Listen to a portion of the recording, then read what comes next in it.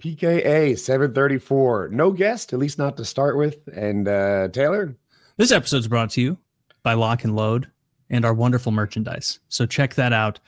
And big hand for Woody for braving the deathly illness he's been stricken with. Almost a biblical illness at this point. A plague. Over 10 days, and it's like real deal sick. It must be like 3 weeks now I've been sick. It is the worst. I'm suffering so bad. We'll push through. It'll be fine. It'll be a good show. I like it. It's kind of like you have kind of like a smokier voice. Oh, yeah. Is it working for you? A little. Yeah, that might be. It's not working for Kyle, but he's probably just protesting too much. He says he doesn't like it in public. I do. Dude, 3 weeks of 3 weeks of being sick. That's like, if I were sick that long, that's when I'd be having the internal conversation of like, I don't need to go to the doctor. Like, no, it'll go away. It definitely will go away. I sound worse. There are moments where I feel better, though. I feel like I'm on the upswing. We just need my voice to catch up with my vibe. That's good. I've been watching the fires all day. The fires. I always loved fire as a kid. So that's a little part of me watching this go down. It's like, it's not as horrible. It's a little fun. I saw what's that guy's Vito, Dick's friend. Is that his name? Yes. Okay. Yeah. He went and took a picture by the burnt down rich people homes, and Dick tweeted like, "Don't worry, his house didn't burn down. He just drove out there to take a photo next to someone else's burned home because he thinks it's fun." But it's not fun. It's really. It's a little fun. That sounds like fun. I'd do it. It's a little fun. Kyle, it's a little fun. Nah, can we agree it's a little fun? You just I watched too many videos to find it fun. I watched these 30-minute like uncut, just watching firemen and people try to put out their houses and people scooping their pets up and these people trying to save these horses and stuff. And it's like, I feel really bad for those people. I see Trump making it political, and maybe Gavin Newsom did mismanage the water. I don't know, because they're out of it. They don't have enough to put out the fires right now. So I think a good indicator of mismanagement is to run out of water. Yeah. I texted you earlier today. This is water we're talking about here, Taylor. Not plutonium. We got a limited source of water. We only have so much. Oh, there's Vito in the wreck. It's right there. Going to a random person's house, taking a picture like this. Yikes. It's kind of... You should have went through the refuse and tried to find some old memories. Hold up a picture of someone else's mom. Look at this. They kept this photo. Can you believe it? What the fuck? Yeah. Hey, everyone, this used to be a cat. Oh, I mean, not pets. Yeah, hopefully the pets got out. And the people. I saw like a shockingly low death total. Like, I think it was like, well, I mean, you would think some people get caught. I saw videos of people who were like filming from inside their house, doing a full 360, like posting it to Twitter, and they're surrounded by flames. Zach, see if you can find the thermal overlaid satellite images. It'll have the fire in like blackish yellow to like indicate, it's a thermal overlay. But the fires are everywhere out there. It's a huge, vast area that's covered. And it's not wilderness, it's neighborhoods. And it's not cheap neighborhoods. It's these multi-million-dollar houses. So I was looking at it. Yeah, I saw there were property 27 square miles of fire. And I was like, 27 square miles? That just doesn't seem like a lot to me. Is it Malibu's rich people's houses, and that's why it's a big story? Not just rich people's houses. Like each house is like 1,000 houses burning in a normal place. Like the property damage and the economic impact is going to be off the scales. Like each house is $10 million, and they're burning down neighborhoods of them and neighborhoods of them and neighborhoods of them and all the belongings, all the cars. And it's just billions and billions are being burnt up right there as we watch. It looks apocalyptic at night. And the smoke, when you see the smoke like flowing over the ocean, again, it reminds me of like a Michael Bay movie or a Roland Emmerich movie, like 2012. It truly looks apocalyptic in some scenes. It's crazy. How big is this fire compared to our other fires? Like there was one maybe 8 years ago. Does that sound right? It was a pretty big deal in California. Seems like they have at least one big one every year, but not like this. I think they had a giant one that was in the like acres of wilderness and like not people's houses, and maybe but this is Malibu that's burning, or this is like the Hollywood Hills that are burning. This is really expensive. Yeah, the Palisades. Yeah. Look at that. It's crazy. I was watching the wind blow, and the wind looked like it was blowing 60 miles per hour, and it was just roasting everything. It turned these little smoldering embers into blow torches. It was crazy. And like Taylor said, I saw people trapped in their houses with fire 360 degrees. There's one guy, I guess they tried to say to save the house, and maybe they're splashing it with water and running hoses. And he's like, "We got to go, dude. We did our best. We did our best. And we did our best." Yeah. And there's like smoke everywhere. Not worth dying over. Did you see that reporter put the fire out? Yeah. Good for him. Good for him. Did you see it, Taylor? No. He was just reporting on the scene, and then there were like, I'll say thigh-high bushes next to the home. They started to catch on fire. So he just walks over, turns the guy's garden hose on, puts the fire out, and turns it off again while he's doing his reporting thing. It was pretty good. Nice. Yeah. Well, where did that guy get his water? There was a hose, perhaps connected to the house. It's a long hose from Utah. It's a really long a Salt Lake hose. Yeah, that's absurd. Like I saw on Twitter and online people being like, "Well, the firefighters are having trouble because none of the hydrants have water," and I'm like, "That's like a story out of like Tunisia." Like, that's not an American story. Like, we don't run out of water. That's insane. I heard the pressure was low. I didn't hear none of the hydrants, but I don't know. I'm only as good as what I heard. The pressure's so low as to be ineffective. Yeah, they get out. It's a fire hose, and they're just like, or even if they do have like some, they need to be blasting. They need to be, they need to be blasting the fire away. I definitely saw a guy putting a house out, and he didn't have enough water pressure. Like he was trying to put a garage fire out and stop it from spreading to the rest of the house. This fireman was. And not only did he not have enough pressure, he didn't have enough hose. He was like at the corner, but he couldn't get around the corner and like get into the actual garage. It was like, what is happening out there? You're a fireman and you're out of water and hoses. Wait, like, where's your truck at? You brought it, right? Because that you're missing 2 out of the 3 of the things that create a fireman. You got the truck.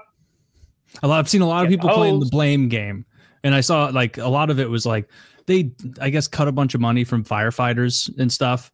But then also it's like you could have 1 billion firefighters out there, but what can they do if there's no water to spray? They can't do anything. They can't do anything. Oh, you're good. They can't do fuck all. How difficult is a desalination plant? We're so far advanced. We're tickling the moon again, and we can't get the salty water into an appropriate form to spray. Come on, let's do it. I think it's cheaper to like buy let everyone's houses burn down. I think it's cheaper to buy the water somewhere else and bring it in than to desalinate it. Apparently, it's a lot of energy. Then what would we do? We'd store it in big tanks, right? We would need enormous tanks with enough water to like put out. We can do that. We can build big tanks. This isn't a joke, Kyle. John Goodman's house burned down. Where would we put the tanks? At John Goodman's house? I mean, what do you mean? The problem is where to put the tanks? It's genuinely where to put the tanks. I refuse to believe that the problem is how much water you're wanting to desalinate water and store it until there's a fire. This is do you think that like how many tanks do we need? We can build them. Just one big enough. 1 trillion. Just one giant tank. The amount of water that they're using is unimaginable right now. You need vast reservoirs. Is it more or less than the ocean? Less. It's less than that. Do we have the technology to get the salt out? So why don't we just spray them with salt water, Taylor, and skip that step? That occurred to me too. Like maybe instead of tanks and desalination, we got some special fire over there. Likes this water fresh. Hey, I know. Let's carbonate the water for Taylor's fire. Taylor's fire is light still. I like Spindrift quenching my fires. Nonsense cartoon channel ideas. Dude, okay. Well, tell me the solution to getting enough water out of there, because apparently storing it in tanks. The solution is clearly infrastructure and not selling your reservoir rights to China.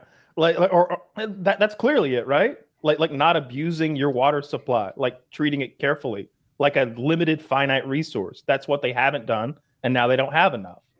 It's the farmers, right? You want farmers. Hey, I want those almonds.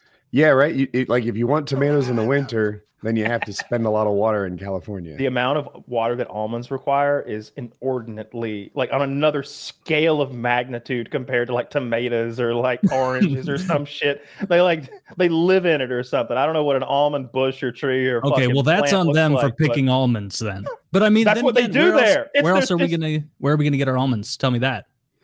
Probably Madagascar or something. You don't want those. You want those Californian almonds, the good ones that drink up all that water. Yeah, I do like almonds. I'm just glad Georgia's not on fire and it's not all smoky here. I'm willing to give up James Woods' house so I can have almonds. James Woods is a good man. God damn it! Why'd you pick him of all people? We've got so few people on the right. On TV about losing. We've got so few on the right. Yeah, I saw James. I don't want anyone to lose their house. Did you see his tweet about Israel? I need my almonds, Taylor. Let's prioritize. I could eat a Madagascar almond if it saves John Goodman's house. That guy who killed it in 10 Cloverfield Lane. Yeah. And in everything else he's ever been in. Big shout out to friend of the show, John Goodman. I'm sorry about your house. But yeah, who else lost houses? John Goodman, I guess James Woods, who I only really know of because he was an often guest star on Family Guy for many years. And so I know his recurring character on Family Guy much more than I know him as a man. Oh, he's a fun actor. He's conservative. He had a great tweet a while back. It's about Israel. No ceasefire, no compromise, no forgiveness. # kill them all. James Woods is the man.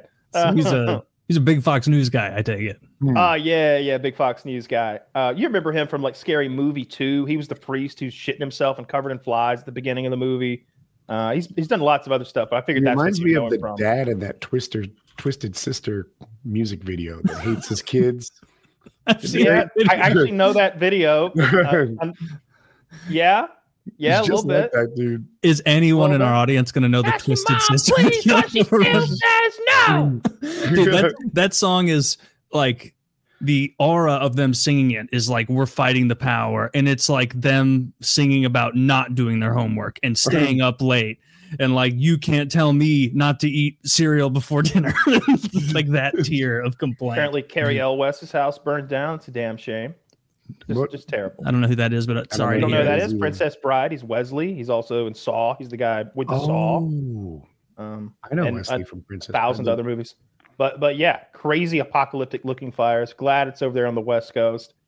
Trump is making it political, of course. He's making up documents that he says that, I don't know, Gavin Newsom did this and didn't sign that, this Water Act, this conservation, blah, blah, blah.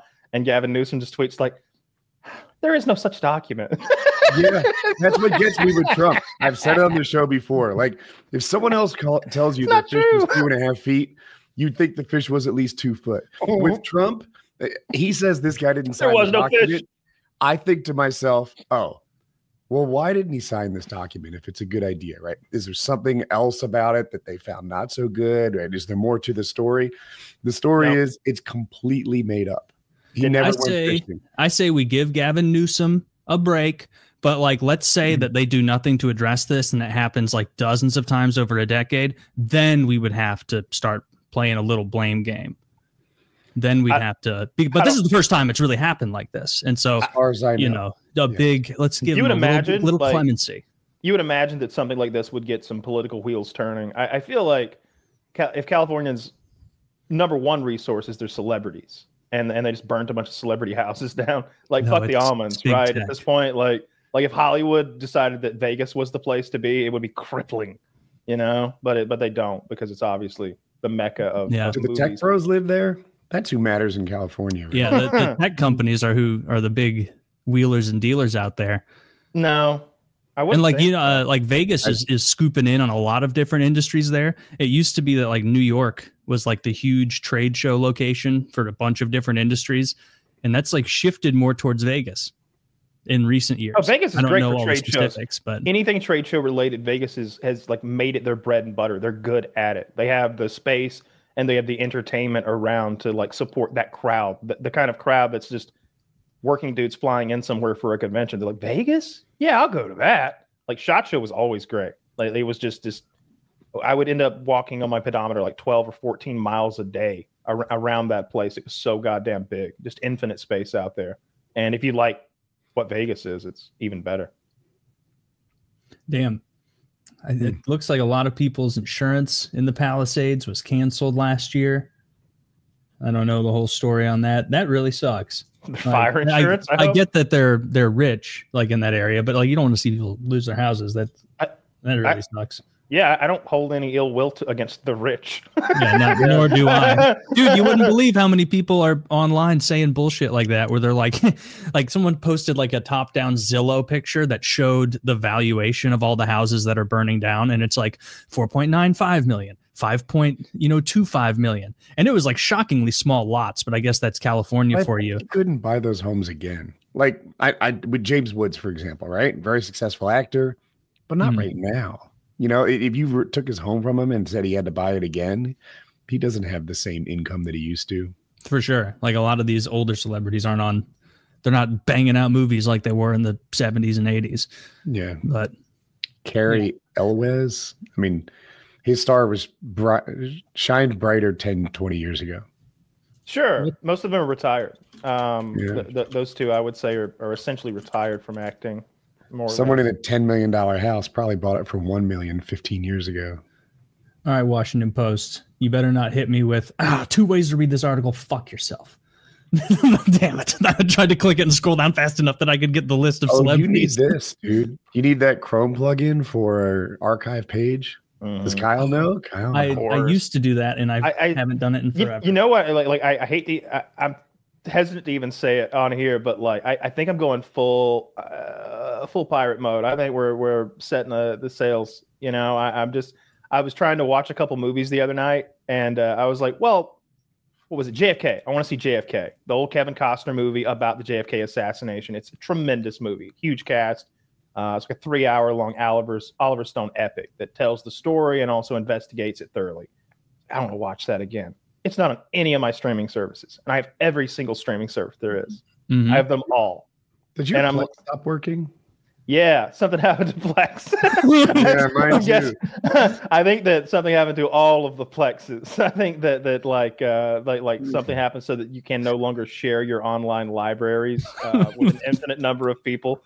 That was so funny when you first told me about Plex, where you were like, Taylor, you just sign into this and then anything you can imagine is put up there immediately. And I was like, for the first week, I'm like, wow, how could this be even legal? This is incredible. And you were like, oh, Taylor, it is not. Oh, no, of a rule, buddy. This is more of a rule than a law. The guy that ran it was a fan of the show. So I'd look at like new editions and it'd be 7 movies Kyle mentioned last week. And I'm like, this is the greatest thing ever. I want to see it now. Yeah, I'm hoping he gets it fired up again. I don't know what exactly happened. I forgot to message him. But if he doesn't get it going, then I'm just going to cancel all my shit and start stealing and create a goddamn massive server of things. Where do you steal from now? Pirate Bay? Is that still around? Pirate Bay just switches what their domain and their hosting registrar every so often, right? It'll be like thepiratebay.ru, and then it'll be 8 months later, thepiratebay. That's what they used to do. I haven't used it in a while. I don't know the infrastructure and everything that I'll need to do, but I'll find somebody who knows and get them to show me the right way to do it. Because it's just absurd. I just want to watch, and I think they stopped making Blu-ray players. I don't think anyone's making new Blu-ray players anymore. The goal is to stop physical media because as soon as once there's no more Blu-ray players, there'll be no more Blu-rays, and then you'll just rent a movie 20 times throughout your life, and they'll get their money out of you again. Because that's what I do now. I'm like, oh yeah, I want to watch JFK again. I guess I'll rent it again. I've rented it 3 times in the last 10 years. Like I really should own JFK, but soon there will be no way to do it unless you just have a server and then it's even full of them. It's even a risk because they'll pull shit like, oh, you did buy It's Always Sunny season 2 on Amazon or whatever, but we went ahead and removed that episode where Mac is in blackface for Lethal Weapon 2. Or South Park, that one that's been gone for like 12 years, the Super Friends. Oh, there's tons of them. It's not just one or two. There's a ton of episodes they get rid of, and it's like, well, but okay. It's Always Sunny. It's America's Next Top Billboard model from season 4. It's Shaping America's Youth from season 6. It's The Gang Recycles Their Trash from 8. It's The Gang Makes Lethal Weapon 6, and it's D-Day. They're all removed. You can't. They're not on Hulu. Is that the one where he says trash burns and turns into stars? Maybe actually, with The Gang Recycles Their Trash, it's probably when he says that. See, but Woody, those are hate jokes, and Amazon needs to step in and stop us from laughing at That's probably the best moment in all of Always Sunny. I don't know enough about stars to dispute it. That's such a funny bit. It's an underrated moment. It's so stupid they can just retroactively remove stuff you already bought. That's stealing. As we talk about going to Pirate Bay. Yeah. Well, that's what they get. They're going to get a bunch of us on Pirate Bay again, like it's fucking 2006, and we're getting stuff. Or I guess back then it was like mega upload. You remember how awesome Mega Upload was? You could just pick any movie and it was there immediately. I didn't trust Mega Upload. I use LimeWire, Kazaa, and those are probably the main two. I can't think of any of the others. LimeWire and Kazaa. They were sketchy as fuck too. Like just everything on there. Just search a thing and it's there. And it'd be like, that file size is way too small to be a movie. What is this? Do you want to seed this and help others? No. Yeah, I'd stop that right away. So why would I contribute to this? I think that's how you go to jail.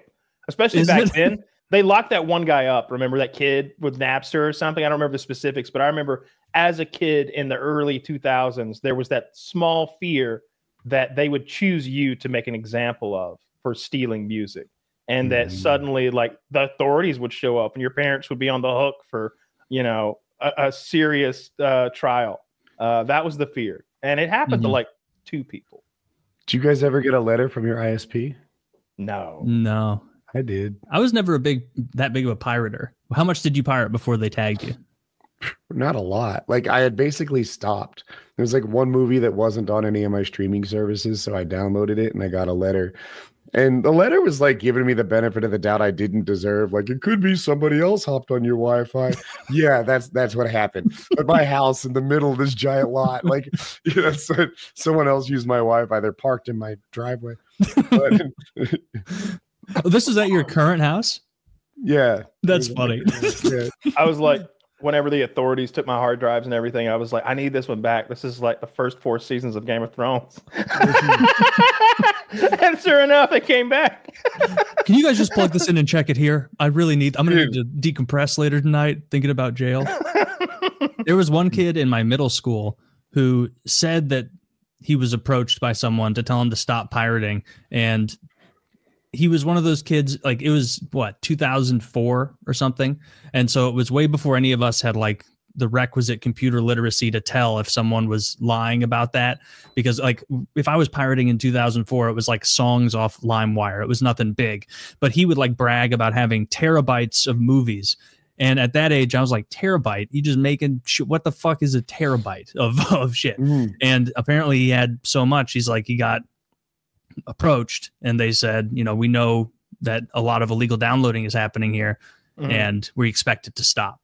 Or approached his parents because he was a minor and he said his parents got really onto him. Don't know if he was telling the truth or if that was like a really stupid lie to try and seem cool. I don't know if there's a lamer crime. Maybe they didn't have limits on the amount he could download back then. Because I know even now I have a cap. It's like multiple terabytes. But I went over it one time because I was modding Fallout 4, and every time it would fuck up, I just delete 50 gigs and download it again on like that. And I did it like 30, 40 fucking times. And like anytime I mess up something, whole things, clean slate. And I think I downloaded like 3.5 terabytes or something crazy like that. But you don't have unlimited data now? I thought that was like everyone's plan was unlimited. No, I don't think so. Mine is. I may have changed it since then. I only went over it once, in years, so it didn't really matter. My phone, I know phone plans are limited, but our family plan was grandfathered in from like 15 years ago because I guess it was like my grandparents got in on this thing where it was like, hey, we're signing all of you up for cell phones. And it was like before we even needed it, because if I add this many people on the family plan, we get free as many downloads as you want, as long as you want. And so we all signed up and she was like, now, none of you are ever going to get off this plan. Don't you ever? Because if any of you leave, we lose this. And so it's like, all right. And so we're still on that plan from like 2002. And I would like get messages on occasion because they pay for your cell phone bill. I mean, I pay my part, but like it's like a big, none of us can leave it. We all have to stay on it or we lose this. And basically I used to just stay on roaming and let YouTube videos play like for podcasts. So I'd have hundreds of gigs of Opie and Anthony playing just because I didn't want to change it to my Wi-Fi, like when I was in Idaho.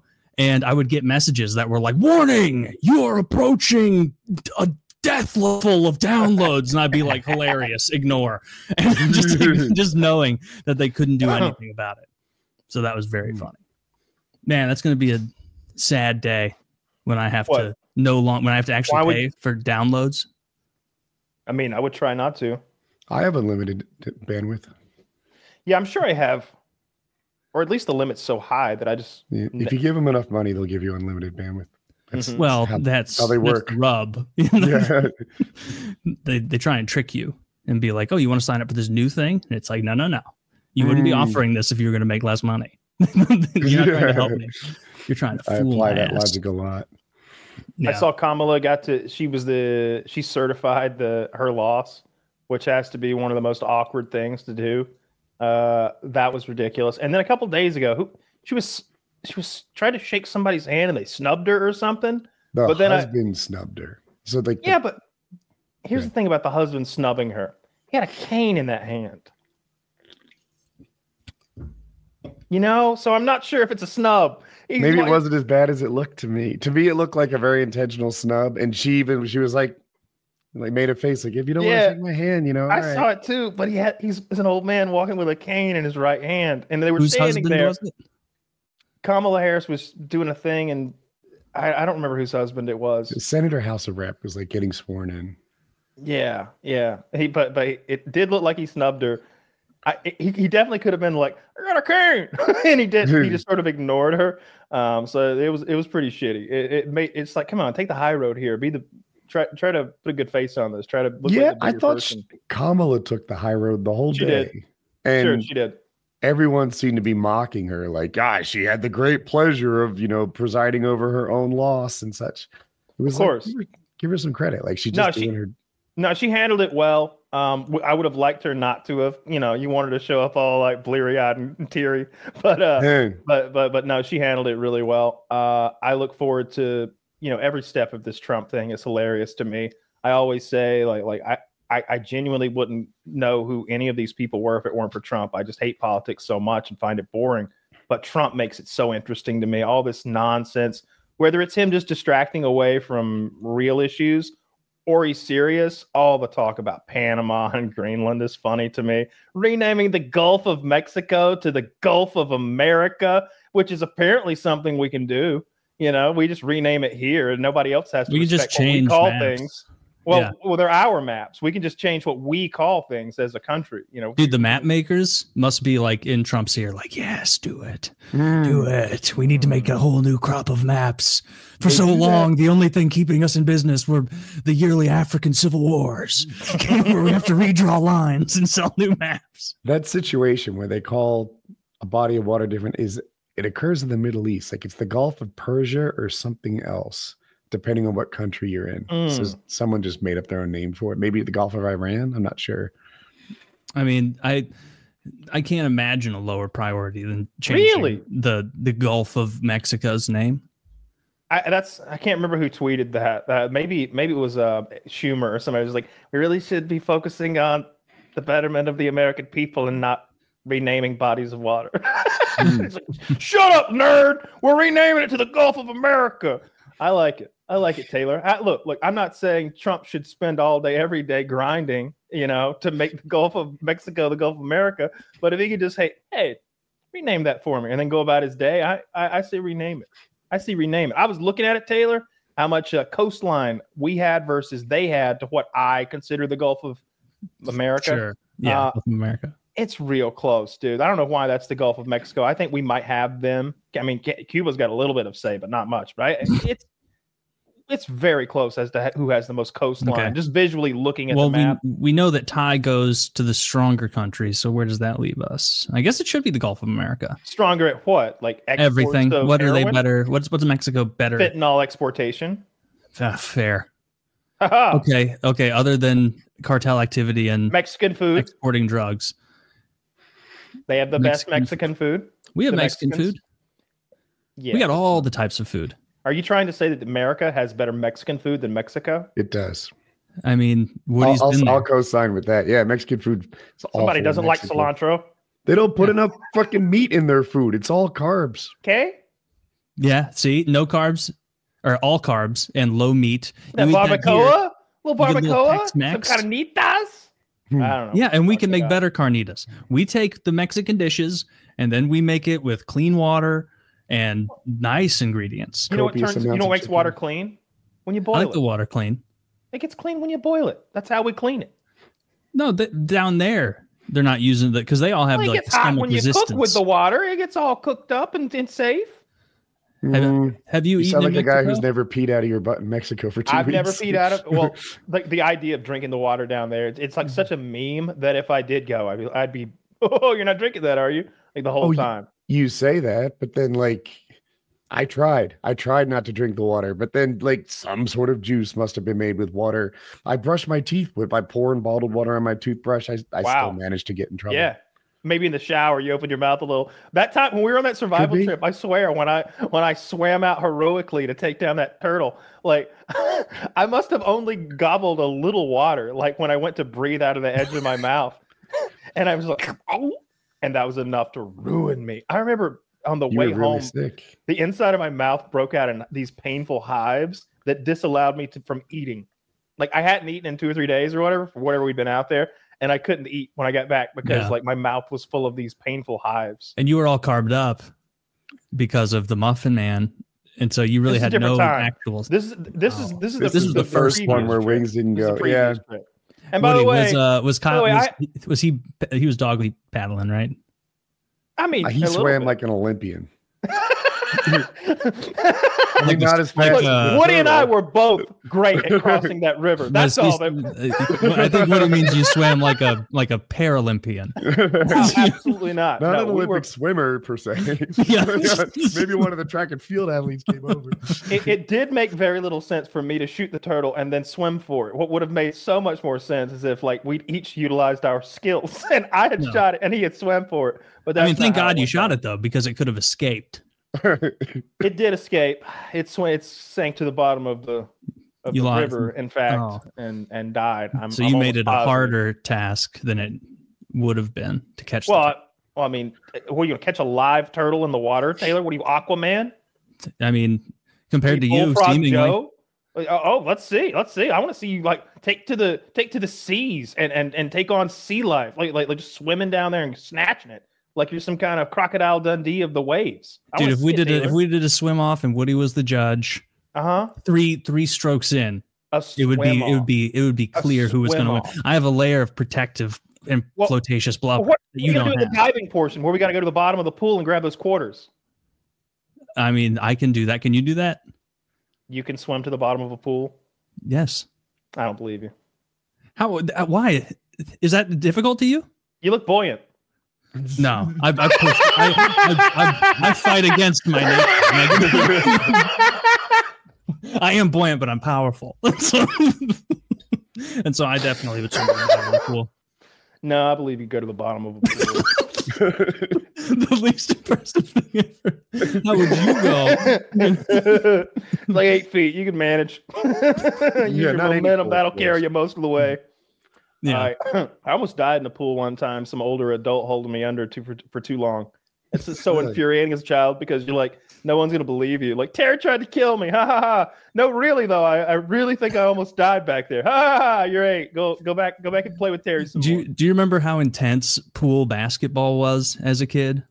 No, you have a different childhood than I did, Taylor. I don't. Well, I guess you guys pool basketball where there's the little hoops on either side of the pool, but it really was a game of like wrestling your friends underwater and then them letting go of the ball in panic once the Reaper appears in their sight, and then you grab and you start scoring. But then someone grabs you and holds you under, and you're super resolute, like, I'm not going to let go of this ball. And then eventually you start to get discombobulated because there's like a couple other fellas holding you down, and you go let go of the ball, swim up. I always imagine these stories of like 11-year-old Taylor with a full beard and like a hairy chest with the other children, like 4 of them at a time, trying to strip the basketball unsuccessfully from his muscles. That's what it was. If I was playing with my younger brother and his friends, I felt like Brock Lesnar out there. But if I was like at the public pool and it was kind of a whoever wanted to join can join, it was like, oh shit, this is like an actual big kid that's 3 years older than me. He's going to be really difficult to take down. You'd have to like do some sneaky stuff, like have one person swim under the water when their tank started to move for your net. And you'd just have one guy just grab onto his legs and just hold him like in place down there, and he would try and move forward, and then you push him from behind because he's already trying to move forward, and then you kind of hold his head underwater for a little while. He starts to panic too because no one's so brave they don't panic when they're about to drown, and then he drops the ball. 2 points for our team. What a blast. I wonder if you could do that as an adult. Never played that game. I like Taylor's childhood stories of like chimpanzees at your birthday party, swimming pool shenanigans. You know, as a kid, when you go to the Alpine for skiing, we all did that, right? Oh yeah. I would have loved that. I mean, both of you really though, because you're like, yeah, you know. No, the way I tell this story, I had fencing class that day, so I couldn't make it to the promenade. I had to promenade. Well, I had an evening cotillion. And my fencing coach needed me to stay late. Yeah, it's always something like that. No, there were no fucking pool parties. No, I'm like maybe twice in my entire life I've been to a pool party or something like that. No, I got held under the water. I didn't want to go back. Oh, you got bullied? What? It was an adult man. He was an adult man. I mean, I was 41 years old. I was 8. Yeah, I got bullied. Bully you, pansy pants. Okay, well that's just not sporting. You go back in and you stand up to Larry. You let him know that. I think you should get your revenge. What is he now? 70? You could take him. Dude, I'd fuck that dude up. I wish I knew where he was. I'd go. Me, in the deep end.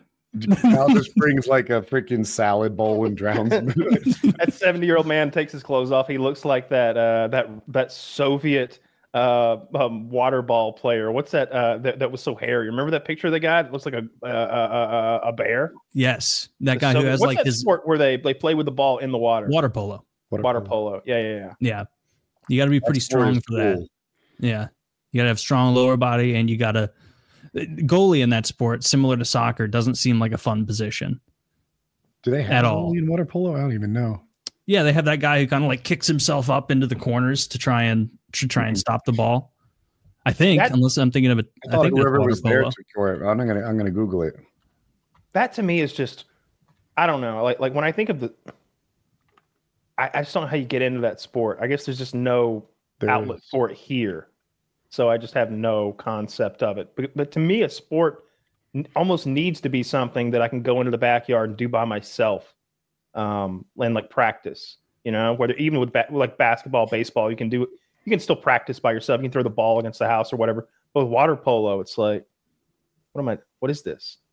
I don't even know what they're doing in there, really. Fighting over that ball, it seems. Being silly. Fighting over the ball, trying to score.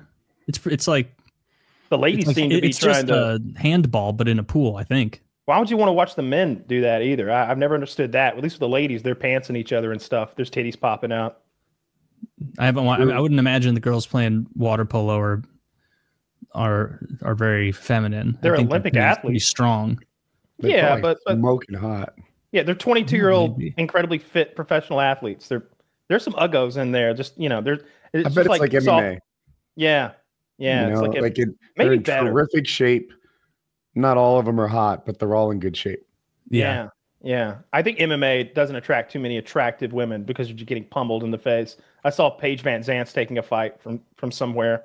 I guess she doesn't want to be 100% sex worker all the time. She takes a fight every 2 or 3 years, I guess. Although she was fighting bare knuckle fighting championship, and you wouldn't think you did that unless you really meant it.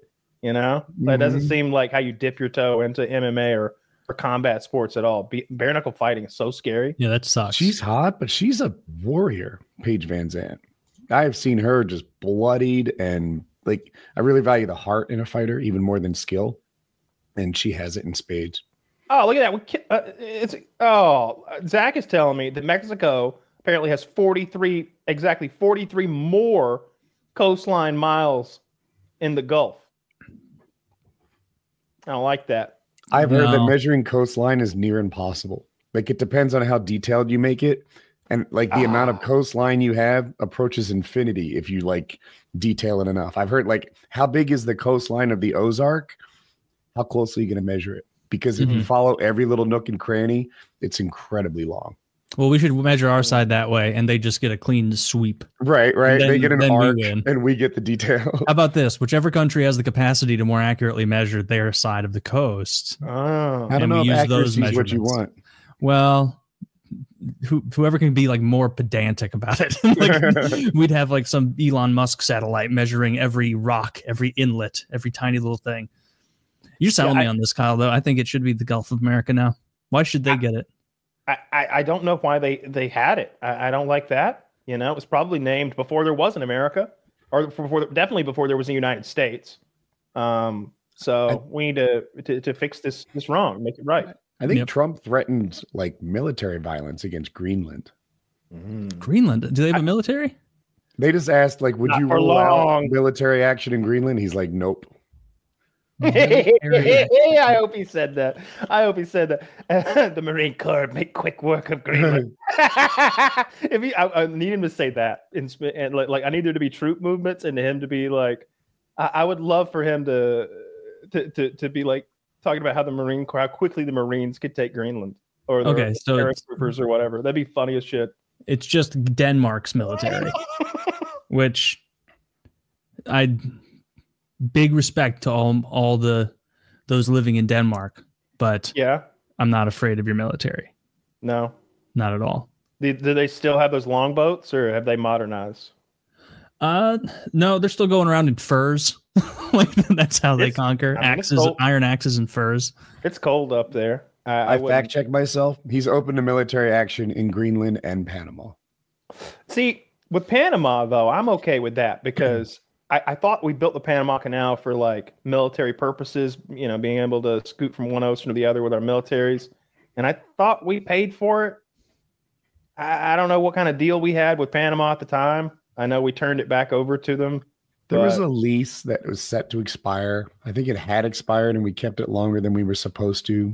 But the real reason we got rid of it is it cost so much money and we were losing money every year. And it's like, why are we maintaining someone else's port?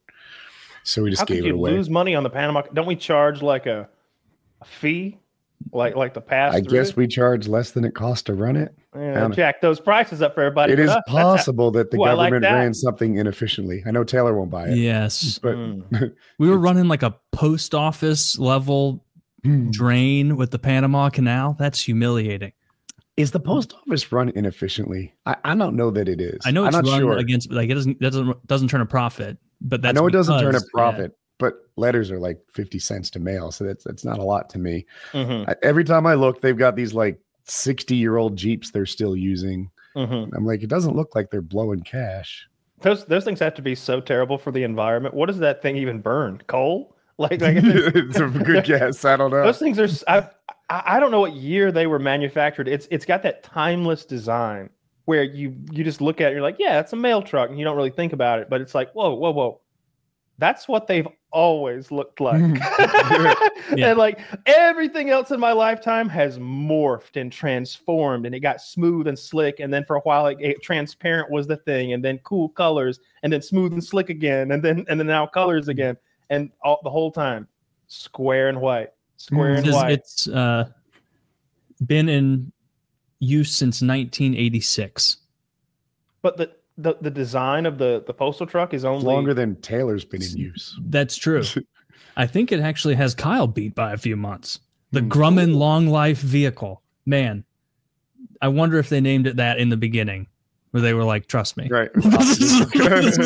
You're going to be blown away. People are going to be shocked by the longevity of the Grumman Long Life Vehicle. Yeah, and mailmen, they don't earn very much money, and the equipment seems old, and it just doesn't look like they're blowing cash left and right. Yeah. I have no idea the inner workings of the post office, but I know the stereotype is like people who are really invested in making sure something gets there on time. Wait, it's made by Grumman. I just read Grumman is the aeronautics manufacturer. They made like fighter jets. They also made, of course, when they make a foray into mail cars, they're incredible. Grumman make diesel engines too. I bet they make lots of things like that, but I just recognize them from like military videos when they're talking about the manufacture of prototypes and various military aircraft and such. I know. Yeah. I just went to their homepage. It's all jets and satellites and stuff like that. They should hang their hat on the mail truck too, because that's easily their most recognizable like flagship thing. It must be hell. Like I imagine them being cold and just terrible to ride in. Or hot. Bad suspension, whatever it is on the outside, that's your temperature. Yeah, they're like, you want air conditioning? Work faster.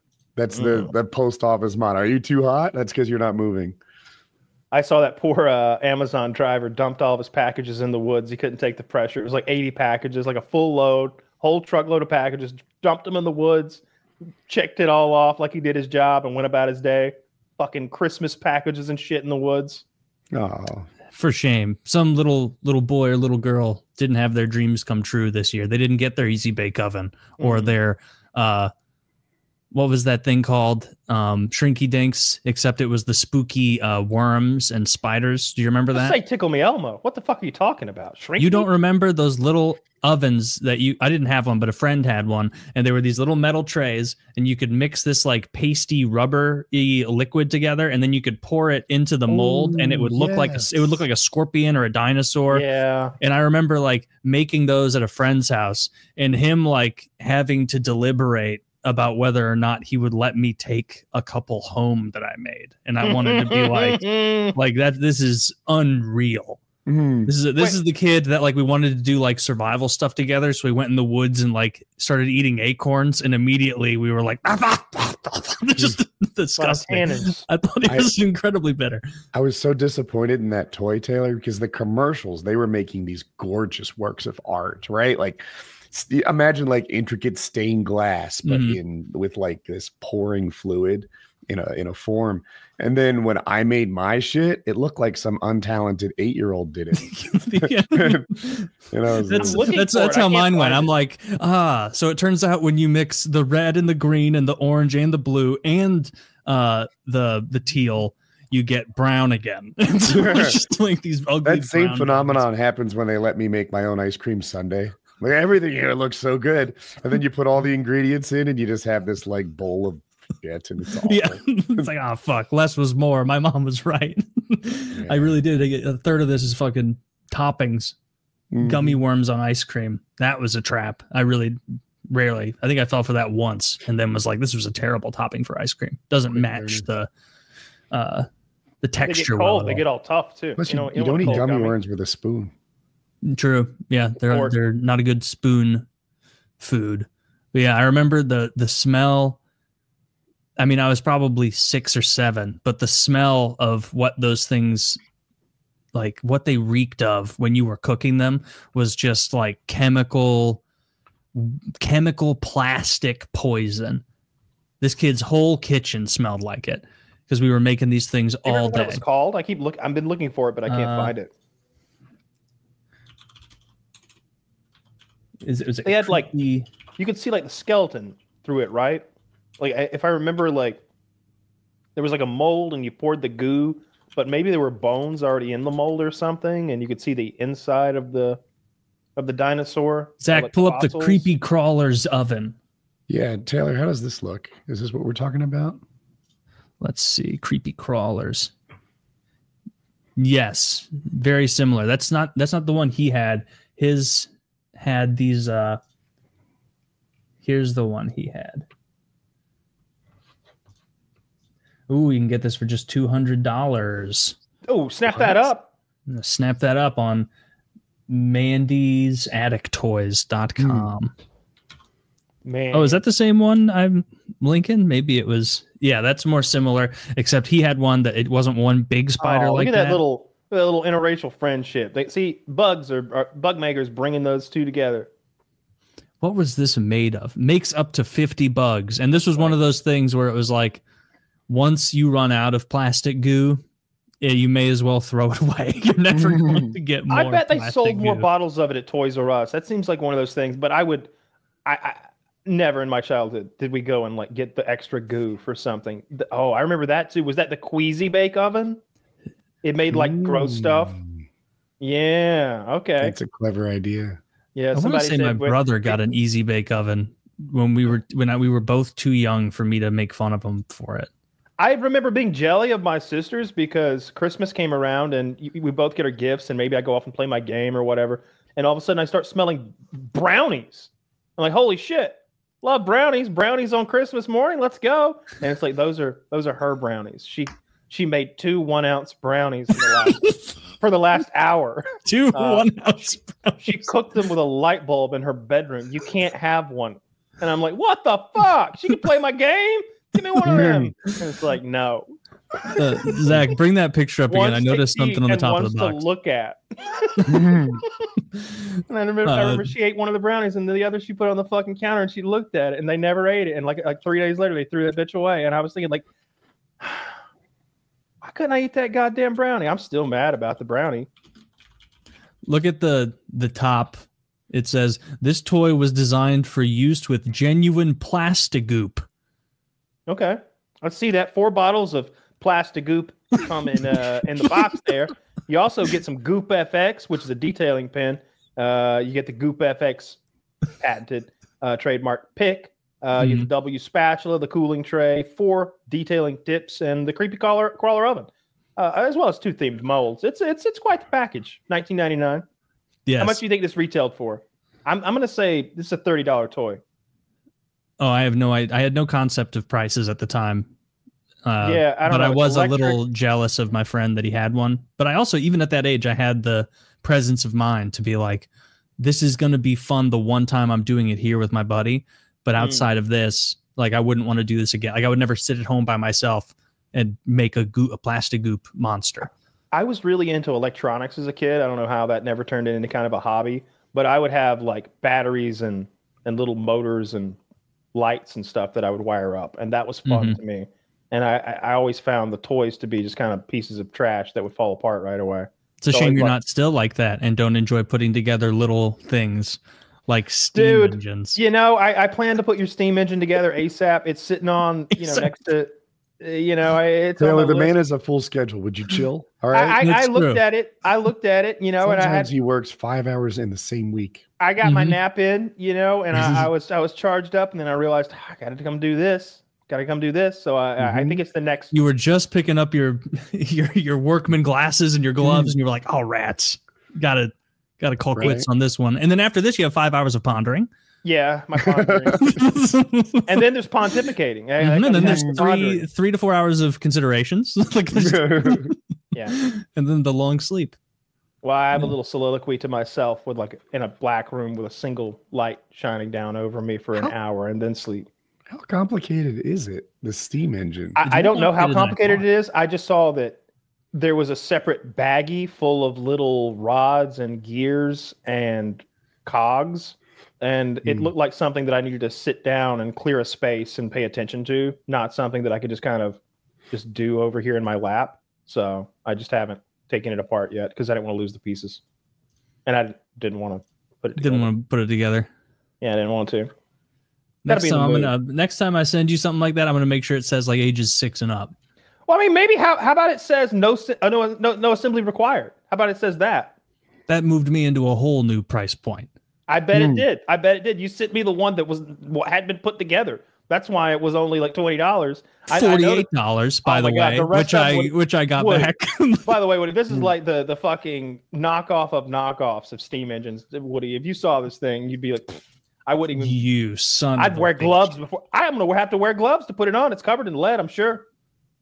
Chinese fair. Steam engine. Okay, let's take a look at some of these expect the Lionel. Shall we? Now, are you telling me that? Okay, you're telling me the Sunny Tech hot air Stirling engine motor isn't high quality? I mean, I don't. 510 reviews. 4.3 stars. Let's see what the bad stars say. Look at that. See, you see, there's a little bit of assembly. See, there's like the one picture they've expanded. There's like, I don't know, 10 or 11 pins and some pegs and some rubber bands and all these little gears and gizmos. It's like, man, that's a lot for such a little trade-off. That's a lot to be fucking around with, I figured you'd put it together for me. Maybe I'll send it to you and you can put it together. Definitely fire that over here. It'll definitely get back to you. This guy, this guy says it has to heat up a lot. Then as it runs, it gets slower and slower. Keep in mind. Bought one. I just bought one. It's coming to my house. Jackie will love to put this thing together. She's going to dig it. And I bet I can have a working steam engine on my desk here before Kyle does. And I just bought it. Definitely. $5. Well, it seems like a bad idea now. Dude, you should. What if you took it and I immediately held up the engine? No. I was gonna bet that you do. I bet that you do have a steam engine working before I do. No, I'll probably get on. Okay, 8% of people say that they have trouble with it. 67 say 5 stars. I would be surprised if it charged the phone. I expected it to be a neat little thing to like, look at this, choo choo choo choo choo choo choo, and that would kind of be the end of it. But I'll put it together at some point. It does look a little complicated. When I was changing the glass tube, it snapped and the washer went deep into the engine, and I couldn't get it out. Never purchasing again. I received a completely broken product. The lower piston was stuck. Each arm was disconnected. No clear way to reattach them, and the flywheel was so loose it had about a ½ centimeter of wiggle room. I am not going to spend my time trying to fix a $40 product advertised as, and this guy's in all caps. He's so mad. Extremely well made, which runs like a dream. The instruction sheet was unreadable due to the poor scan/print quality. Everything was a problem. He couldn't read the instructions. This guy fucking hated it. I love going through the reviews. I go through the underwear reviews on Amazon for like lingerie and stuff, and I find the thirsty moms who can't make OnlyFans, but they can do Amazon reviews, and so they're down in the reviews of panties on Amazon with their gross asses in these panties, like, hubby loves these. They get him going. Heart, fire emoji. And I'm just like, dear God. And then I can go down that rabbit hole for an hour. Dude, some of these people are fucking mad over a $40 and they got gypped. You know, Jay McGowan says it ran like a oh yeah, it didn't. From 20. A lot of these are from like 2014. Glass bulbs break after 5 minutes. Complete waste of money. Doesn't work. Broken. Well, I hope mine's not broken. This guy says his came fully assembled and he gave a bad review because he wanted to assemble it. Just one guy in China that day was like, you know what? I pay it forward. I build the entire engine. They killed that guy for doing that. He wasted so much time. Yeah, but I mean, I told you about that scene from Schindler's List, right? Where they had to build little steam engines, and Schindler walked around and scolded them. Actually, he didn't scold him. He was the good guy. Fucking Ralph Fiennes comes around, the Nazi SS commandant, to the guy making the hinges, the Jew making the hinges, and he's like, "Make me a hinge," and he pulls out a stopwatch.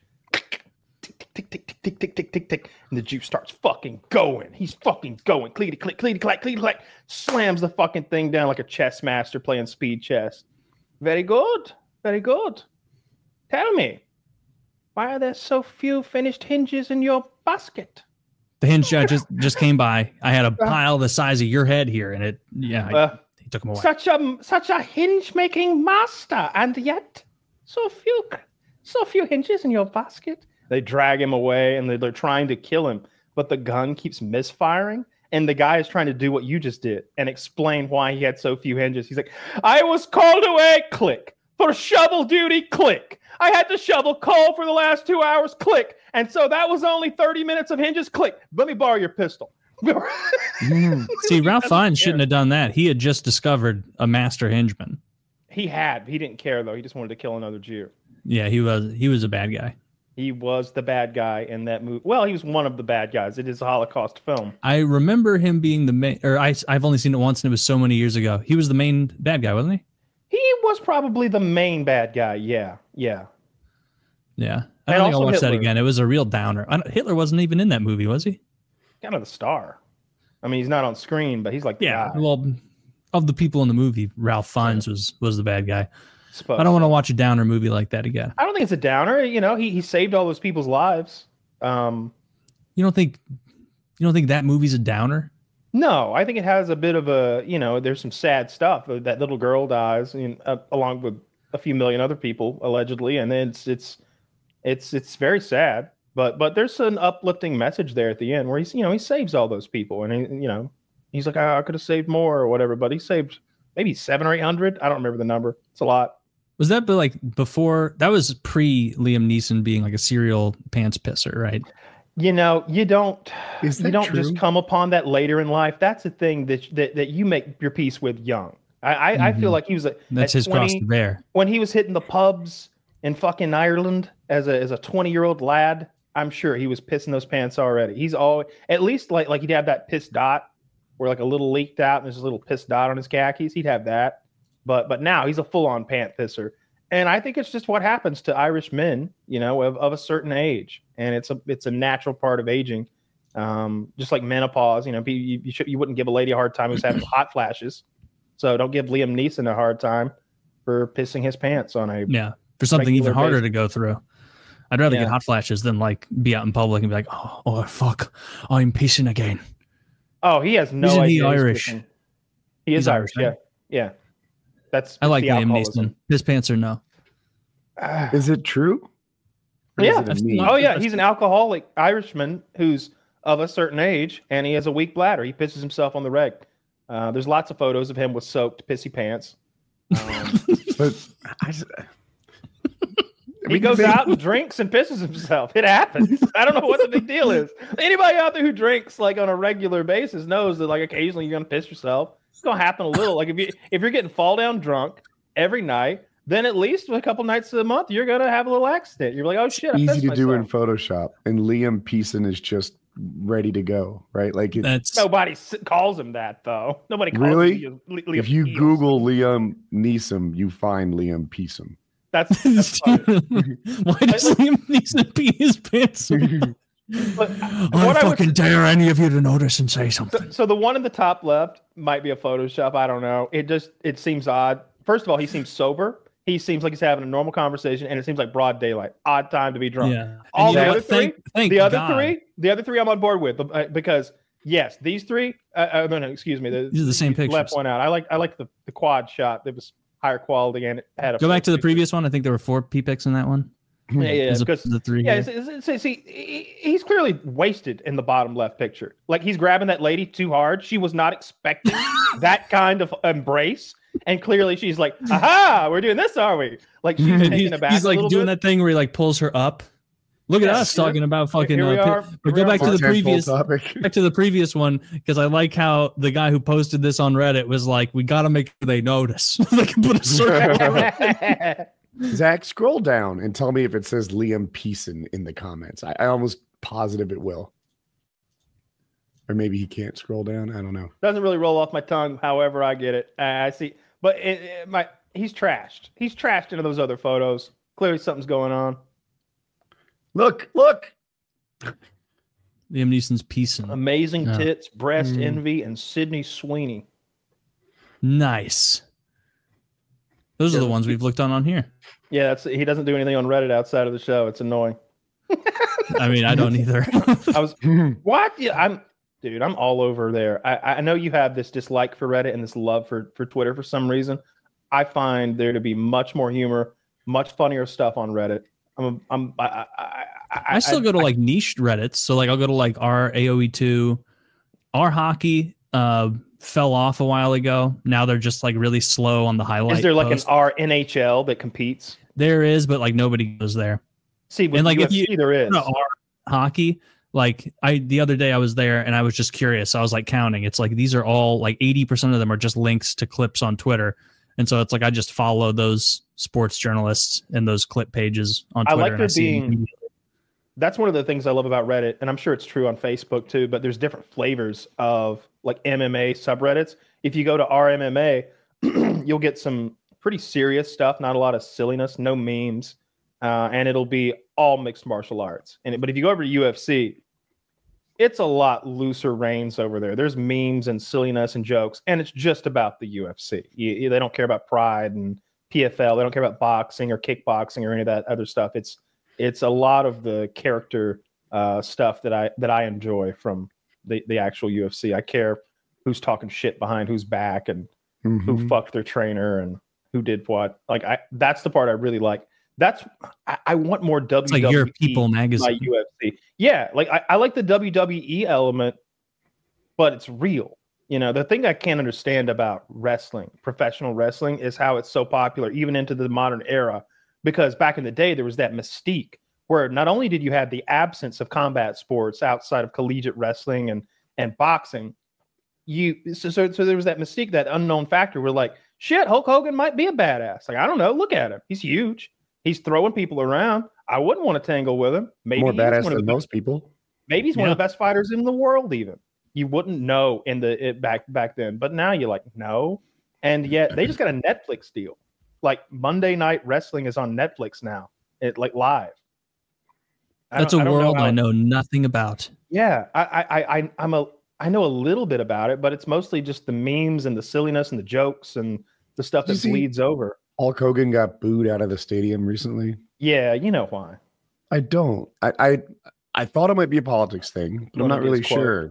Is it because of the racism stuff? Is it the beer? I saw something that like he was getting booed, and I would imagine it's because of the Trump support, because I think that show was in like LA or something. Is that right or no? I would imagine that some of it has to do with the recent Trump support, but a lot of people didn't forget like what he was caught on tape saying. It was something like, if my daughter's gonna date a ninja hard R, then at least it should be an 8-foot tall ninja. I gotta be careful here to like not slip into it because there's so many ninjas. At least I wish it'd be an 8-foot tall ninja with $100 million, not some broke ass ninja piece of shit street ninja. Fuck. I mean, I'm not racist. I guess we're all a little racist, but damn ninja. And he's just like on this ninja laden rant. And it's all on tape. And WWE went and like scrubbed him from a lot of their old media and stuff. It's only kind of semi recently that he's been brought back into the wrestling fold. But he was really on the outs after that tape. How long ago was that? I genuinely don't know. I'm gonna call it 8 years. It's what it feels like. And so now with the Trump support, I think that's turned off, a little bit more of whatever fan base he had. And then you go to put it in California, not Florida. Yeah, he's going to get booed off stage. Yeah. What's the makeup? Did you see it? Did you see what he had to say? No, I didn't. What did he say? Oh, it was pretty bad. He starts off saying, I've had a lot of partners over the year, but my biggest partner is you guys. You guys, you've never stopped supporting me. It's like, clearly you're trying to work this audience, and clearly it's not working. And then he went and talked about his new partner, which is Real American Beer in the WWE or something like that. He's doing that thing where he like sells overpriced beer under the Republican banner, and that's where he's trying to go. Yeah, it's that's not going to work because beer's cheap, and that's what beer drinkers want, is a cheap drink. There'd be no repetitive value of purchase. Like anyone who buys that is going to be like, oh, I'm a big wrestling guy. In my little wrestling keepsake area, I'm going to have one of Hulk Hogan's like beers and have that there unopened. Is he going to buy another 6-pack ever? Or is he like, oh, all right, that little box checked for my collection? To me, he's trying to follow in Connor's footsteps. And a lot of people have tried. Some of it more of a My Pillow thing. Oh, right. Okay. The whiskey makes so much. Again, the Irish are alcoholics. Like, it's not just a stereotype. They are like it's drinking. They love whiskey. booze. It's part of their culture. Don't bully them. Zach, how much? Oh, this is going to be one of those fun stats. How much does an American drink of alcohol a year? And how much does an Irishman drink? I bet it's double. I bet Irish people drink double the alcohol. Wait, hold on. Let's pick what the highest per capita countries are. Zach, find a world map of this. I want Russia, Korea, South Korea, and I thought that was like a good sleeper pick. I was going to say that. A good sleeper pick. Those people they're alcoholics too. They have a problem. I didn't know that was as well known. Okay, I have heard that, but I think Russia's not falling over easily. I would trade South Korea for Russia if I could. All right. Well, then I guess I have to take Ireland to be. Is Germany as big drinking culture as? I feel like Ireland is. They imported too many non-drinkers, if you know what I mean. Ireland's where you want to go. That's true. Okay. All right, Ireland. I'm taking Ireland. Zach, I asked for this information 15 seconds ago, and it's still not up on the screen. What the hell? Yeah, but I mean, if any of us are wrong, it's got to be. Alcohol consumption per person 2019. I'll take it. Measured in pure alcohol per age 15 and older. All right, zoom in on that dark Romania. Holy shit! 17 liters a year for the Romania. When I said Georgia? Russia, I meant the Georgia portion, obviously. All right, 10.42 in Russia. What about Ireland? Show me Ireland over there. Yep. Ooh, narrowly edge you out. All right, now show me South Korea. Oh, wow. At the bottom. Worst. Yeah, but per capita body weight, that could be higher. Oh, come on. So actually that's not a terrible point. They're definitely getting drunker than the average Russian. Show me Americans though. Like what do we drink? I don't know if I caught that earlier. Okay. That's reasonable. Canada. Oh. We're losing to Canada. All right. UK. Damn. Yeah, UK is a big alcohol They start culture. earlier. That has to be a factor, right? Yeah, that's probably. Wait, what about Italy? Why? I feel like I would think Italy was like big on wine. Whoa, way I guess, down there. I guess I also. A year. They're probably like, ooh, France was fucking high. What is that? Germany. Oh, yeah. Well, Germany was higher than all the ones we had. We were I'm gonna right. be honest. I don't. I'm gonna throw this chart out and choose not to believe it. And, this is 2019. I'm gonna call full on shenanigans. Yep. Asterisk. Yeah. Asterisk. COVID flipped everything upside down. Yeah, I just think the Russians are generational alcoholics, and it's part of their culture to be genuinely addicted to alcohol. Well, it seems like that graph was like equalizing everything because it like they were taking the amount of actual alcohol. So like to keep it from being like, oh, clearly if you took volume, Germany and the UK are going to kick everyone's ass in Ireland because they're like drinking beer most of the time, or I guess Ireland whiskey. But then Russia's vodka. Pure alcohol. Yeah, so they're like distilling it down, doing some math. Convert it, yeah. Yeah, I was expecting there was some conversion behind the scenes for me. Have you looked at the 50 series cards at all, Woody? 50 series cards. I don't. GPUs? Oh, a little bit. Not really. Just talking about price fighting. rumors and stuff. Yeah, they're talking about like $2,700 or something. I saw 1,500 for the. Okay, maybe I don't know. Maybe what I saw was bullshit. 27 is nightmare fuel. It's like, come on, that's what a PC costs. That's the whole PC. Okay, this makes more sense. $2,000. Okay, $1,000 for a 5080 is. People are complaining about the memory bandwidth. I don't know.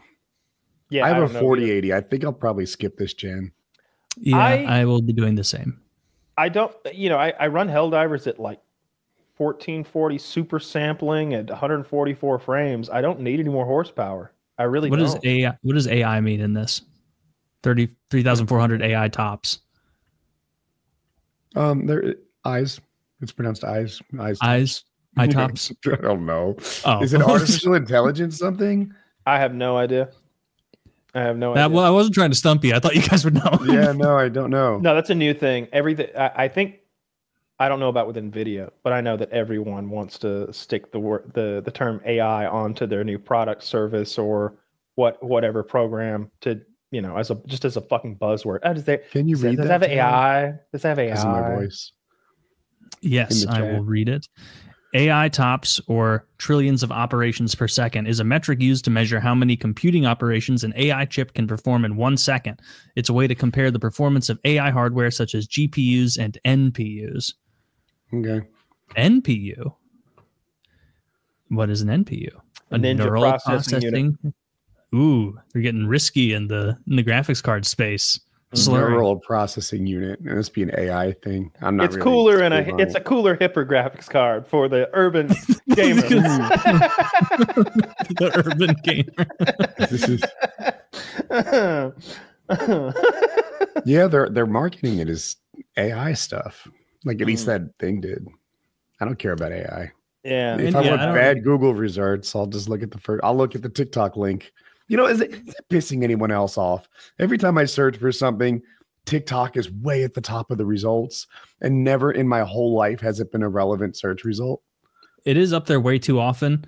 And Google. I feel like Google is worse now than it was when I would look for stuff in high school. Oh, yes. Way worse than that. Way worse than that. And when I I'll use I've fiddled around with the AI that Musk put on Twitter. Grok. Yeah. And the you're right, like any sort of actual information where you're like, hey, explain how to do this, Like you ask it how to do something that you do know how to do, and then you see how it explains it. So at least you have a point of reference for how accurate it is. And it's like, okay, this is just like scrubbing a lot of the like sponsored articles that show up first on Google. Like this isn't very useful. The only thing I find myself using it for now is it has a very fun picture generation tool. Like the picture generations are a lot of fun. Oh, on like Christmas week, I don't remember what we were sending back and forth, Kyle, but you were like requesting. I went Luigi Mangione, but it's Luigi Mangione on trial, but instead it's Luigi from Mario Brothers. But the whole jury is like Goombas Mario and Peach and Goombas. It's Goombas and Koopa Troopas in the jury, like making mean faces, and the judge is Bowser. Yeah, and it was coming up with pretty good ones. I was like, generate an image of Princess Luigi screaming in horror, strapped to an electric chair, while Bowser, wearing a sheriff's outfit, pulls the lever. And it doesn't get it perfectly, obviously, but it's like thinking about the way it can do it now compared to just a year and a half ago when everyone was losing their mind at like, look at Will Smith eating spaghetti. Yeah, it does. Dude, like you sent me that picture of like Trump and somebody else embracing, or like it's Trump putting a medal on somebody or something. It was Trump giving the Presidential Medal of Freedom to James Gandolfini. That's what it was. And I immediately used my AI to make them kiss in a video and send it back. And it's like, I spent $10 on the Play Store to get some stupid video editing AI. So now I like make my friends and family members awkwardly hug and kiss, or I'll make like my mom explode. like not a bunch of nonsense like that. That part of AI is a lot of fun. I enjoy the way it makes shit posting easier, because you can just generate any silly image you want, except if you ask for anything even like vaguely violent or it'll sexual. Be like, I can't generate that. I don't like that. What's the AI for like dirty stuff? Because I'll be like, all right, now make her spank the other girl, and it's like I'm trying to get Nancy Pelosi to spank AOC in this little photo they've got together where they're both looking kind of cute, and the AI is like, I can't do that. I'm like, I know you can. I know if I told you to punch her in the head, you could do it, but you can't make it spank her big. Taylor, are the better AI pictures fooling you yet? Of course. There's some where like you really have to look at it, but there's still like tells in a lot. No, there aren't. There's tons of them. All right. So what are we talking about? If we're talking about a human face or like a video, then there's going to be some videos are easy to tell still because people don't move naturally. But if you're looking at a landscape, I've seen that. The super autist who plays GeoGuessr at the Uber level. He's like the guy. I've seen him try to pick out the AI photos, and he's like, I don't know, because it's just woods. It's it'll be a picture of a snowy hillside with hardwood trees on it without their leaves and a little path that careens through it, and he's like, could be, could not be, who knows? But then they'll show him a picture of a street, and he'll be like, AI would have to be so good to get the street lamps right and to know they use a solid stripe road in that country. Yeah, that's got to be a real photo. If there's no human face in it, if there's not a person in the picture, it's way harder to tell. Like if it's just a straight landscape, it's easy to be fooled. The pictures of people are getting so good now. Like I saw one. Now look at me, right? Like right now, the only way they could tell is the gap in between her arm and here. What was in the background was like trim didn't continue. So with this little gap, like there was something I have a hard time pointing that went like across the bottom and through, but it didn't bridge this gap like it was supposed to. Yeah. And I didn't catch it, but the comments did. And I'm like, man, but the person was perfect and her hands were in the photo. A lot of times it struggles with hands. Not anymore. Yeah. It's getting better with hands. Like it really is to the point that like they could get a picture of like some billionaire on Epstein's island, like running around, like doing all sorts of evil shit. Oh, I'm glad and you brought that up. Like, oh, this is an AI video and you can't prove it's not. And it's like, I guess we really can't, like, unless there's software you plug it into that's like, hey, this is definitely AI. And even then they could just lie about it. Because like anyone could be turned into an AI. The Ukrainians were using some sort of fake message to the North Korean soldiers from Kim Jong-un, telling them to betray the Russians and massacre them. Really? And look, we have a hard time picking out AI. Can you imagine the hard time a North Korean soldier has? Right? Yeah. I saw something like in that same vein of the North Koreans that like a lot of Russian soldiers apparently were getting annoyed because North Koreans got into Russia and immediately had the first ever ability to access pornography in their entire life. And they'd be like, boys, you know, you are here for a war. And they're like, not anymore. Like, I am not here to jack off in the They're woods. losing. Ukraine is taking territory back in Russia. Like they're expanding the amount of land that they own, which it never seems to go that way. Like they get a bunch of land in one shot and then they just crippling, like contract. But now they're actually gaining Russian territory, not Ukrainian territory, which I wish they were gaining, but it's a bargaining chip. I saw like the North Korean. Yes. Like that means it's better. Yeah. I saw a Russian. He had a can of North Korean food that had came along with the soldiers. And he's like speaking in Russian with a translator. And he's like, we don't read Korean. So we had to find a translate. And you know what is this? Is dog. It's dog. Throws it on the ground and kicks it. It's dog. And it's like going on this fucking rant. He's like, I know eat dog. And I'm thinking, like, I'm with you, buddy. I know eat dog either. I can imagine the Russian soldiers and the North Koreans not getting along great. Like, all I know about North Koreans. Those are wildly different cultures. Have you seen those YouTube videos of North Koreans being exposed to Western culture and Western information for the first time? They're fascinating. They're so fun. Many years ago that I've seen a couple. There's a couple of big channels. One of the better ones does food. They'll take them to like a Texas barbecue and they'll give this North Korean like a full like Texas barbecue of like brisket and ribs and pulled pork and like 8 sides. And they're like, this is more food than I have ever seen. And you know, they have a meltdown eating all the food. Or they'll show them like top 10 US weapons. That I love that one. They showed these North Korean soldiers had defected. And, you know, they've been told their whole life that their like World War II tank is like cutting edge. They're like, this tank that we've given to you is the best tank. The Americans will be destroyed. You will be like the side and they will be the wheat when you are in this World War II tank that's a piece of shit. And they believed it because they ain't never seen no other shit. And then they play them like this montage, like looks like Call of Duty of AC-130s and all sorts of laser guided shit. And there's like, these are truly weapons that we cannot fathom. It's so fun to watch them like react to that shit. Do they not have Company of Heroes 2 in Russia? Because if they did, they would have learned that even in World War II, you know, they were going for total numbers a lot in Russia. No, this is North Koreans that have defected and now they're being exposed to Western culture for the first time. They have no idea. Like seeing them eat McDonald's is fun. Or they also saw one where they've got these Afghani tribesmen who probably those guys definitely raped little boys, by the way. That's their deal over there. They love that stuff. No culture is better than another, Kyle. I'm not ranking. I'm just pointing out some of the features of theirs. I'll rank. We win. I agree with you, Woody. I mean, ours doesn't even have boy rape in it as an accepted sort of. What do they call them? T-boys? I think they call them T-boys. Something like that. Yeah. They you know, if you're like a 12-year-old effeminate boy over there in Afghanistan, you're going to be a T-boy. They brag about their harems of little boys, like it's a sign of status. Like, yeah, I got these horses, I got these camels, I got this car, I got like 4 T-boys over here. I insert myself in here and it's like I'd have been a T-boy till I was like 17. Oh, you'd have been T-boy for life. You'd be a T-man.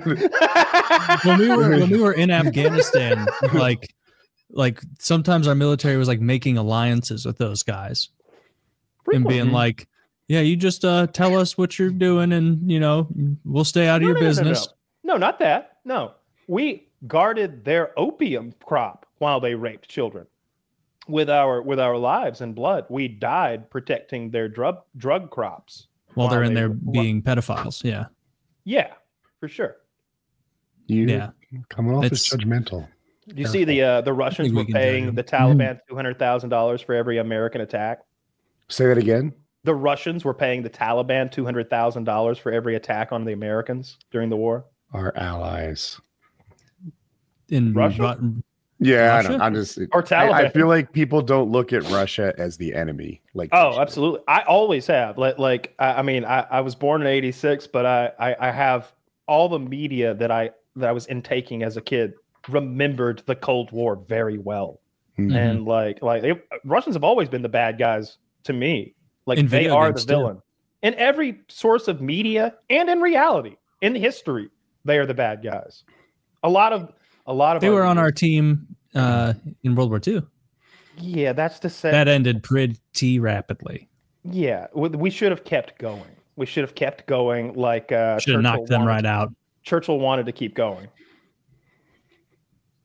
I think it would have been us doing the heavy lifting on that for sure, right? Like all of Europe was largely depleted. We were there, yeah, but we were already there, with everything. We had all of our shit there. We're ready to go.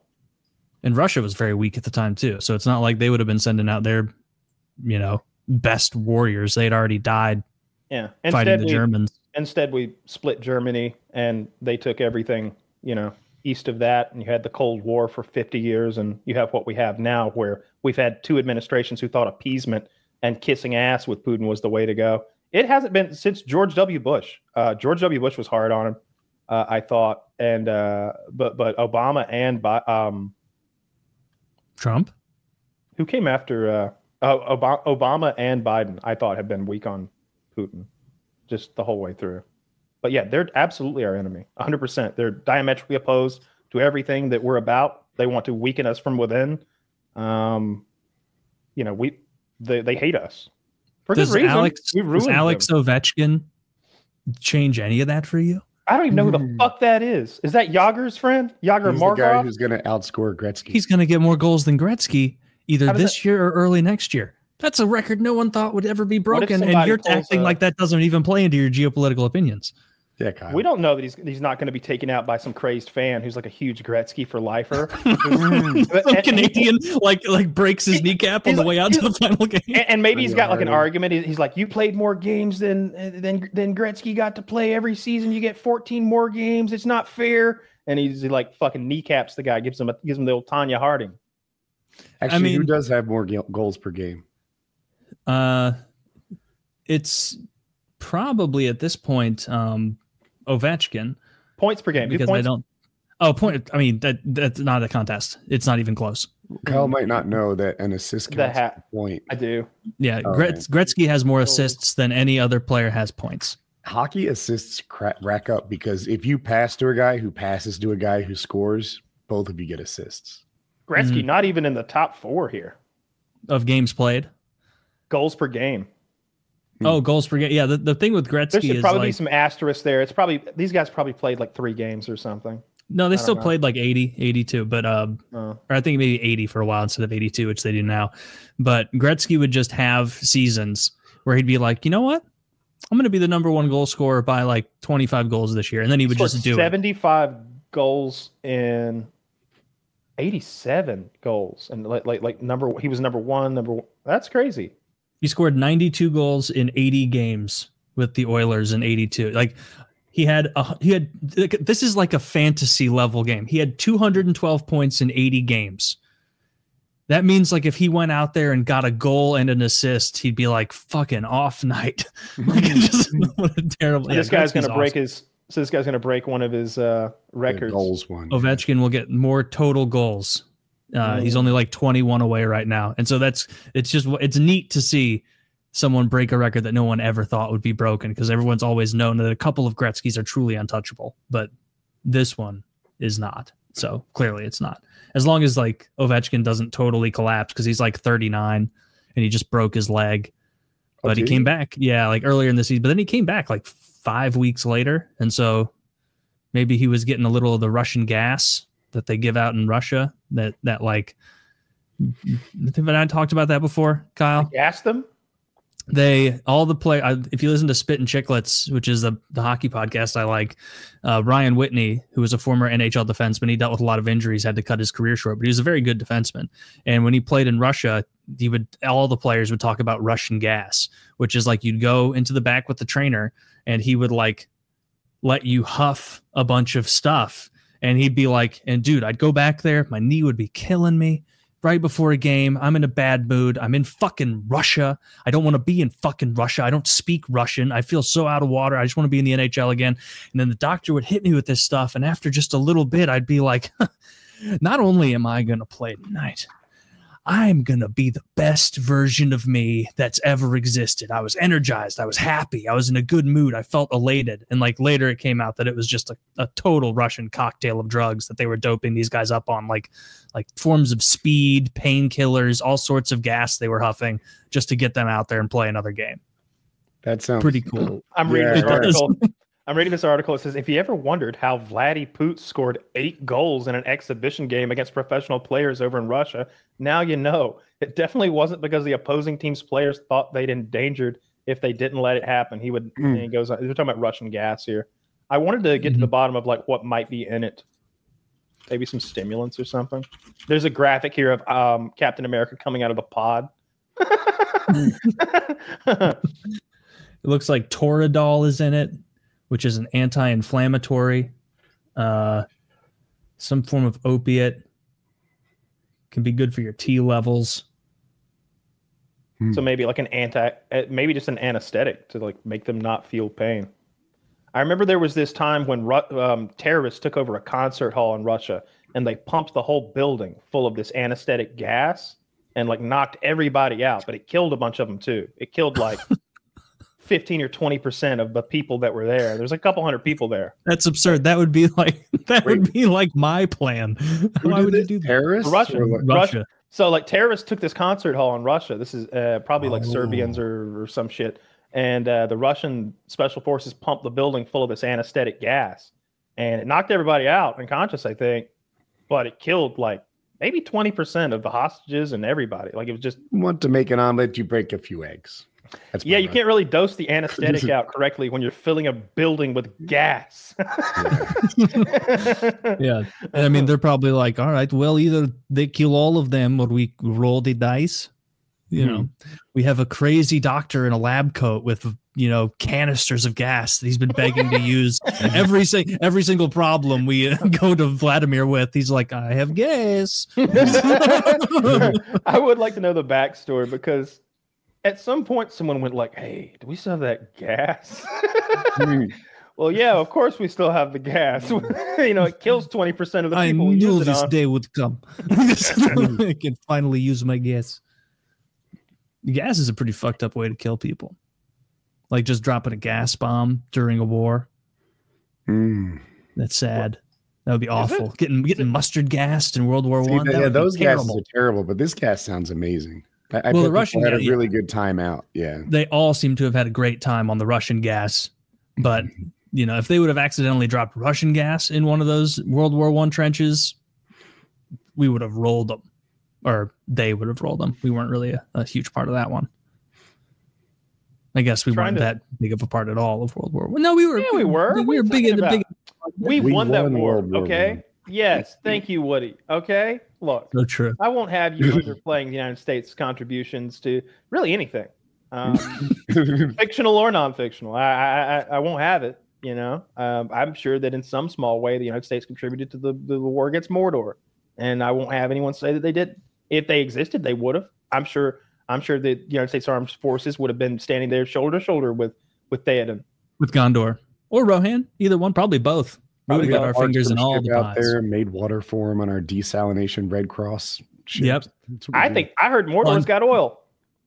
Think about this: if we hadn't single-handedly saved Europe in World War I, Tolkien wouldn't have been writing that story with all those references to World War I and the English people succeeding against insurmountable odds with America's overwhelming help. We were the Eagles. We came in when it was convenient. We could have stopped it earlier, but we didn't because we were just having a good time. That would make sense if I lived in America in like 1909, and then a few years later, World War I gets cooking, and politicians were like, should we go to Europe or should we stay here? I definitely would have been like, are you fucking kidding? That's a world away. We shouldn't send our boys to go fight in Europe. That's bananas. All these Like, why are these sharp-headed, helmeted Germans our problem? Yeah, it really does. Like, I watched the movie. There's a movie with Brad Pitt called Legends of the Fall, where there's like 3 or 4 brothers, and a couple of them want to go fight in World War I, and their father's Anthony Hopkins, and he's like, you don't want to go to war, boy. I've seen a war. And they're like, not like this one. And then it's like, then don't go. And they fucking go. Like, they all go to Europe to fight the Huns. And it's like, they were rich and had pussy and horses and like a free life on a gigantic ranch that they owned, living this like wonderful fantasy lifestyle. And they volunteered to go fight the Germans. Do they die? Brad Pitt goes to protect the little brother because Brad Pitt's hard as fucking nails. He's been raised by like the old Apache Indian chief that lives on the ranch. And the little brother gets mustard gassed and then caught in the barbed wire. And then the Germans machine gun him. And he's all like screaming and dying in pain. And Brad Pitt snaps and starts going out at night behind enemy lines and scalping Germans and cutting their hearts out. And he keeps coming back all covered in blood with scalps and shit. And he couldn't carry his brother's body out of the barbed wire, so he cut his brother's heart out and mailed his heart home so they could bury it. It's psychotic. So he comes That's like so much worse than a letter. Candygram from Mongo. Telegram. He sings you a song about it. I can just imagine they got an envelope and a little box. You really hope they open the envelope first. Nah, right? This is pretty wet. That's so funny to Tristan has sent us a beef heart from the front. You gotta cook this up. Oh, Jesus Christ. Are you gonna read the letter, Papa? I don't have my glasses on me. Later. Throw it away. Calling them the Huns is so funny. I like it. Yeah. They're the bad guys. They've always been the bad guys. I don't trust them now. Whenever I meet a German guy now, I'm like, man, be real. I know.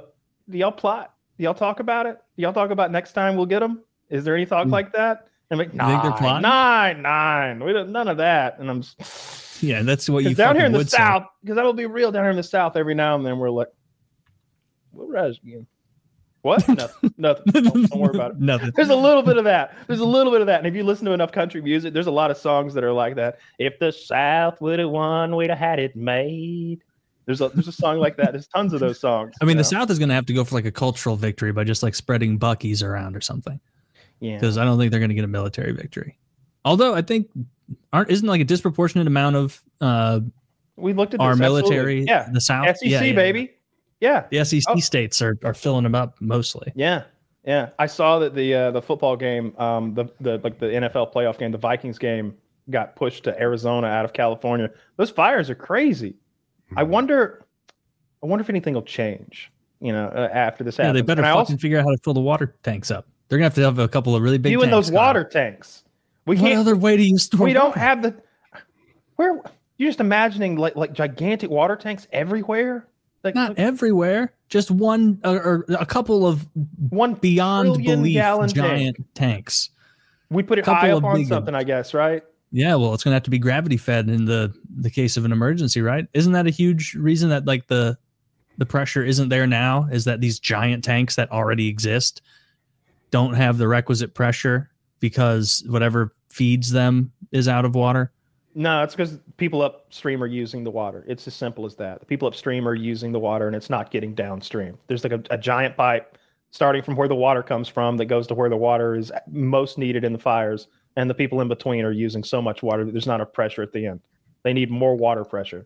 You're down, you're breaking Woody's rule where you're poo-pooing on all my big tanks and you have no solution. Your big tanks are silly. Your big tanks they already have big tanks. We have big tanks of water all over the country. But you're talking about like we need like a giant we need a supply of water stored somewhere for hard times. And this is like, that's nonsense. Taylor's right. You can't we already have that. It's called the ocean. Comic book solutions. You have to have something better. Yes. My solution was simple. Why don't you just make a pipeline that pumps the salt water from the ocean to the fires? If we're going to spray it on a fire, shoot them with the salt water. I mean, sure. That would. I mean, it seems like nah. It seems like any alternative. No reason at all. Any alternative is better than just letting it burn. California fire. It only gets purified water. Okay, you can't spray that filthy seawater on a Californian fire. I need reverse osmosis clean water, please. Absolutely. What's the pH of that water before you spray the fire? Only alkaline water. Can why don't we just spray a bunch of salt water on it? Throw lemons in it. Yeah, why don't we just have a bunch of salt water? I've seen people be like, that's not good for the environment. And it's like, do you see what's happening? Do you let's cross that bridge when we come to it. Let's stop the fires destroying everyone's homes. Salt water does not stop stuff growing that much. This is an area where I am an expert. I use salt. I change the water in my fish tanks all the time. And we put salt water on like where the pavers are because grass wants to grow in between them. Still does. I've been pouring water on these pavers for 1.5 years. Grass is still coming out. Fuckers. See? So all those environmentalists can calm down. Have you tried an herbicide of some sort other than salted water? From time to time. I mean, I'm sure your weeds are delicious, but I bet they are. Do you remember that old meme from years and years ago? This guy would like post his piss bush or his piss shrub. Yeah. Oh yeah. And it would be like a shrub outside of maybe his apartment or something. And he'd be like week 1 of the piss shrub. And like, you could like just see a normal shrub and it'd be like week 7 of the piss shrub. And like, it's starting to die in one area that he's been pissing. And like over time, there's just like a big hole, a big dead hole in his piss shrub. And it's man. I've seen where my dogs will piss on the same bush so much they just kill the fucking bush. And it's like, come on, leave him alone. Pick a new one. He can't take anymore. There's just one bush on the end. It's all brown. It's all sad. The others have flowers. This one doesn't even have flowers. Too much ammonia or something. So too much dog piss. Whatever's in there is not good for. This is not what plants crave. No. Plants crave carbon. So give it a bunch of carbon and electrolytes. Yeah. Potassium, sodium, calcium. What are the other ones? Let's list all. Are there more? Is that all of them? I don't know the electrolytes. Magnesium, iron. Iron's not an electrolyte. Have you seen that movie, Idiocracy? Yes. Yeah. Very good. I haven't seen it in so many years. Like it's probably been 20 years since I've seen it. It was funny whenever Hulk Hogan was doing the campaigning for Trump and they threw up that side-by-side of President Camacho or whatever. And he's got like a machine gun and American flag and he's shirtless. And there's Hulk Hogan also just ripping his shirt off on the stage with the American flag. It's Jesus Christ. What a shit show we've become. I can't wait. I can't wait for the presidency to begin. I hope we get kooky stuff all the time. I want kooky stuff all the time. I want Kanye back in the White House, for some pictures. I want Ric Flair to show up inexplicably. Lots of WWE content. I'm hoping. I really hope he does some good things too, but mostly I'm here for the shit show. Yeah, maybe it'll be funny. Maybe they'll stop talking about fucking Greenland and Panama and go back to talking about America. Right now, he gets to like just throw shit on the wall with no actual power because he's president-elect. And it's like he's not responsible for anything, but he gets to criticize. Like, can we fast forward? Did you see? Days? And he sent his son and Charlie Kirk to Greenland. Yes. I like, what are you doing? At Green, like, what are they just checking out the property, seeing what they're buying? Yes, there's this picture of them in front of this. See if you can find it, Zach. It's so lame. It's Charlie Kirk and one of Trump's sons. I think the dark-haired one, and they're in front of some statue in Greenland, taking a photograph, like a group photo. And it's like, what were y'all doing there? Did y'all go to like the local parliament and like make a bid? Like, what did you say? Hey, what would you sell this place for? What were you doing over there other than like wasting your fucking time? Charlie Kirk is 6'3". You can see him like towering over all the other people who claim to be 6'3". Huh. He seems like a pretty tall. I didn't know Don Jr. was. I pictured him as a shorter guy then. Isn't he taller than his father? I know the big ugly one is, but I thought he was the tallest of the outside of Barron because he's obviously the tallest. Yeah, what's that jacket he's wearing? Like what are we wearing? Which one are you talking about? The middle one? Like Charlie Kirk and the guy on the left, and then all those guys in the background. They've all got like the same jacket on with these Trump Force One jacket. It's got their names. Oh, that's so fucking lame. I'm so glad we zoomed in. For those who are listening, they're wearing these black zip-up jackets, and on the breast there's a badge with their names, and on the other breast it says Trump Force One, and then on one shoulder you've got the American flag, and on the other, Trump. And it's just the lamest thing I can imagine. Why is it lame? If I was a Trump guy, I would think it was cool. Those are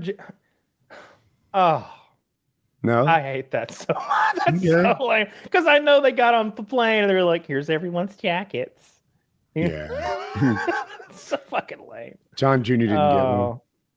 No. Yeah, he's already got one at home. His is a different color. He's got a red one. Yeah, his has a hood. I look forward to the administration, but things like this are indicators to me that like nobody knows what the fuck they're doing. That we're just flailing in the wind. Like I feel like if you actually wanted to take Greenland and make it our own, you'd want to go talk to someone in Denmark, right? Not in Greenland. The way they did, Kyle, it'd be like if somebody wanted to know how hard it is to turn a no into a yes. Mm-hmm. I feel like he kicked off almost intentionally getting a no just by mentioning it in the press. If he wanted a yes, he wouldn't have gotten a public no first. Now it's a really difficult situation to turn around. Charlie Kirk says Greenland is ready and willing. No, they're not. No, they're not. No, they're not at all. Well, I bet while they were there for a weekend, they surveyed everyone. Like, how long would that take to survey everyone? If Greenland is owned by Denmark, then the idea of going there first is as idiotic as China going to Puerto Rico if they wanted, instead of Washington, D.C., to purchase Puerto Rico. Like, you can't buy Puerto Rico from Puerto Ricans. They don't own Puerto Rico. Mm-hmm. You know what I mean? Like it's not theirs to sell. Just as it's not the people in Greenland. How connected is like the government of Denmark to Greenland in today's day and age? Like is Greenland largely autonomous and it's just like a technicality? Is it like kind of how Canada still has like the queen on the money? You alerted me to their connection about an hour and 46 minutes ago. So I have no concept of how close their connection is. I have no concept. I didn't know the connection existed until an hour 45 ago. Like I said, did not know that. I would have assumed that the Greenlanders were a free people. I did not know that they were slaves, or what do you call it when someone lives under someone else's protectorate? They're, what are they? Slave people? Serfs? Yeah. What's the population of Greenland? Damn, not a lot. 57,000. Oh, come on. Let's just do it. Let's just go. We can get 50,000. 50. There's suburbs. We have suburbs bigger than that in every major city of the country. There are 1 million men in the Iraqi army. We pushed that right over. You think 50,000 Denmarkians are going to stand in our way? I don't think so. I bet like the average citizen of Denmark totally forgets they even control Greenland. Is this a calculated thing to get us to stop talking about their unpopular H-1B position? I think so. I think largely it's just a little red meat for the base to be like, definitely don't remember how we're getting fucking owned on the deportation topic and the H-1Bs. How about we take Greenland? And then all of his like sycophants can be like, yeah. And then all the MAGA who bragged about being pro-war during the whole election cycle is like, let's go to war with Canada, Greenland, Panama, Mexico. The idea we would have, like, there's no way we would have to engage in any actual war to take Greenland. Like, no one can. They're gonna like set up sentries and shit. Probably economic problems. We'd be like tariffed and sanctions. No, they wouldn't dare. Who would dare? Who would dare tariff us? We would blockade Greenland. We would surround it. Well, I mean, lots of countries tariff with our vast navy, and we would seize any imports and exports because they were technically ours, and they're importing and they're smuggling. You know how easy it would be to stop Greenland's exports? It's like, hey, stop that truck. I guess all right, your assets have been seized. Guess they don't have vast imports and exports. Why do we want it again? Does it have that cool kind of power where you get from volcanoes?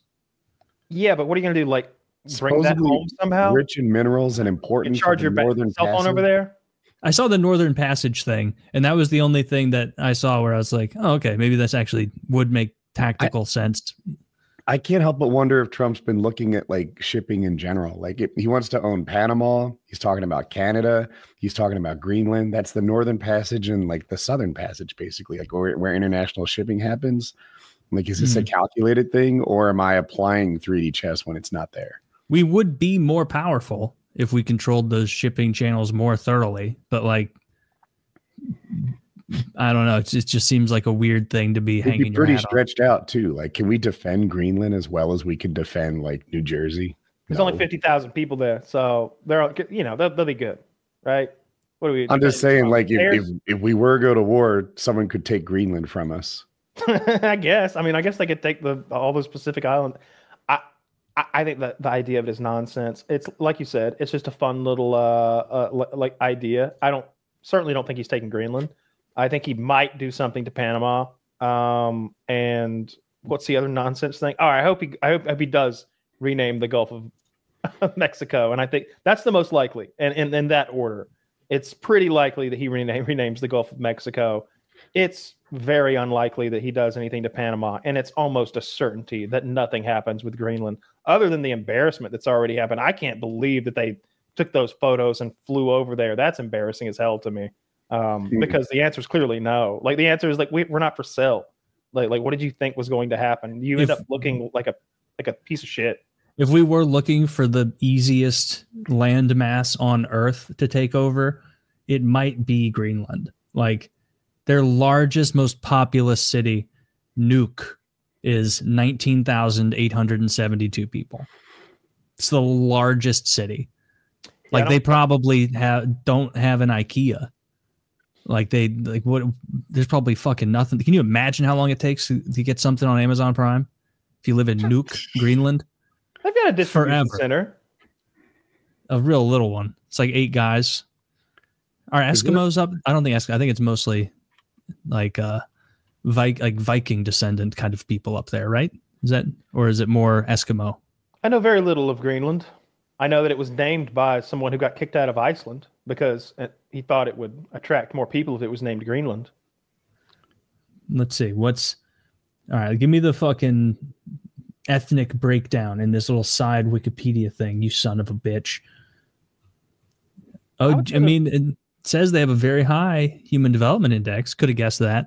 Fucking 56,000 people. They probably all get along. I bet there's like no crime in fucking Greenland. It's too cold. So. You're gonna go out and murder someone? It's fucking freezing. I watched a video. I was telling Taylor earlier.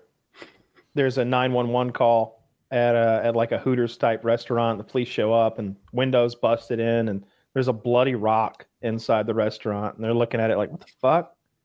It's a real mystery. And suddenly they get another call, and it's like across the road and on the opposite side of another shopping center that's very close by.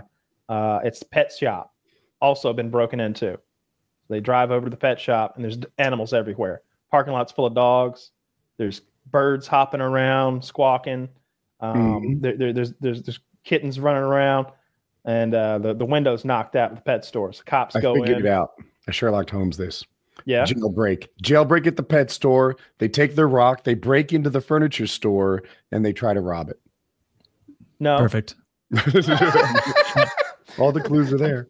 They go into the pet store, and like some of the puppies have been freed, and the birds have been freed, and the birds have blood on them because like the guy who has broken in has cut himself, and as he's freeing animals, he's getting blood on them.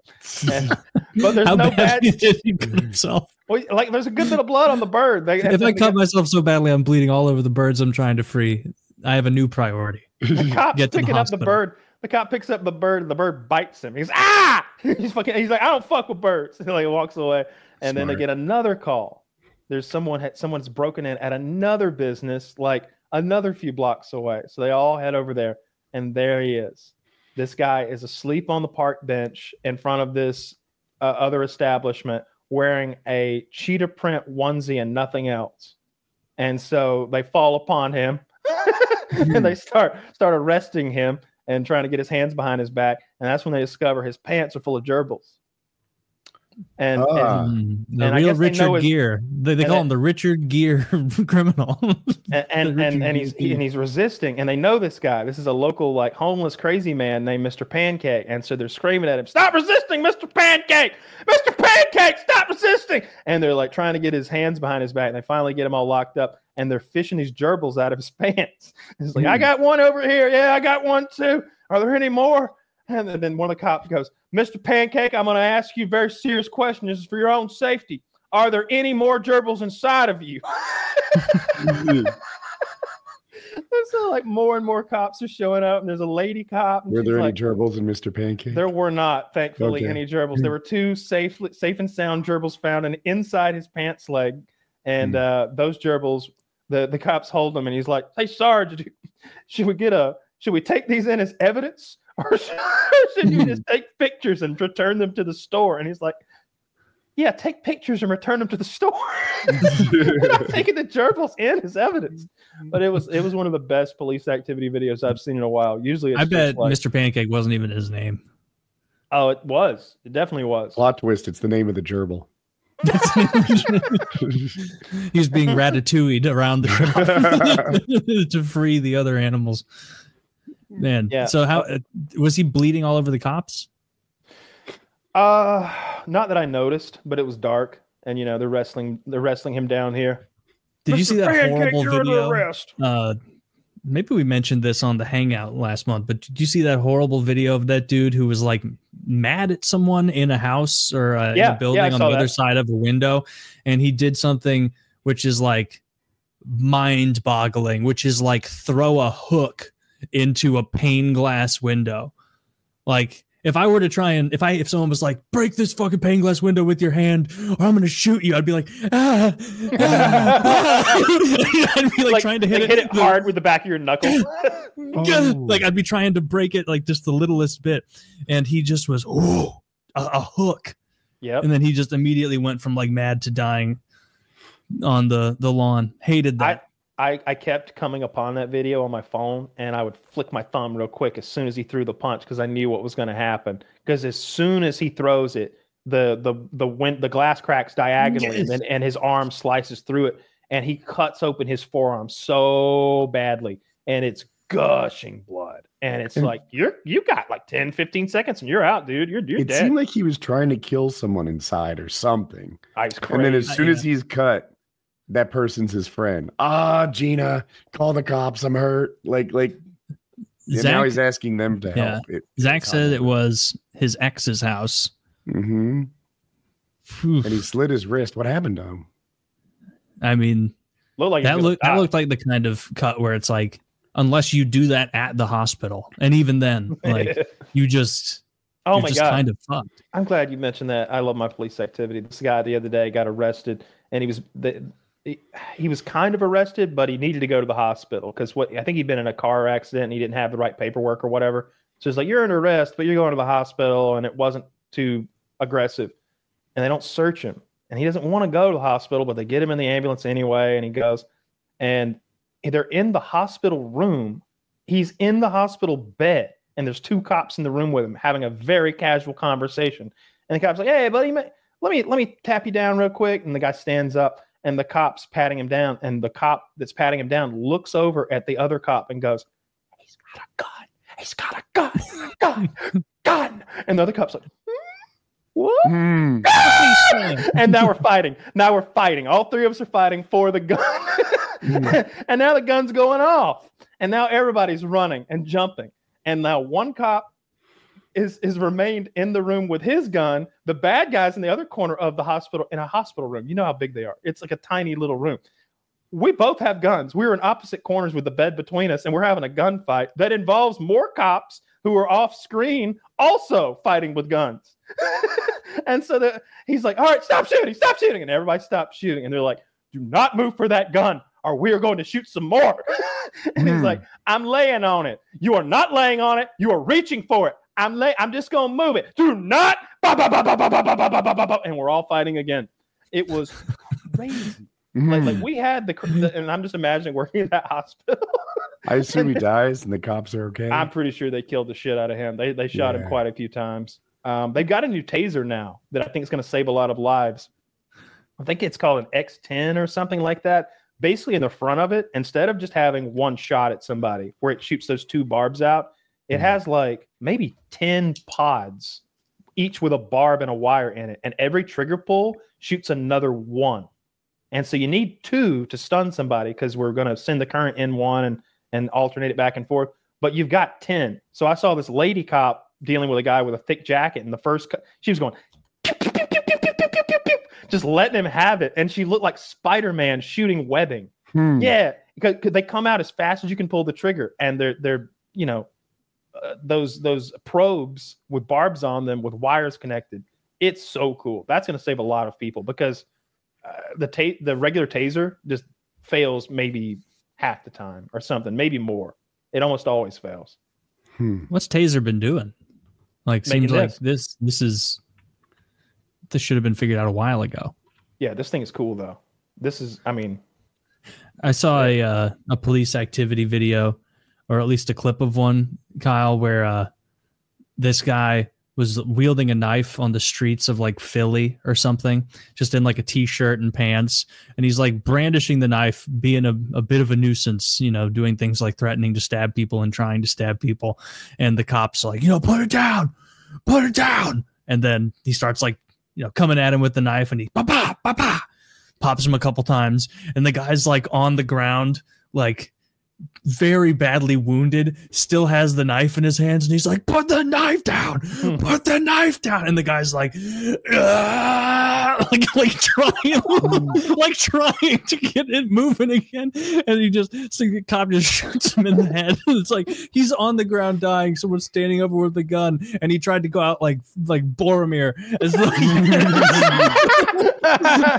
though he had to with my last breath I stab at thee. One more slash in. In his head, that was a way cooler moment. That was like a Thanos thumb snap moment when he like rose up. He probably thought he looked cool doing it. Instead, he just he like didn't even get up off his back. Started to like do a sit up. Then got, and like behind him, it's not even dramatic. There's like some opiate addict nodding off, doing that like Thriller thing where they're bending over. I saw one the other day where the cop runs into the house. Two cops run into the house, and the bad guy has taken a hostage. He's got a woman with a knife at her throat, just like in the movies. And they're sat down. The bad guy and the woman are sat down on the floor, bed to their back. He's got the knife at her throat. And the cop is 2 feet away and just goes, dude, bang, and just shoots him in the face as quick as that. And it was just, the whole situation was over. That was crazy. I saw that one. Oof. What is this, Woody? California man fights fire with almond milk. Yeah. Oh, Zach, show that picture. Dude, let me tell you why this is ironic. First of all, of course, it's funny that a California man would be using a non-dairy milk product to incredibly ineffectively douse flames. But on top of that, what's so ironic is that one of the main reasons I would imagine that they have so little water is their almond crop there requires vast amounts of it, not only for its cultivation, but for the creation of said almond milk. Almond milk is just water. And so this is hilarious. This guy dousing the wilderness with double fisting his almond milks. That's $14 worth of almond milk minimum. That's great. Man, what the fuck? But at least it's not salt water. The environment will be fine. Yeah, it can process almond milk. Yeah.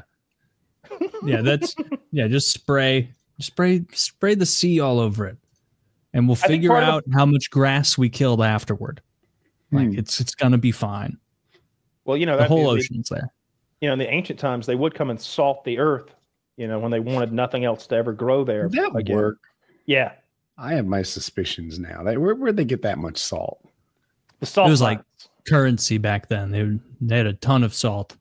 And so but I think sowing a field with salt isn't like dashing. It's like they were coating these fields in salt and ruining the pH for salt is years. Currency. Like imagine just destroying crops with dollar bills, just coating them with dollar bills. You'd have to hate somebody, right? Like when the Romans got up into England and they saw all those like Celtic, you know, painted patterns and those goofballs. They were like, these guys are no good. I don't like them. Let's salt their shit. Let's show them what's what. That's how the potato famines happened, I think. Was the potato famine even like a famine, or was it kind of like what the Soviets did to all those Ukrainian farmers, where the Ukrainian farmers were like, hey, we have lots of wheat. And the Soviets are like, perfect. We take all of it and we send some back. And then they just don't. No, it was caused by there was a plant disease that killed all the taters. And that's what the people there ate, and so they starved. They ate mostly. They subsided on potatoes. They needed their taters, and so when there was a blight or something, there could be no more taters, and they all starved. I'm trying to learn about historic salting of fields because I know for sure I've read about it. In Carthage, a tale to be taken with a pinch of salt. What a fun little. I like that author. Sowing salt as a punishment for Portuguese traitors.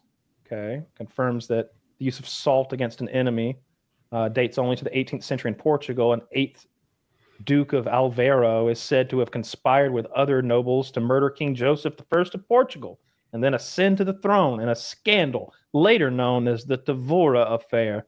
Through a letter written by an Englishman named Joseph Hughes, who was living in Lisbon at the time, we learned that several conspirators attacked the king on the... What does this have to do with sowing salt?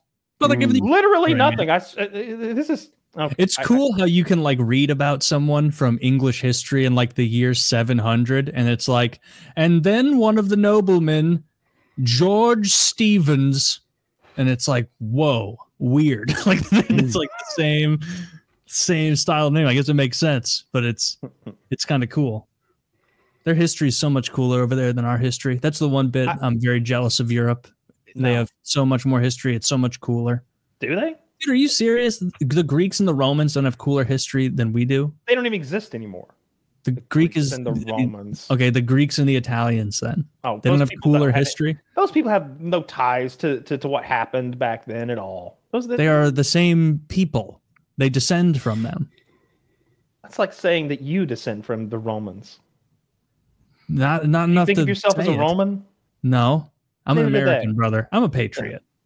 Rock flag eagle. Rock like an eagle. And Tony Soprano, when he was bullying that Jewish guy, and he's like, "Where are the Romans now?" And he's like, "You're fucking looking at him." Like that was I think that was a Jew that he was. Yes, that's what I said. He was a Jewish guy that was being bullied by Tony, and then the one smart Jewish son was like, "You've invited this golem into our home, and now you must pay for it." Yeah. That was good. I liked that character in the Jewish family because I wanted to be like, this guy's the only guy who's fucking nailing it with the predictions, and it doesn't take a genius. Like, Tony's gonna extort you. Obviously, you know he does that. Why are you inviting him into your little thing? I liked how they extorted him though. They ran their poker game there, and Furio would come down there and bully the guy who was running the place. The guy we're talking about, the Jewish guy who owns the place. He's like, we needed a clean room with a clean towels and a smelling of fresh. We needed ice. We needed he's like laying up all these things. He's like, and I should work for free. And I should work for free. And he's like, Rotunda. Like you ever sucker his dick? Oh, I make that beanie spin. He looks back at the Jewish guy. He's like, no bitch to me. Fucking Furio is my favorite character outside of like the main like cast and crew. He was great. Furio was kind of a decent man, you know. Obviously, he's like an extortionist who beats people with baseball bats and cripples them for money. But when he was talking about, I don't know, growing the olives back home and working with his hands and how that was the only time I truly felt happy. I always felt sorry for Furio. He seemed like a sad character. Who was I don't know the name of the actor, but one of my favorite like shitty guys from Sopranos was Ralph Cifaretto. Oh yeah. Because he was like such a piece of shit that even Tony and the rest of the gang would be like, "What the fuck are you talking about? What are you doing here? Stop fucking assaulting people." You just murdered this girl right outside of our establishment. Tony, she was looking at me funny. What do you want me to say? He goes, "She was a whore. She was a whore. And that wasn't my baby." That's like literally what he said to his boys. He's like, first of all, she was a whore. Second of all, it wasn't my baby. She was pregnant. And they're all like nodding along, like, yeah, that's okay. We understand. You had to beat her to death, Ralphie. It makes sense. He ruined the vibe of the whole party. No one else was feeling it anymore. Didn't he marry Tony's sister or something? He was fucking her. He was. I don't know if they her. got married, but they were going to. I think. Right? Yeah. They were dating and they were fucking, and he was going to marry that other psychopath. Fucking the one that got out of prison with the Manson lamps. But Cifaretto, like that actor does such a good job that he is incredibly despicable. He beats that 19-year-old girl to death. And for no reason really, just over a little spat. And then kind of by the end of the show, I like him again.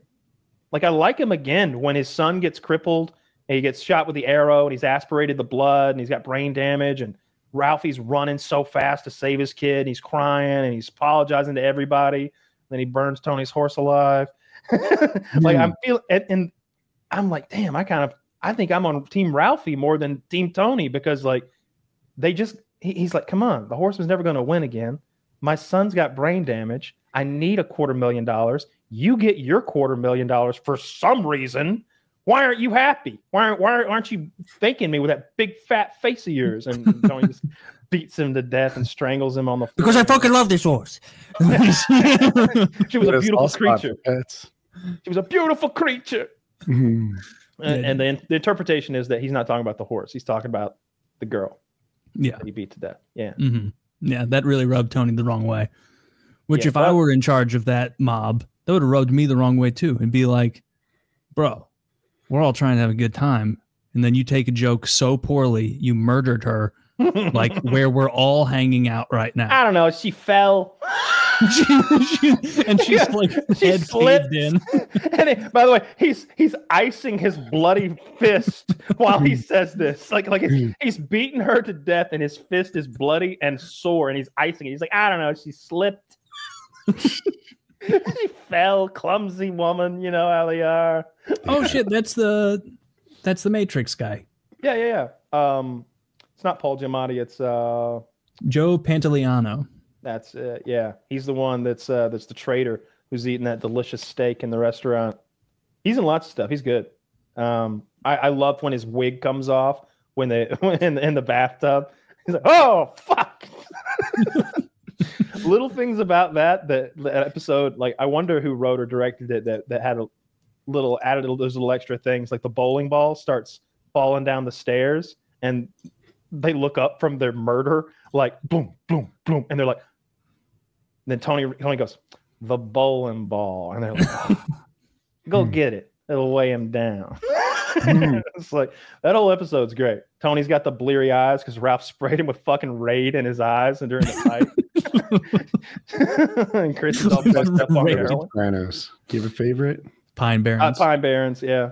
I thought you'd say that. Yeah, that's definitely my favorite. I think Steve Buscemi directed that one, but I just love that whole bit with the two of them out in the woods fucking with each other, and he's eating the Tic Tacs and the ketchup packets and the relish. He's like, I ate them all. He's like, you got Tic Tacs? Give me some. I ate them all. He ate all the fucking Tic Tacs. Paulie, they're gone. It's just like they're getting mad at each other. Loses his shoe. He's got that rug wrapped around his foot. Like the whole bit with the Russian, and the Russians was just minding his own business. It was genuinely Paulie being jealous that this Russian immigrant that he doesn't think much of has a nice stereo and a nice entertainment center. And like, come to think of it, he's got the money that he owes us. It wasn't a big deal to him. He's joking about it. You were lucky this time. You beat me in poker. He's got the 10 grand or whatever. And he just picks a fight with him and beats him to death. He came at me. And Chrissy's like, yeah, I'll lie for you. He came at you, sure. Fucking bullshit. I hated that dude who like owned the sports store. Oh, come on. You don't like David? Oh, that's so it's Robert Patrick that plays the evil Terminator. He's Tony's ex-buddy from high school, and he's a gambling addict who essentially owns his own Dick's Sporting Goods, and Tony ruins his life. Yeah. That's a good episode too. He ruins his own life with it was really one of those like Scorpion and the Frog, like you knew what I was when you let me says that in. I think maybe even maybe he maybe even says that to him. It's Davey. He's like, well, Davey, I knew that you got this store here, so if you lost, and And he's like, you saw it 2 moves ahead, huh? Just eat, guys. He's like, Davey, this is my bread and butter. It's like he's ruining his life. His son has to go to a shitty school now. Like his son had gotten into some really nice school that he wanted to go to. Like his whole life was. The Meadows all mad. Like, you're the reason that Stevie can't go to Dartmouth. Yeah, yeah, he was. And then I think that the character ends up in a mental institute in the Southwest. That's how that character ended up. That was the last we heard of. Davey Scatino, I think was his name, something like that. I didn't like him. Tony gave him a lot of outs, and he knew Tony was an actual gangster, and he was still like, I'm going to go gamble money I don't have. Yeah. Not even like at the sketchiest possible place to gamble. Yeah, he could have gone to Atlantic City and played in a card game. It made no sense to be a degenerate here with someone who can ruin you. It made no sense for him. And Tony kept warning him, like you said. He was like, Davey, this is a serious game. Blah, blah. This isn't your game, Davey. Blah, blah, blah, blah, blah, blah, blah. And yeah, so he ruined his life. I didn't feel sorry for Davey. I didn't dislike Davey though. I had a dislike of his decision making, and so it was just like frustration watching him be like, God, take the out. And then Tony just can't help himself. He can't keep him out of the game because he's got dollars in his eyes. So he still gives him the option, but yeah, the more you watch it, you realize Tony's not so great a guy. I'm okay with it though. He's a product of his environment. When you look at his upbringing and everything, I think Tony's a swell guy. I think he means well, but he's a sociopath and he can't fix that. But if you look at some of the nicer things he does, like he's a terrible guy. He beats people up and extorts them. And if you look at some of the not nice things he does through that lens, not a good guy. Mm-hmm. Well, yeah. If you focus on the bad, but if you look at some of the good things he did, some of the charitable things he did, maybe, he's a good guy. How about those ladies he gave those diamond pendants to? He's a serial murderer, but he did like a horse. So he only killed 3 or 4 people, I think, with his own hands, roughly. On screen. And I mean, most of those were like former allies. It seems like friends. Yeah, friends. Yeah. He murdered his friends. Well, they turned on him. That's a tally. Did he kill Coco? I think that's the guy's name. The one. No, he did. No, Sil and that other guy killed Coco. They. Oh wait. Coco's the one he knocked his teeth out, right? Yes, he's the one who said that Tony's daughter had a little cream on her face, and he would add to it. That's a good episode. That's the penultimate episode of the show. It's the second to last episode of the show. And yeah, that dude's nasty to Meadow, and Tony goes and pistol whips him and curb stomps all of his teeth out. And then in the next scene, Tony is in like a therapy session with his wife and a therapist or somebody, or maybe a counselor or something. And in the cuff of his pants leg is that man's tooth. And he's like reaching down and picking the man's tooth out of his cuff of his pants. It's a great scene. I love that when he stomps that guy. That's one of my favorite scenes in the whole show. That would go. I don't know he didn't know Tony was going to stomp his face in, but he did. Tony's like, my fucking daughter. And when he pulls the pistol, he like pistol whips the shit out of him with his little 38 revolver. And then Butch steps up and he's like, you're making a big mistake here. And like Tony points the gun at him. And when he does, there's blood coming out of the barrel.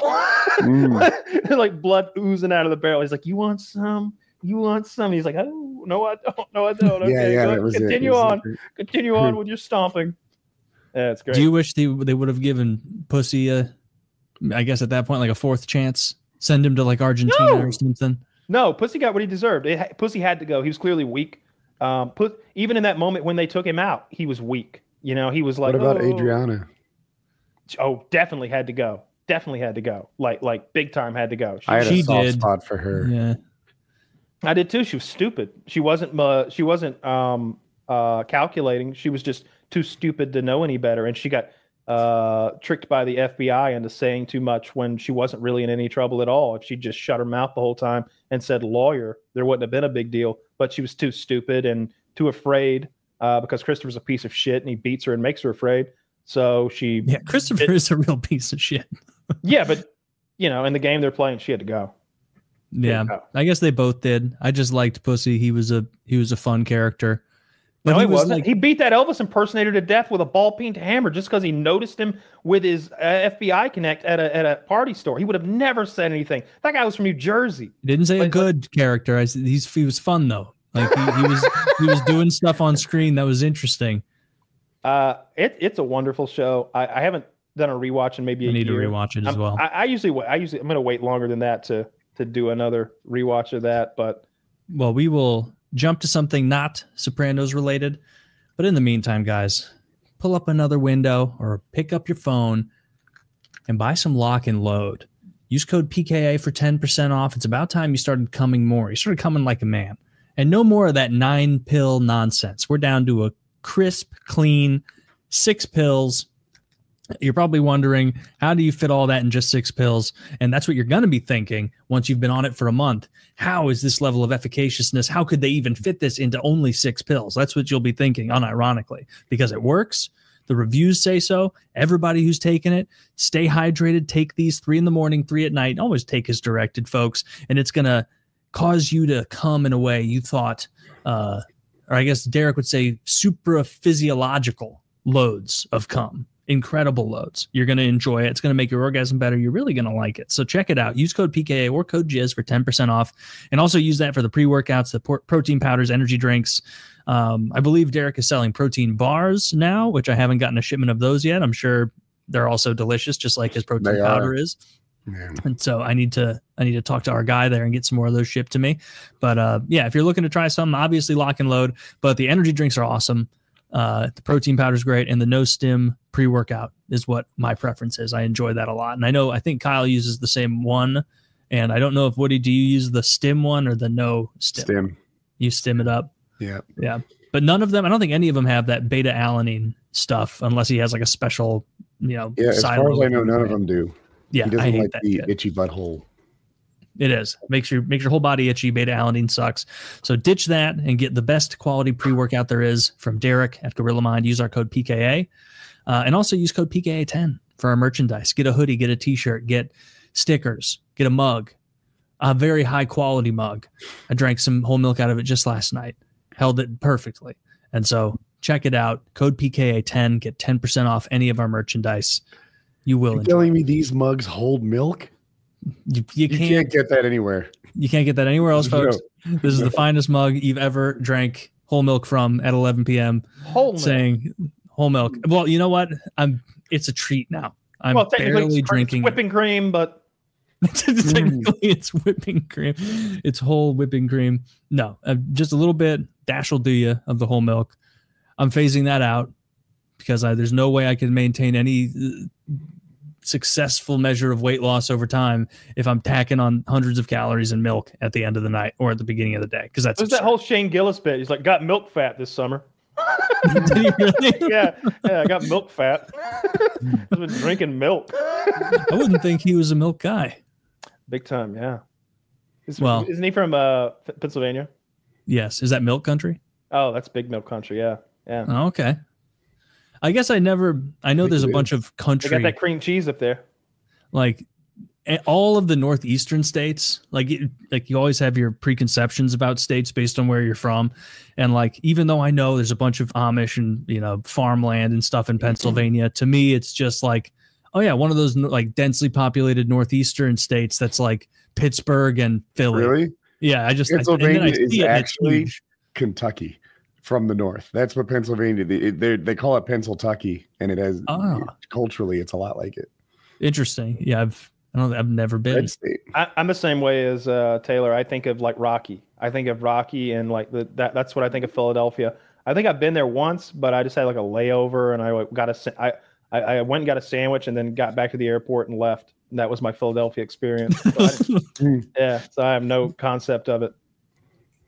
Yeah, I've been to Philly a lot. I went to school there, so I went every day for 10 years. What state has the worst? 3 days a week. What state has the worst reputation? For what? Alabama has. Alabama is pretty rock bottom. Mississippi is probably just as bad. You think so? Yeah, I was going to volunteer New Jersey. Not a strong reputation. A lot of people say Florida's not so cool. I don't like Florida. West Virginia has some connotations to Zach's point there. I think of West Virginia as a place of the uneducated and the inbred. I know when I was there, that's what I saw. I saw people who were very filthy and ignorant. I saw peasants for the first time in America when I went to West Virginia. I was like, we have peasants. Holy shit. That's a very poor region. Mississippi is the poorest, I think. I think you're right. I think Mississippi is. Until they have interstate highways. In West Virginia, they're isolated up in those mountain communities, and you get this special kind of ugly. It's like one of those mud puddles that's been sitting for too long, and it's gotten all stagnant. That's what the genetic pool of a typical West Virginia mountain town is. It's 350 people have been fucking each other's cousins for 150 years, and they look like it. I remember being in that town and telling the boys, I was like, "Hey, have y'all seen a good-looking girl since we've been here in this town?" Because we've been to Walmart, we went to we're in this restaurant now, and we've driven around two places. I mean, you go to Walmart, you get a vibe for the town. There were some uggos. Our waitress was cross-eyed. Like everything. She was literally like crazy cross-eyed. She like Bobby Boucher's daddy. You'll be happy to hear this, Kyle. Up until really I met you, in my head, because I hadn't spent enough time in Mississippi, Alabama, or Georgia, I just thought of those three states as they must all be pretty much the same. Alabama, Georgia, what's the real difference other than the football teams? Mississippi, it's probably the same mix down there. No, there was a hierarchy, and Georgia is at the top of the hierarchy. It's just like the Asians. It's just like the Asians. We're the Japanese of the South here in Georgia. We have a very diverse state. We've got a pretty decent population. We make a lot of money, do a lot of high-tech stuff here, a lot of entertainment stuff here. And we're generally a more classy state. We are the peach state. North Carolina looks down upon all of you. Yeah, you're further north. That's how that literally works. Right. Yeah. I don't think we have Research Triangle Park. We've got a lot of the big tech industry here. I wonder what the per capita for Georgia versus North Carolina is. I don't think of North Carolina as the South. Really? I know it's one of those states where the southern part of it probably is, but I always think of it as more Atlantic. As like one of the principal Civil War protagonists. We don't think of you as like that, though. Really? We know when we fire the show back up again, y'all won't be with us. Florida will, though. We can count on them. Texas, too. Florida's not, you've said this before, Florida is its own thing. There's so many transplants there. It's not maybe it's because you coughed, but the Florida's its own thing. So you would say that you're the what do we got? The Japan of the South? Yes. So I would say Georgia is like the Japan of the South. What about Tennessee?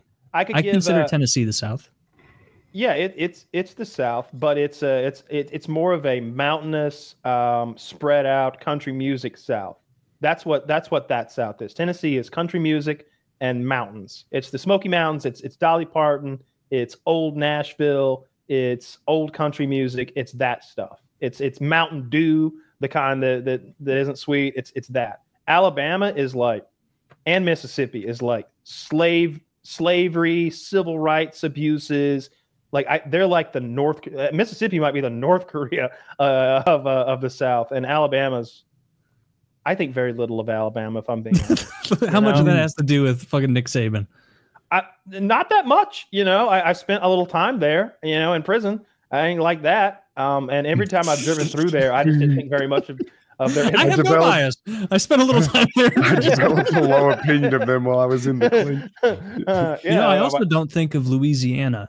I feel like a lot of Louisiana is kind of its own thing, Southern culture, but to me, Louisiana and Mississippi are just kissing cousins.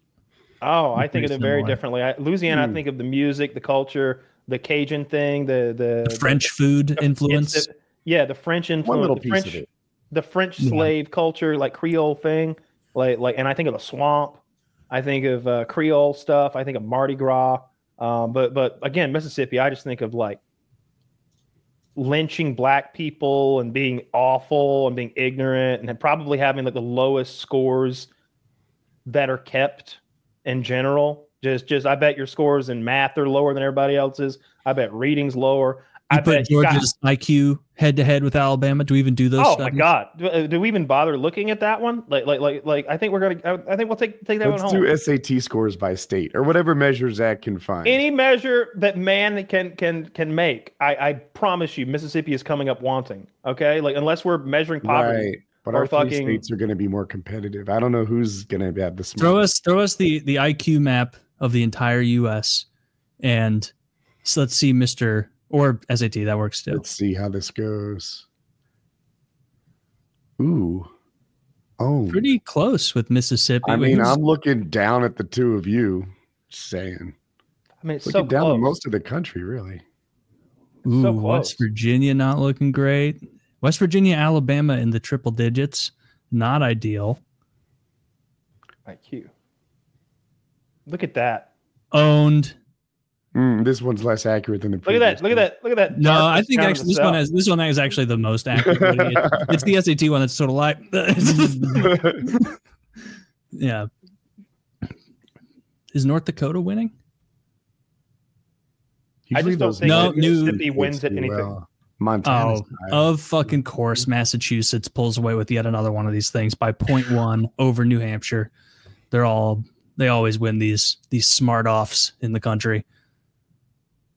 Look at Alaska over there. Good for them.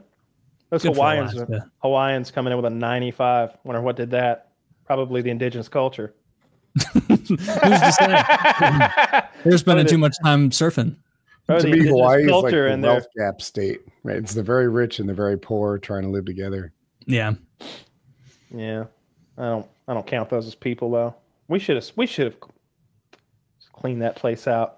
Maybe they were more immune to whatever diseases we spread to the American Indians. Yeah, those Polynesians are hardy. I don't know. We could have gassed them or something though. We could have done something. It's an island, where they got nowhere to go. They got that volcano. Could have thrown them right into it. Nobody. I mean, they got there somehow. They could have hopped back on their boats. They're from there.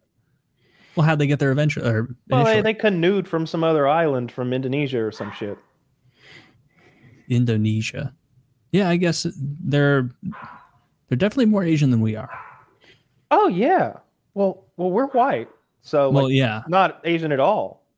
But I mean, if they were to go to like the Philippines, they wouldn't seem as Asian as them, right? I can hear you, little Murphy. I don't really think of the Hawaiians as necessarily Asian. They look no like Polynesian's kind of its own thing. Because you think of the Asians as like lithe, small, shorter, good shape, live a long time. I don't know if I don't know if the Polynesians were fat and like disgraceful looking like that before we introduced things like Spam to their culture. My perception is that because they are on those islands that are just true food deserts, that they had to survive on probably things like Spam for a long time. I know that we did that to the Native Americans in some way. The food that the government would give the Indians that we put on the reservations was like really shitty food. And so that contributed to why they have so many health issues now. Because they eat this fried bread with government cheese or some shit. Like that can't be good for you. Fried bread? With government cheese. That's great for you. Just no nutrients at all. Yeah, it's literally donuts and cheese. That they're living on, and I think this Polynesians probably did a similar thing because they all look disgusting now, except for Tulsi Gabbard. She's pretty hot, but most of them have that fat, pineapple-fed, like big old melon head, like that Moana looking thing. Like what's the Rock's character from Moana? What's his name? I don't know. I haven't seen Moana. Maui, very creative. Wow, someone should be fired for that. Maui. Christ. Yeah, a little racist. Well, I mean, The Rock escaped it. He's Samoan. He's half something else though. I think his dad. Is he black? His dad looks black. His dad was a wrestler too, but he fought as I think Rocky, or something like that. But his mom's black and his dad's Samoan, I guess, or something like that. Well, his dad didn't look Samoan; he looked black too. But in any case, I look forward to The Rock finally not being able to be big anymore and his career failing. Why? What do we hate? I don't know. Everyone hates The Rock now. I hate I just never liked The Rock. I just like, what does The Rock stand for? You know what I mean? Other than being like not a great actor, why do you dislike him? Well, I just don't think he has any like redeeming qualities. Really, he's just he seems so fake and milquetoast with his big fake smile and his steroids, and I just don't think much of him and at all. All of his movies are the fucking same. At least Schwarzenegger would like put on a different shirt when he made a different movie. You know what I mean? Like there's this image of The Rock wearing the same dirty, sweaty wife beater with a shaved head in the jungle, and they're like, "This is 4 movies. This is 4 different movies of The Rock and a sweaty wife beater in the jungle." You know what I mean? Like he's got 0 range. I can't. Schwarzenegger had range. I don't think it's fair to say he just changed his shirt. I mean, he was Iceman and Batman. He was a comedian and Kindergarten Cop, and of course, Commando and the Ice Age. I've come up. Terrible, so terrible. You didn't like him as Dr. Freeze? Mr. Freeze. I think you're underselling him. A little respect on his name, Kyle, would you? I mean, it was an honorary degree, but still, be respectful. No, that was a horrible movie. But I do like Schwarzenegger, and he has made some. Yeah, these are 5 separate movies. Like, oh my god, he's so enormous. Look at his size change over time, though. Like in the bottom picture, his forearm looks like it's going to explode. He looks like a cartoon. Like those are the forearms you give a cartoon character. You think he's natty? I think that he is so full of drugs that his heart's going to pop in the next 15 years. But isn't he old? Yeah. He's just he's getting there. I just don't think he's got much more. Oh, there he is. It's too scary. Right? Yeah, I guess that's range. I would guess 52. Yeah. Yeah, he's 52. So, and he's also 6'5". But I feel like 6'5" is below that. And that's also a Hollywood height, so who knows? But maybe that's below the height where you start getting into dangerous territory. Seems like 6'8" and above is where it's like, you're not long for this world. I saw Schwarzenegger the other day. He can barely walk. He's kind of hobbling. Yeah, he looks pretty bad. How's he still kicking? Has he had a heart transplant? Because he's old as shit, and he was abusing horse testosterone. He had a heart surgery 15 years ago, 20 years ago, and they took these embarrassing photos of him on the beach afterwards, where he's all deflated. But then he got back into movie quality shape and was the Terminator again, at least one more time after the heart surgery, and looked okay at it, and did more action stuff. But now, 2025 Schwarzenegger he's a very old man. He looked like he had a pretty, maybe his hips or something. Like he had a hard time walking. He's got this crazy. He's got a good security team now. Thankfully, I remember he got kicked at this basketball game one time. He was at a high school gymnasium doing something with kids, and some asshole came out of the crowd and drop kicked Schwarzenegger. And this is when Schwarzenegger's 70. This is 2012. Oh, I remember that drop kick. This is 2012. Damn, so this is 13 years ago, and they are. Schwarzenegger was cool about it, right? Yeah, well, security scooped the guy up, and Schwarzenegger's always kind of cool about that. I remember when he was running for governor, and someone hit him. Someone egged him. He's in front of the press and this big mob of people, and he's like, "Hey, Governor Schwarzenegger," and somebody hits him in the head with an egg, and he goes, "That person hit you with an egg. What do you think about that?" And he's like, "I think that guy owes me some bacon." Ha ha! Kept moving, and it was like, "Oh, it's good. How did he do that so quick?" Yeah. Yeah, I mean, if those would be good death pool picks. Did you watch the beef between Mikey Mesumisi and Gordon Ryan? Are you familiar with this at all? Yeah, I know all about that. Yeah. I had a good time. So here, Zach, can you pull up a picture of Mikey Mesumisi? Here's how you spell his name. I'm sure I'm pronouncing it wrong. Not that big. I bet you'll see him. Oh, wait. Okay. So I am just now realizing that I thought these were different people, but now I know who these people are anyway. These are 2 different people that I also know. Mikey Musumisi or whatever. He's the little guy who only eats pasta and pizza. Yeah, he eats 1 meal a day at 11 p.m. and it's pasta. Yeah. And wait till Zach pulls up a picture of this dude. And he's a jiu-jitsu champ, world champ, right? Yeah, so 1FC has just a jiu-jitsu league. It's an MMA organization mostly, but they also have a grappling league. And this guy is one of their champions. If you hear him talk, he is the nerdiest nerd to have ever nerded. But he's I think that's super cool about him. That's who he is. He's so ripped up right there. He looks like this all the time. And his diet looks good. Not replicable. Look at his chest. Pasta at night. Yeah. Anyway. And then Gordon Ryan, grab a picture here. Actually, I want you to show damn, look at those delt connects. Look how his delt connects, how low it goes. Check out this guy. Now, this guy is probably the best Brazilian jiu-jitsu guy to have ever lived. And he is on steroids out the wazoo. This, like, the guy we're looking at now is natural. The other guy is not. And Mikey is always like, I get that he's a champ. I get that he's great, but he does so many steroids. It's hard to compare him. And he's like, look at this guy. Look at him. He looks like he's 40. He's 29. He's 1 year older than me. Well, he colors his hair, to be fair. 1 year apart, those two. He dyes his hair gray? He dyes his hair white like that.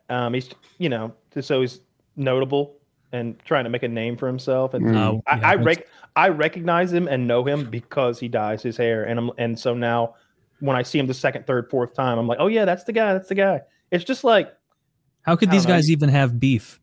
The guy in the middle is 134 pounds and the gray-haired guy is 240. So the guy who doesn't do steroids was just kind of like, when you're ranking the all-time greats, it's hard to rank the steroid people. And he took great offense to it, called him a rat. He's like, I am a rat, but look at me. I'm 1 year younger than you. Gordon Ryan's nickname is the Felcher. The Felcher doesn't. That's what it says. It says other names, the Felcher. That's probably somebody being mean on Wikipedia. Someone being mean on Wikipedia. That's why his beard is white. All right, that's good. Funny. Okay, I like that. No, I mean, he's got a good point, but I don't know. I definitely feel for somebody who doesn't want to do steroids but loves to compete in their sport of choice. It's like, I don't want to do that to my body. I totally understand that. And especially for someone like that Mikey guy who's clearly got some sort of alternative views on health anyway. I think he also eats pizza maybe, but it's like a carb diet. It's crazy what he does. It's wild. I like Tom Aspinall's thing on it, right? He was talking about John Jones. He's trying to get a fight with him. And basically he's like, guy's on steroids. Like it's hard to rank him as the all-time best when he's been busted for steroids so many times. And they're like, well, what about you? Do you do it? And he's like, no. He's like, well, would you do it? He goes, oh yeah, absolutely. When I retire, I'm going to get on TRT for sure. You feel better, you do better. Everything is great. But right now I'm competing as an athlete and you can't do steroids. I was like, God, I got to like that. Yeah. Is he battling against other steroid guys? Yes. I mean, it says he's 157, 9, and 3. That seems good. Oh, is that really Gordon Ryan? That's Gordon Ryan. He's very, very good. I saw him wrestle one of the world's strongest men. I wish I could remember this. They look the same to me. Everyone looks the same to me. And but it was like, obviously he was winning. He beat the world's strongest man at Brazilian Jiu-Jitsu, but he wasn't giving up that much strength. Because he's super duper strong. He's real functional strength. He competes in a weight class. He's strong. But none of these guys do UFC, or at least not yet. Right? No, they're not. They don't specialize in getting punched in the face. Yeah, there are a lot of guys punched in the face.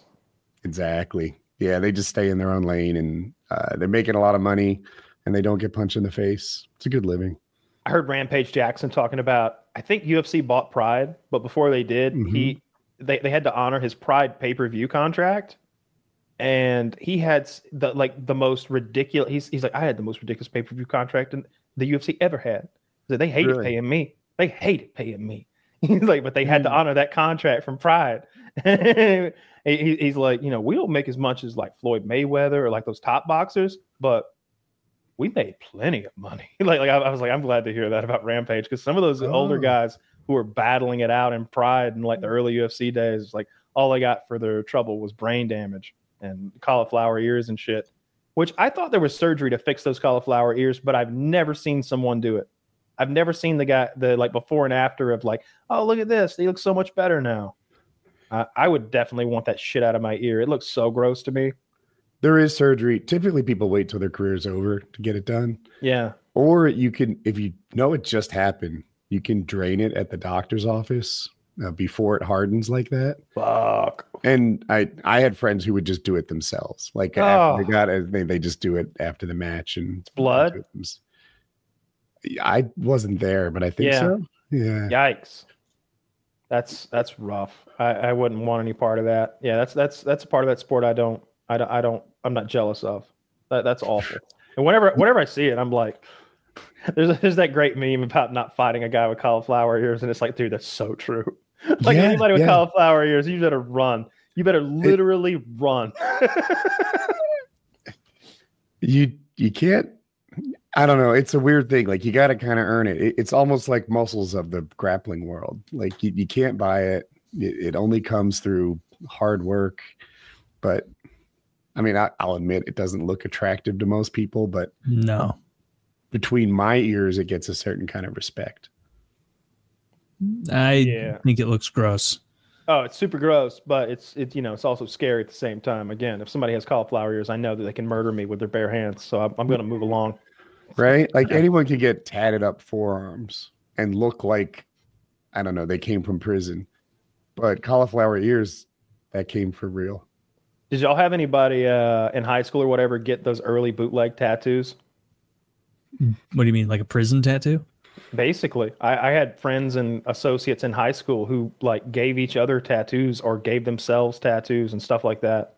Maybe like were they one good idiot, at all, or were they like specifically just words? They were bad. They were bad. They were. It was basically like letting someone stab you with a pen. It's like letting a student whose penmanship wasn't good enough to pass penmanship carve something into your flesh that lasts forever with a gun they made out of an old VCR. It's nonsense. Is the VCR thing true or an exaggeration? Yeah. You use it's got like the spinny part. I think it's in a VCR or something like that. The spinny part is put on a what do you call it? Anyway, it turns the spinning motion into a back and forth reciprocating motion, a flywheel, I think. And so they make them out of those, out of little recording devices that have a spinny thing in them. My cousin did. My cousin had a tattoo gun he had made himself, and he gave himself tattoos. He gave himself stupid buy them on tattoos. Amazon now. Well, not in 1994, you couldn't. Right. Or whenever the fuck it was. I just remember he had the worst tattoos. And then when he grew up and he could buy professional tattoos, he'd come back with a new one, and I'd be like, how much thought went into this? like None. It looks. I don't know what took less time, you thinking up what you wanted or him carving it into you forever, because Jesus Christ. I think I want a whale in a top. Done. It's like, that would have been, finish the description. That's quirky. Oh, that would have been great. He's got like across his belly, like Gothic letters that say outlaw across his whole belly. Oh, that's brutal. Yeah, it's rough. It's rough. Sounds like girl repellent. Oh, they love it. They don't give a fuck. I'm telling you, there's like women just don't care. They just don't care, or they're not observant. Women wouldn't like that. For sure, but not the kind that he's after. And then he's got like one that's like. Now I'm never gonna show you my tattoo. It's like an eagle bursting through a Confederate flag or something, screaming on his shoulder. That's better than lower belly outlaw. Oh well, they're combined, of course. You can't have one without the other. It's trickable. Do you guys remember in school? There's more. How people would put like salt on their hand and then put ice on it. Yeah, like give themselves like a burn.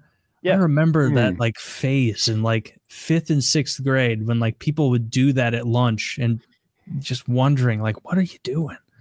Like, why? Like, what's cool about this? Bunch of surfers that I forget what they burnt into their deltoids. It was like logo or something. It was like locals only, go away, or I forget what it stood for. But it's weird. All the coolest surfers had these, and I wasn't invited into this clique. And I wonder if I would have burned it into myself had they liked me. Oof. You dodged the burning bullet there. You're right. Do you know what if they had like a brand? Or it was a brand. Yeah, they'd make a fire under the boardwalk, heat up the brand, and do it right there. Shit, that's hard, dude. That's hard as nails. There'd be that one guy who flinched and his says "La Go Go." Do you remember Ryan Dunn's ass from like Jackass 1? Yeah, he's got a swarm of dicks. That dick-shaped brand. Have you seen this, Woody? Bam Margera was doing his like side mouth talking thing where he's like, and now I'm gonna burn my friend's ass with a dick, and then he like heats up this dick, and Ryan Dunn's like ass out, just being like, just hold it, get it in one, just get it in one, just do it, do it. He's like heating it up more. He's like, it's hot enough. It's like way too hot. And then so he like he goes like taps him like 3 times, and because Ryan Dunn keeps like jumping away from it, and he's like, stop jumping, and he's like, just do it, and he presses it down for way too, like, when you're branding someone, it really doesn't, you don't hold it down like a cowboy movie, like it brands you rapidly, and he like held it down and like killed a bunch of his flesh, and then the next day he showed what he looked like, or maybe it was Bam's ass getting fucked up. I think it was actually Dunn doing it to Bam. Done. But they showed, and it was a whole swarm of dicks all over his ass. No, because really? he kept tapping it. They were like they were touching. It was like dick. It looked like the NBC Peacock logo. It was you can't show this, but this is, it was Bam. Yeah, that's great. Dude, hope he's doing good now. Those parts of Jackass never appealed to me at all. Like I would skip through all the torture. I just wanted to see them do like jumps and stunts. I want to see them in shopping carts and on rollerblades and in cars and swinging through windows and jumping off bridges. I don't want to see them getting paper cuts or getting their dicks bitten by snakes or any of the other things. You didn't like the indie trip? No, where that one guy, like Aaron McGee, was like, he's like shaking. He's so nervous. He's like, I'm sick of this. I have to lay on a fucking bed of rusty nails in India. I like when he shit in that. They have on the rusty nail bed in India, and then they put snakes on him, and then a bunch of Indian guys in diapers are playing that snake charming song. That didn't make you laugh? That's hysterical. I love that kind of shit way more than what I didn't like was the one scene of any Jackass that I still turn off or like will fast forward through because it's too gross is when they put Preston, the big fat guy, in that saran wrap suit, and then they had him run on like a treadmill until his sweat like filled a cup, and then Steve-O drank it. That was horrible. I didn't like that. I liked when they fake kidnapped the guy. They glued all the pubes to his face first, and they told him that he was the one pulling the prank. They're like, you're going to be a terrorist and you're going to prank this other guy, but the prank was on him the whole time. They lock him in the trunk with that pube beard on, and they super glue the pube beard on, and it's like, that's such a good prank. And it's everybody's pubes. Like the whole cast and crew gave him pubic hair, and now they're super glued to his fucking face. I like that. And then at the time, I loved when the one guy shit in the department store. He went into a department store and he shit in like a display model toilet. And to me as a kid, like, that was hilarious. It was funny. The poop ones were never as compelling to me. I liked when they fucked with wild animals, and then the animals would not even fucking with the wild animals, but just like getting close to a wild animal and letting the animal fuck with them, really, because it would often go wrong. That was more of a Wild Boys thing than a Johnny Jackass would fuck thing. with the bulls a lot, and he got knocked out at least once really bad. I thought about your grandpa yesterday. I saw this rodeo clip, and the guy was, I think it's called bronco riding, when you're riding the horse that's crazed. Yeah. And so he's riding this crazed horse, and he gets thrown off of it, but luckily he's near the edge of the arena, so he grabs onto that, and then the horse kicks him in the back of the head, and you see his scalp lift up off, and you see like red flesh underneath, and then the scalp flaps back down. At least it's okay. Oh, good, it's back. It fell back by the rules of Bugs Bunny, you can just walk away from that unscathed. Yeah, it was on. And like your scalp bleeds a lot. Oh, dude. Yeah, I would say so. It kicked it off the back of his fucking head. I didn't watch the whole video, but I'm sure he was knocked out. Man, I'm surprised if he fucking lived after that. You always hear about people that got kicked in the head by a farm animal and now they're like retarded. Like he got kicked by a donkey when he was a kid. Don't talk to him. He smells. Be something. That's what happens to Lenny in that movie you've only described to me that I've never seen. Of Mice and Men. I've also never seen it, but I've seen so much media around it that I've seen it. You know what I mean? Yeah. Like it's got Lieutenant Dan in it, Gary Sinise, and it's got John Malkovich in it playing Lenny. It's based on the novel. And, you know, he's got this big tard he's walking around with in the Depression era, I think.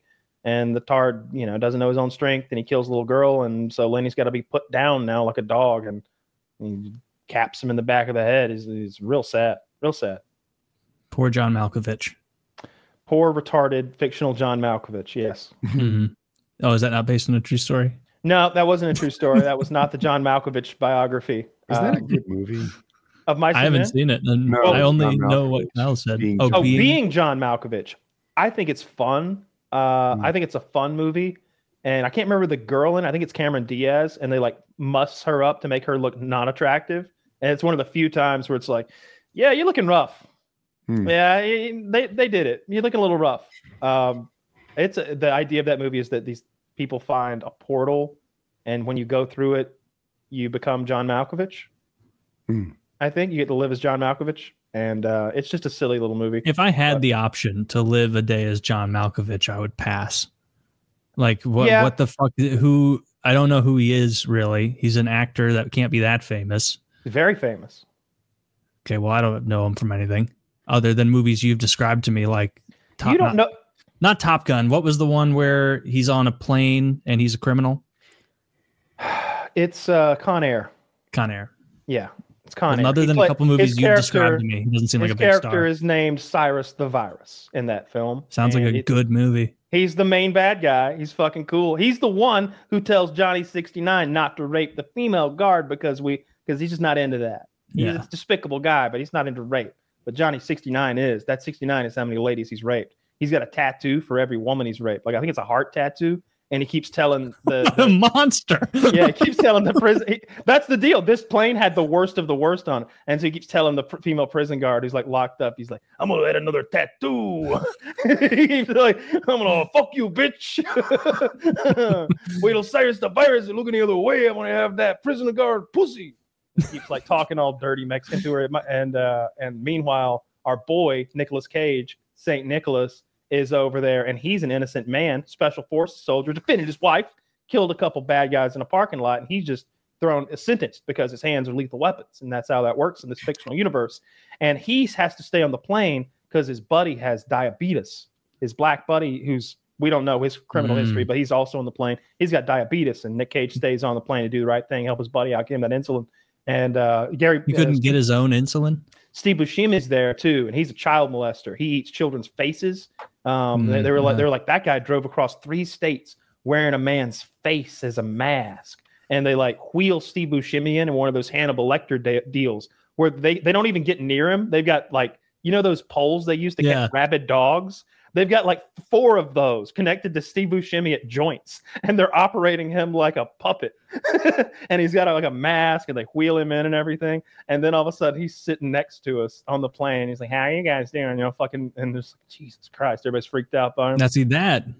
Now, if there were an option called being Steve Buscemi, you do that. I'd live a day as that because he's an actual good and famous actor, not like this other whoever his name is. It's Malkovich, John Malkovich. John Malkovich. Yeah.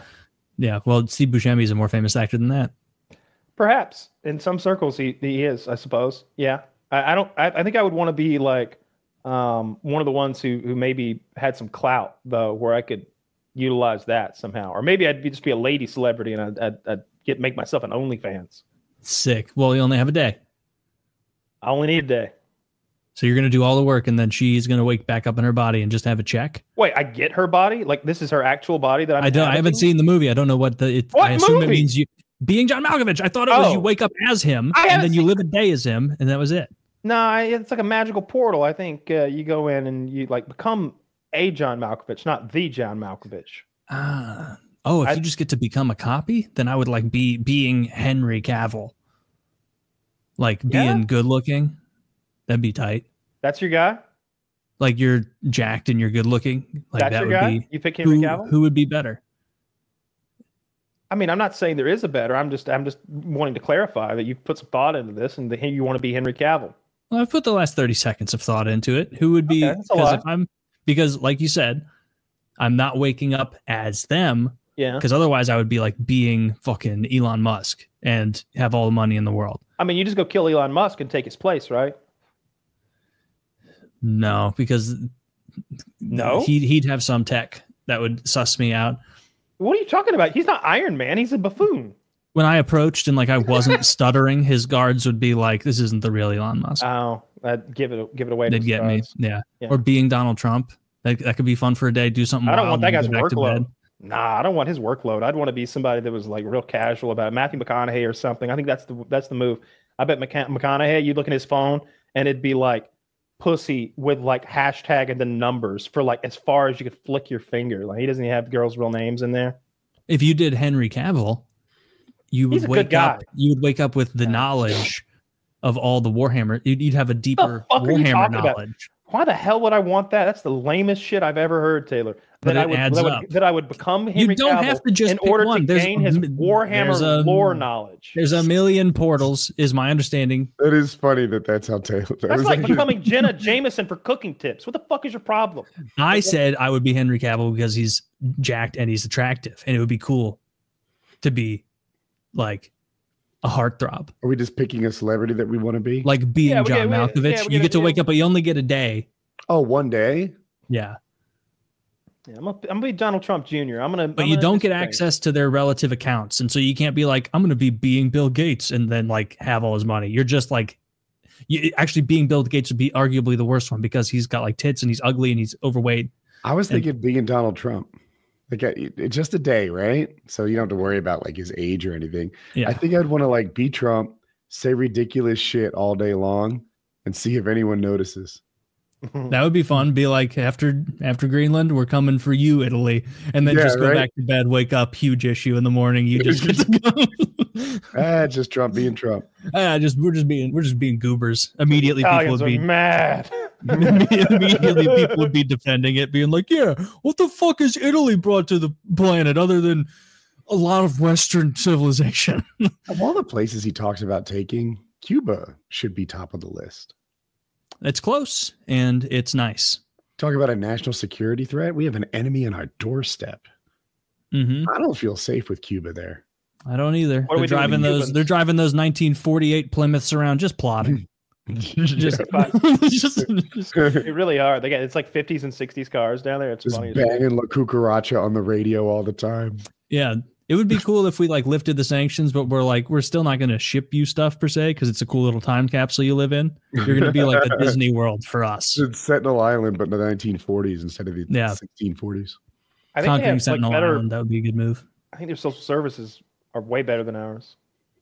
Their what services? Social services. I think they healthcare. I think they make more doctors there than we do. I think by most measures of a society, things are going pretty well for them. The U.S. healthcare thing is really messed up. Every day I revisit that decision to kill the CEO, and I'm still okay with it. Yeah, I'm okay with it. Yeah, I don't care. That guy seems like a scumbag. That company seems like it does scumbag things. Yeah, they just lost a court case for like hundreds of millions of dollars for like falsely selling supplemental plans people didn't know they were buying, taking advantage of customers without knowledge. Yeah.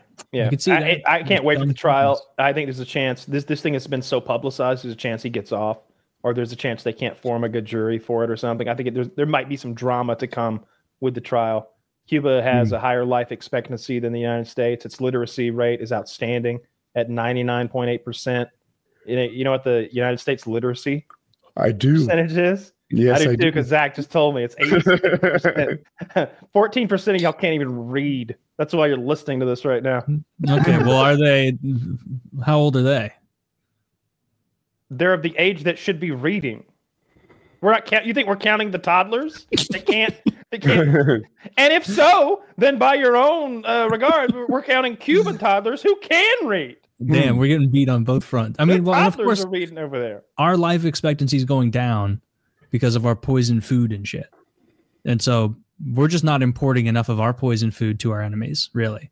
How about we start exporting, correct. How about we start exporting like Fruit Loops to Russia. This is genius. Taco Bell has chicken nuggets now. Do you know that? Despicable. You probably tried them, didn't you? Dude, those chicken nuggets are good. Let me tell you. No, they're not.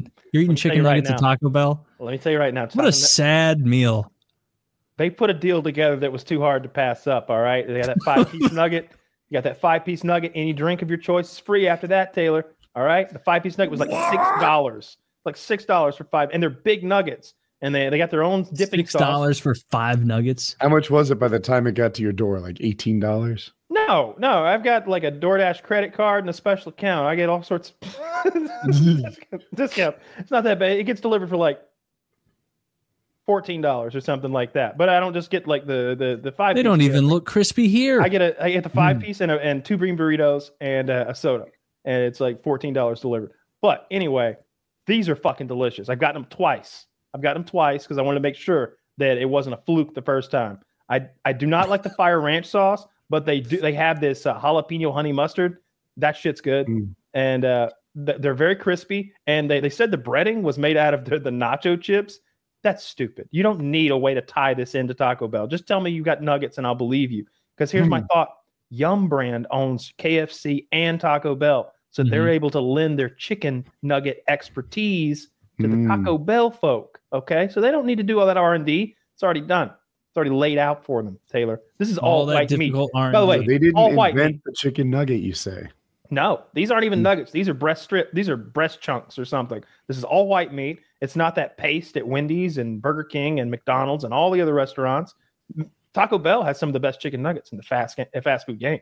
There is no way that's true. He's selling it to me. I'm buying it. They're better than. Are they better than Chick-fil-A? Are they better than Raising Cane's? All right, Raising Cane's isn't good, and Chick-fil-A is the highest tier of chicken. Chick-fil-A is the highest tier of the fast foods. I agree. But at least with Raising Cane's, which isn't a choice of mine, I would never be like, yes, I love this. Like, you can tell it's a piece of meat. I'm just letting you know, Taco Bell has some good fucking chicken nuggets. They are not trash. They're not garbage. Their breakfast is, have you ever seen Taco Bell breakfast? They have like a Crunchwrap Supreme full of sausage, egg, and cheese and shit. Yeah, I don't like it either, but they've got nuggets. So I had to people that work at Taco Bell are like, it's like they bonus them out for being rude. Like they're just not like, you go to Chick-fil-A and they're like, a hand job while you wait. My pleasure. And then you go to Taco Bell and it's like some felon yelling at you. Hey, I'm with you mostly, except I feel like everyone at Chick-fil-A is a virgin. So some cool guy raised his voice a little. Chick-fil-A has it's their hiring practices. That's why you get that. Chick-fil-A hires attractive white kids who are 17 to 23 who say yes ma'am and yes sir and wear khakis, and that's about it. The people at Chick-fil-A look like they only use the missionary position. Oh yeah, that's who I want serving me food. Yeah, dude, I want some Mormons who are into soaking to touch my food and be dealing with it. I don't need any deviants. Yeah, that's right. I don't need her dialing the devil's number on her bean down there in between fries. Okay? Certainly not. No, actually, sir. you're selling me on it. I might like maybe a little. Yeah. You keep knocking on the devil's door knocker down there. He might just answer the young lady. I might get some Taco Bell then. Yeah, I missed that little dog they had. They said it was politically incorrect, but I like that little fellow. Remember? The little Chihuahua. Yeah, little that's Chihuahua. Not politically incorrect. That's there's why a whole region of Mexico called Chihuahua, and there's thousands of murders yearly. Yeah, but it would come out in the Taco Bell commercial and wearing a little hat, a sombrero, and it had one of the Mexican scarves on, those little throw things, and he'd go, "Yo quiero Taco Bell." Yeah, that's fine. That's a celebration of culture. They canceled that dog like 30 years ago, dude. Dude, the dog just died, and they didn't want to deal with another one. It was probably a shithead dog. You know how easy it is to replace dogs? You ever watch that show Sabrina the Teenage Witch? Actually, you're a Bulldogs fan. You would know this. You've seen a lot of iterations of that guy. They just get another one. They just add a Roman numeral to that bitch. He's like the Super Bowl. You don't even know after a while. Wait, which one are they on? Probably 37 or some shit. Like so many. Like first of all, Bulldogs don't have a long life expectancy in the best of scenarios. Mm-hmm. This is, and I mean, they're moving this thing around the country. They keep him in a genuinely refrigerated doghouse that has flaps that close. He's in an ice box during the games, so he doesn't die. I know people who have puppies that are like UGA descendants to be like that. Those are UGA 4's babies. That's and Denise, she's got one of UGA 7's babies over there. That's Charlie's dog. Do you pay extra for an UGA baby? Yeah. This is so funny. The genealogy of UGA namesakes, and then to the side in this table, it's all of them, and then the win-loss tie record associated with their lifespan as the UGA dog. They let our boys to many a championship. That's the dog you want. You UGA 11, UGA. Your current UGA 11, 24-4, 857 win percentage. UGA 10, 91-18, 834. The worst performing UGA was actually UGA 1, 523 win percentage. Probably for the best. What year was it?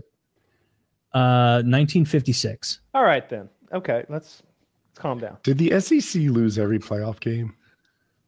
I have no idea. Mizzou was not in a playoff game. Well, let's just do bowl games. Did you win your bowl game? Mizzou won their bowl game, yeah. They beat Iowa or Iowa State, whichever one. Yeah.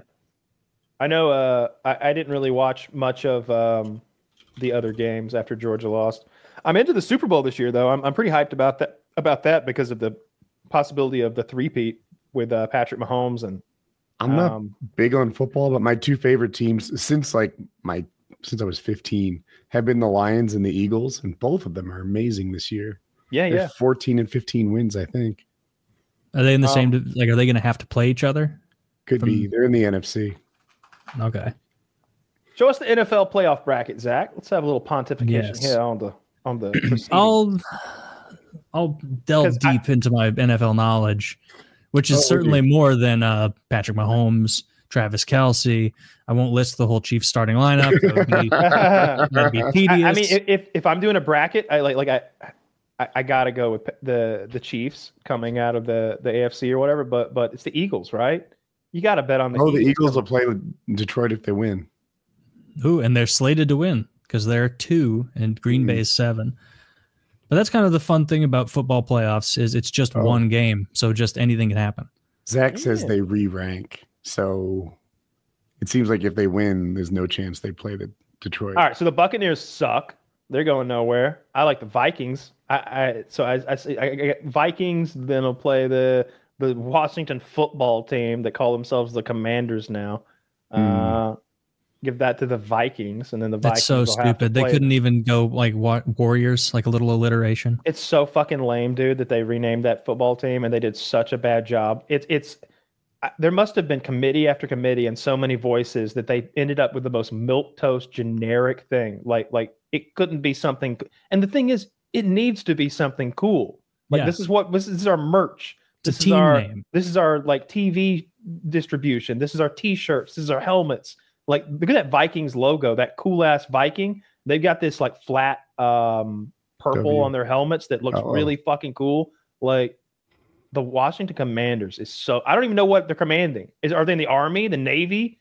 Like you know what I mean? Yeah. I have no idea what that means. Is it supposed to be like George Washington was a commander? Oh my god, I don't know. I hate it. I don't like it one bit. Buccaneers is tight. Being a pirate, sick. Eagles. That's cool. Eagles are nice. DC. But Washington, what? Drive-bys. Washington drive-bys? Are there a lot of drive-bys? All right, I guess DC is pretty dangerous, isn't it? I think it's a criminal hellhole. Most of Baltimore, right? If only they had like a classic name, like the Redskins. Yeah, I got it. Your Kyle pick here is the Eagles coming down and facing the Chiefs. Okay. Let's go. Although, as I'm sure you can see here, it's possible that you get Buffalo Bills versus the Lions. Have either of them ever won a Super Bowl? I don't think Lions or the Bills have ever won a Super Bowl. So you could get that. That would be pretty historic. Oh, the Bills are that team that, like, historically, didn't they lose 3 in a row? Or that sucks. There's a lot. That's poor fans of Buffalo. They've been through you know what? If the Chiefs can't win it and the Eagles can't win it, but I think Buffalo a couple years ago got to a playoff game or something, and they did that thing where they're like, "This is Ethel Merman. She's 97 years old, and she went to the first Buffalo Bills game ever. She's been to every game since, and her dream is to see the Bills win a Super Bowl." And she's over there waving her little pom pom.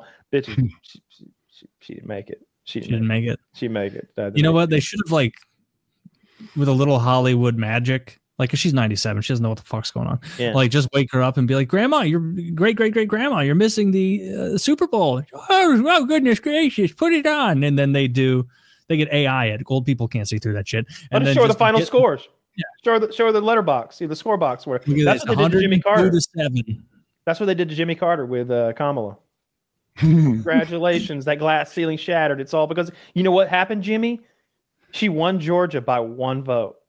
And she shattered that glass ceiling, and it was you, and the world is praising, and then his heart just bursts with joy right there, and that's how he bursts with joy. Or he reverted back to racist 1930s Jimmy Carter, and he like suddenly wasn't cool with the black woman being president. Oh, he forgets all the progressive stuff he learned. Reverts back to old timey. That nappy haired assistant. What? I thought that was your cleaning lady. Jimmy, stop it. You're on television. You don't talk to me, you big nose kike.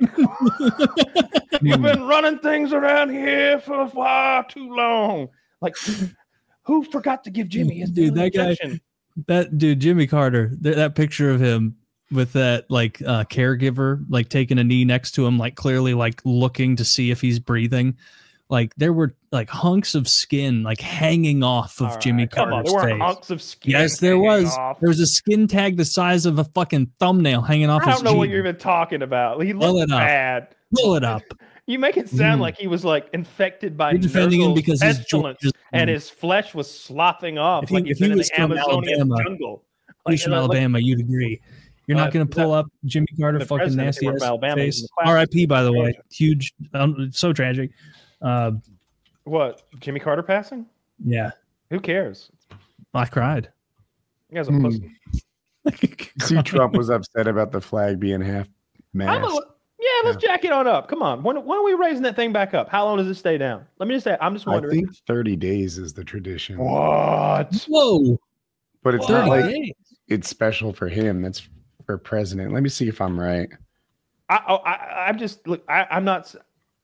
not mad because Trump's missing out on some flag bullshit, but I'm just like 30 days is a long time to keep the flag down. Like what other things do we take the flag down for 30 days besides the death of presidents? What if a Supreme Court justice dies? Do they probably like 9/11? It is 30 days. Yeah, but like other big tragedies are not that long, I don't think. Yeah, we shouldn't. I say reel them back up. New year, new president. All right. I think it's extremely petty and like to worry about yourself when this guy died. Out with the old and with the new. That guy lost to Iran. This guy's going to bomb him. It should be we were not doing war under Trump. If Trump wanted to go to war with Panama and Greenland and buy Canada, he should have mentioned that while he was running. Can I just say those are enemies that we can defeat? You're not going to go to war with any of them. Everybody else, the war on drugs, this vague thing that we can never win. War on Canada? I mean, they'd sign a treaty. It'd be over. Like that's the thing about fighting someone like Greenland. Dude, if we started a war with Canada at the beginning of this show's recording, it'd be done before I did ads. I think we could just go in there and like, couldn't we literally just like send SEAL Team 6 in like a Honda to wherever their leader lives? We don't have and like grab him up.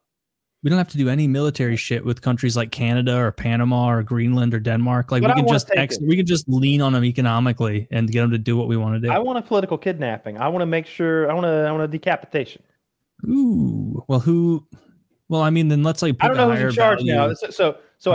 So I'm incredibly ignorant. You think they could get Canadian politics? I heard that Trudeau resigned as the Liberal Party leader or something like that, and I didn't understand the significance of that. Does that mean he is no longer prime minister, or does that mean he has relinquished some lower cabinet level type position within their government? I genuinely don't know. I have no idea. Have you ever talked to a Canadian about politics? They have no idea how their system works as much as they know how our system works.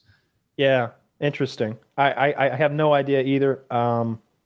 I saw that he was out of something, but I didn't understand what it meant. Looks like he's still the Prime Minister of Canada. but not for a but long. I think he's done. Like he's out of time. Retired. Even the election is this year, I thought.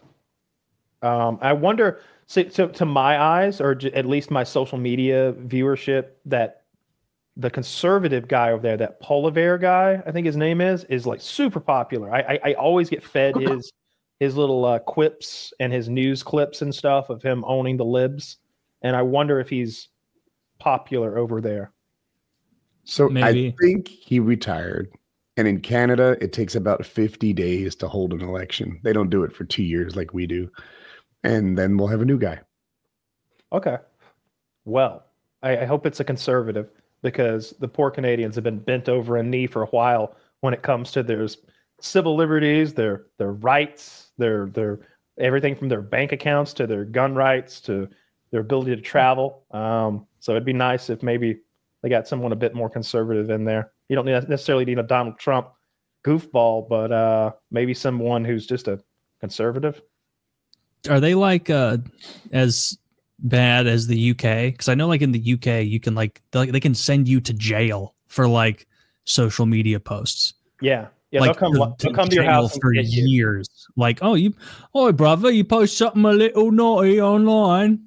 Time to go, and then they fucking take their no gun having asses. I saw a video of that happening. They're like, "You're under arrest for your Facebook post on March 1st." You're like, really? What the hell? What is this? Yeah. That's right. Yeah, that sucks. Hopefully that's not happening in Canada too. I think he was inciting violence or something. Like he says, someone ought to go down there and break their kneecaps, governor, or something like that. And but I don't even know. I remember when our what's his name got locked up for teaching his pug to salute in a Nazi type way. Yeah, he was on our show. I liked him. Count Dankula. Yeah, That's I his watch online his moniker. Yeah, his channel's great. He makes fun content. Yeah, he's a funny guy. I tell people about that all the time whenever they talk about, I don't know, censorship or trusting certain people with too much power. I'm like, they arrested this guy because his dog saluted on the internet. Like, they arrested him and put him in jail. You know, like that's the other end of it. He did like interviews at the time when that was going down, and they're like, "So what were you trying to say with this?" And he's like, "Well, it's kind of funny, you know, to have that. I'm Australian now, but I taught a pug to do like a really awful Nazi thing." It's like, yeah, it's a joke. It's funny. That is a funny joke. Say a word in your pug, like Sig Isles. That's funny. Yeah. I'm looking at this UK social media thing because it sounded wild to me. It looks like guys use social media to start a riot, and they threw rocks at police and such. So I don't know, to just say they're getting arrested for social media posts sounds like it doesn't tell the whole story. Yeah. Unless you have other examples where they just said, I think the government stinks, and got arrested for that. I saw some that was more akin to what you described second there. But I'd have to look. Yeah, I was like, really, for social media? And then, I don't know. Sometimes the right pushes this narrative that like Canada is a liberal hellhole and everybody hates it, and the UK is under, they have no freedoms. And I'm like, does this sound right? What's the truth? They definitely have less free speech than we do, and they can send you to jail, I think, for cigarettes are lame too. You ever see their pack of cigarettes? What are you doing over there? What are you trying to show me? Jesus Christ, not that bad. Anybody that hates on a good American product like Virginia tobacco, I can't get behind that either. Those pictures on their cigarette cartons are like black lungs and dying beds and shit, and it's like, fuck, that's awful. What if the menthol cigarettes have a dying black person on them?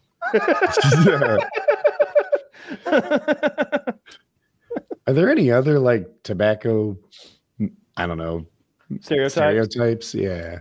Well, like cigars, most of the chewing tobaccos, I think of as like a white, blue collar kind of thing. Yeah. But snus, which I think is different than snuff. Snus is an even finer tobacco powder, the way I understand it, and you snort it, And that's like an old, it's an old Western kind of thing. Yeah, old white ladies would do it, and it's like a Western thing. And then you also see in the Western movies, I don't know if it was a real thing, but they'd have this bar of like tobacco and maybe something else that had been compressed, and they take a knife and like peel a slice of that off and chew that shit. It was almost like hashish for tobacco. But I can't think of any others other than is it Zin? I associate with like underage. I don't know if that's even a tobacco. Zin? Yeah. Yeah, Zin's nicotine, but it's not tobacco. It's a little pouch of nicotine that's flavored. I've seen anybody who does nicotine but can't physically smoke or dip because of their job, they go to that. Like I've seen Air Force pilots with their Zin up on the dash of their fighter jet.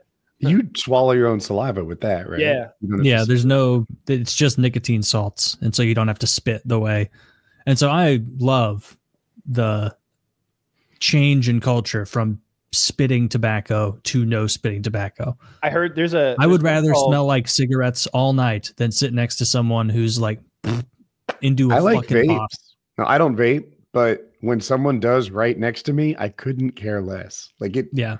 It is not a social problem. You can vape indoors. This smells so good. This is called, this is a Geek bar. I think the flavor is sour fucking fab, which is a stupid name for a flavor, but it's delicious. And the whole is that nicotine or is it nicotine. Drugs?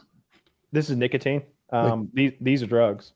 When you smoke cigarettes, you're imposing your decision on everybody around you. Yeah. That's not true with some of these other things. Yeah, as long as it doesn't stick. Like, I don't even mind. Like, I used to, when I was smoking flower more, like I would take bong rips in my living room. And I used to do that in my like apartments in college. They'd be like, no smoking in here. We'll know. And it's like, I had 10 people over here and we smoked a shit ton of weed last night and it's already gone. But if one person had lit one cigarette and smoked half of it in there, it'd be like, brother, like this is an issue now. Like I need to go buy a bunch of Ozium and like try and get this out of here. Like back in the day, I'd borrow my parents' car because I was just a kid, and they'd even have to smoke in the car. If a smoker sat in the car, now that car smells faintly of cigarettes. Yeah.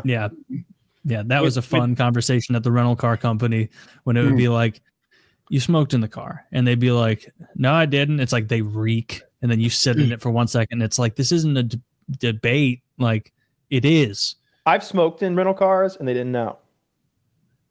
Or at least they didn't charge me, and you would think they would charge me if they knew. So I turn the AC off, get the windows down, and I keep it by there, and I make sure I'm blowing out the window every single time. Like I'm conscious as I'm smoking. I'm thinking like, this is risky. This is risky. I know I'm doing a dangerous thing, and I'm being careful about it. I went to Texas and I rented one forever ago, and I remember I got this piece of shit Honda.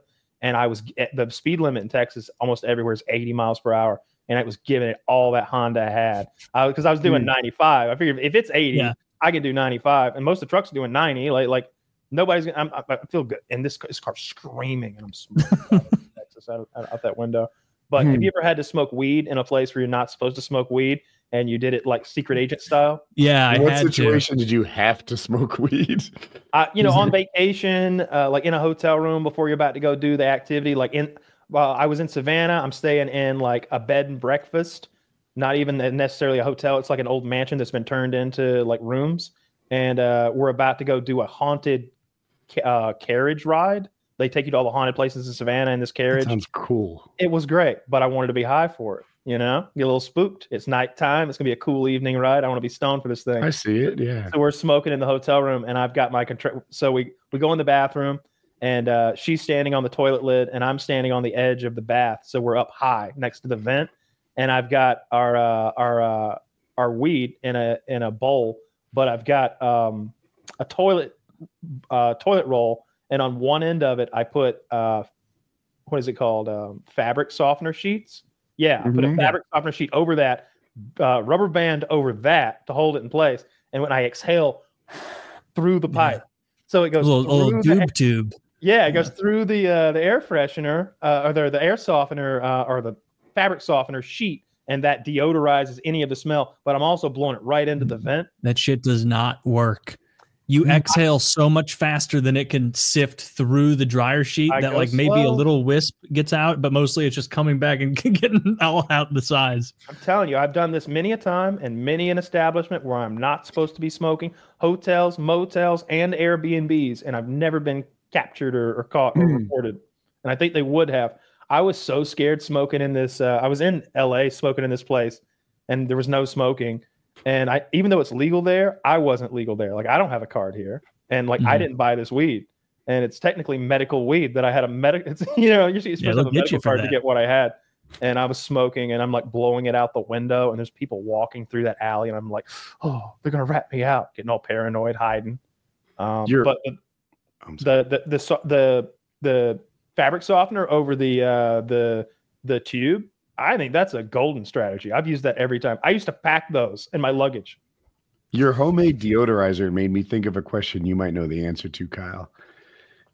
So somehow it made me think of a silencer. If you hold a pillow in front of a gun, does it do anything to make it quiet? Do you know? Yeah, a little bit. Yeah, but it's almost not noticeable to your ears. You know, it's like when you go from really fucking loud to really, really fucking loud. It's like, they're both loud. Yeah, I know. It's like that. Yeah, now there's feathers everywhere. And I guess it would depend on the gun. And also, if you're putting in a pillow, you can't point it now because it's in a pillow. Yeah, and I don't know how I'd hold the pillow exactly without. You got to put the pillow on the guy's face and then put the gun in the pillow, like in the Good, the Bad, and the Ugly, and just get him that way. At that point, just like a stabbing makes more sense.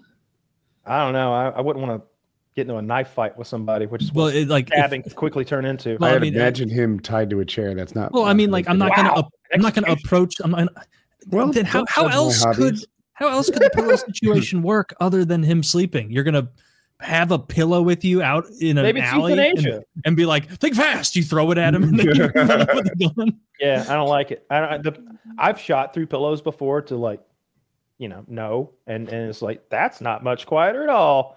That's what about the soda bottle? I think I've seen that somewhere. Yeah, so that works if you do it with a 22 and you attach it well. It will lower. I'm sure there's a test on YouTube with a decibel meter, and they even measure how many decibels it lowers it. But it's noticeable and it's worth doing. I've done it before, and I've also done it with take it up another level from that. Instead of a Mountain Dew bottle, let's use PVC pipe. And then let's encase like a small PVC pipe inside of a bigger PVC pipe and have holes that lead from the small one out to the bigger one. And that gap in between, let's fill that with steel wool to like absorb the sound and the pressure, and you keep building up and up. And eventually you're just making your own. I think I saw an attachment where you could use an oil filter. Oh, Does this ring a bell? You've seen this. Yeah. An oil filter has a very similar inside design to a suppressor, and that it's multiple screens with holes in them, but they're in a circle wrapped around, just like you would need kind of for the bullet just makes the hole out the other side. Yeah. So you I think you need an adapter to adapt whatever size an oil filter's threads are to whatever size the pistol's threads are. I think that's the thing you buy, and that's technically your suppressor. Your registered item is the adapter that goes between the two. Oh, you can't just buy that and be like, this is for photography? Nah. Oh, well, actually, maybe so, but it'd be kind of illegal every time you used it. I don't get that part, yeah. Certain things like that I don't know much about, because when I was considering them at the time, I had all the licensing where it's like, I don't care about any of the legality because I can just do it anyway. But yeah, that thing just the gun pops the hole through the other side, and you've got a decent suppressor. They're pretty quiet. Especially if it's 22. Well, I'll keep that in mind for all my future assassinations. Yeah. But the soda bottle thing works pretty good. I saw I think Marky Mark did the soda bottle trick, and to that Vietnamese guy, yeah. That poor Vietnamese guy, while he screamed. Well, I think it was a Korean guy that he hate crimed, but I could be wrong. But he did it in that movie Shooter, where he's like a super duper military. Oh, I've seen that. He's in the boat standing with the 22 rifle with the water bottle or the soda bottle suppressor, and he's taking those guys out from like pretty far away. It's a cool scene. Was that a 22 he was using? Yeah.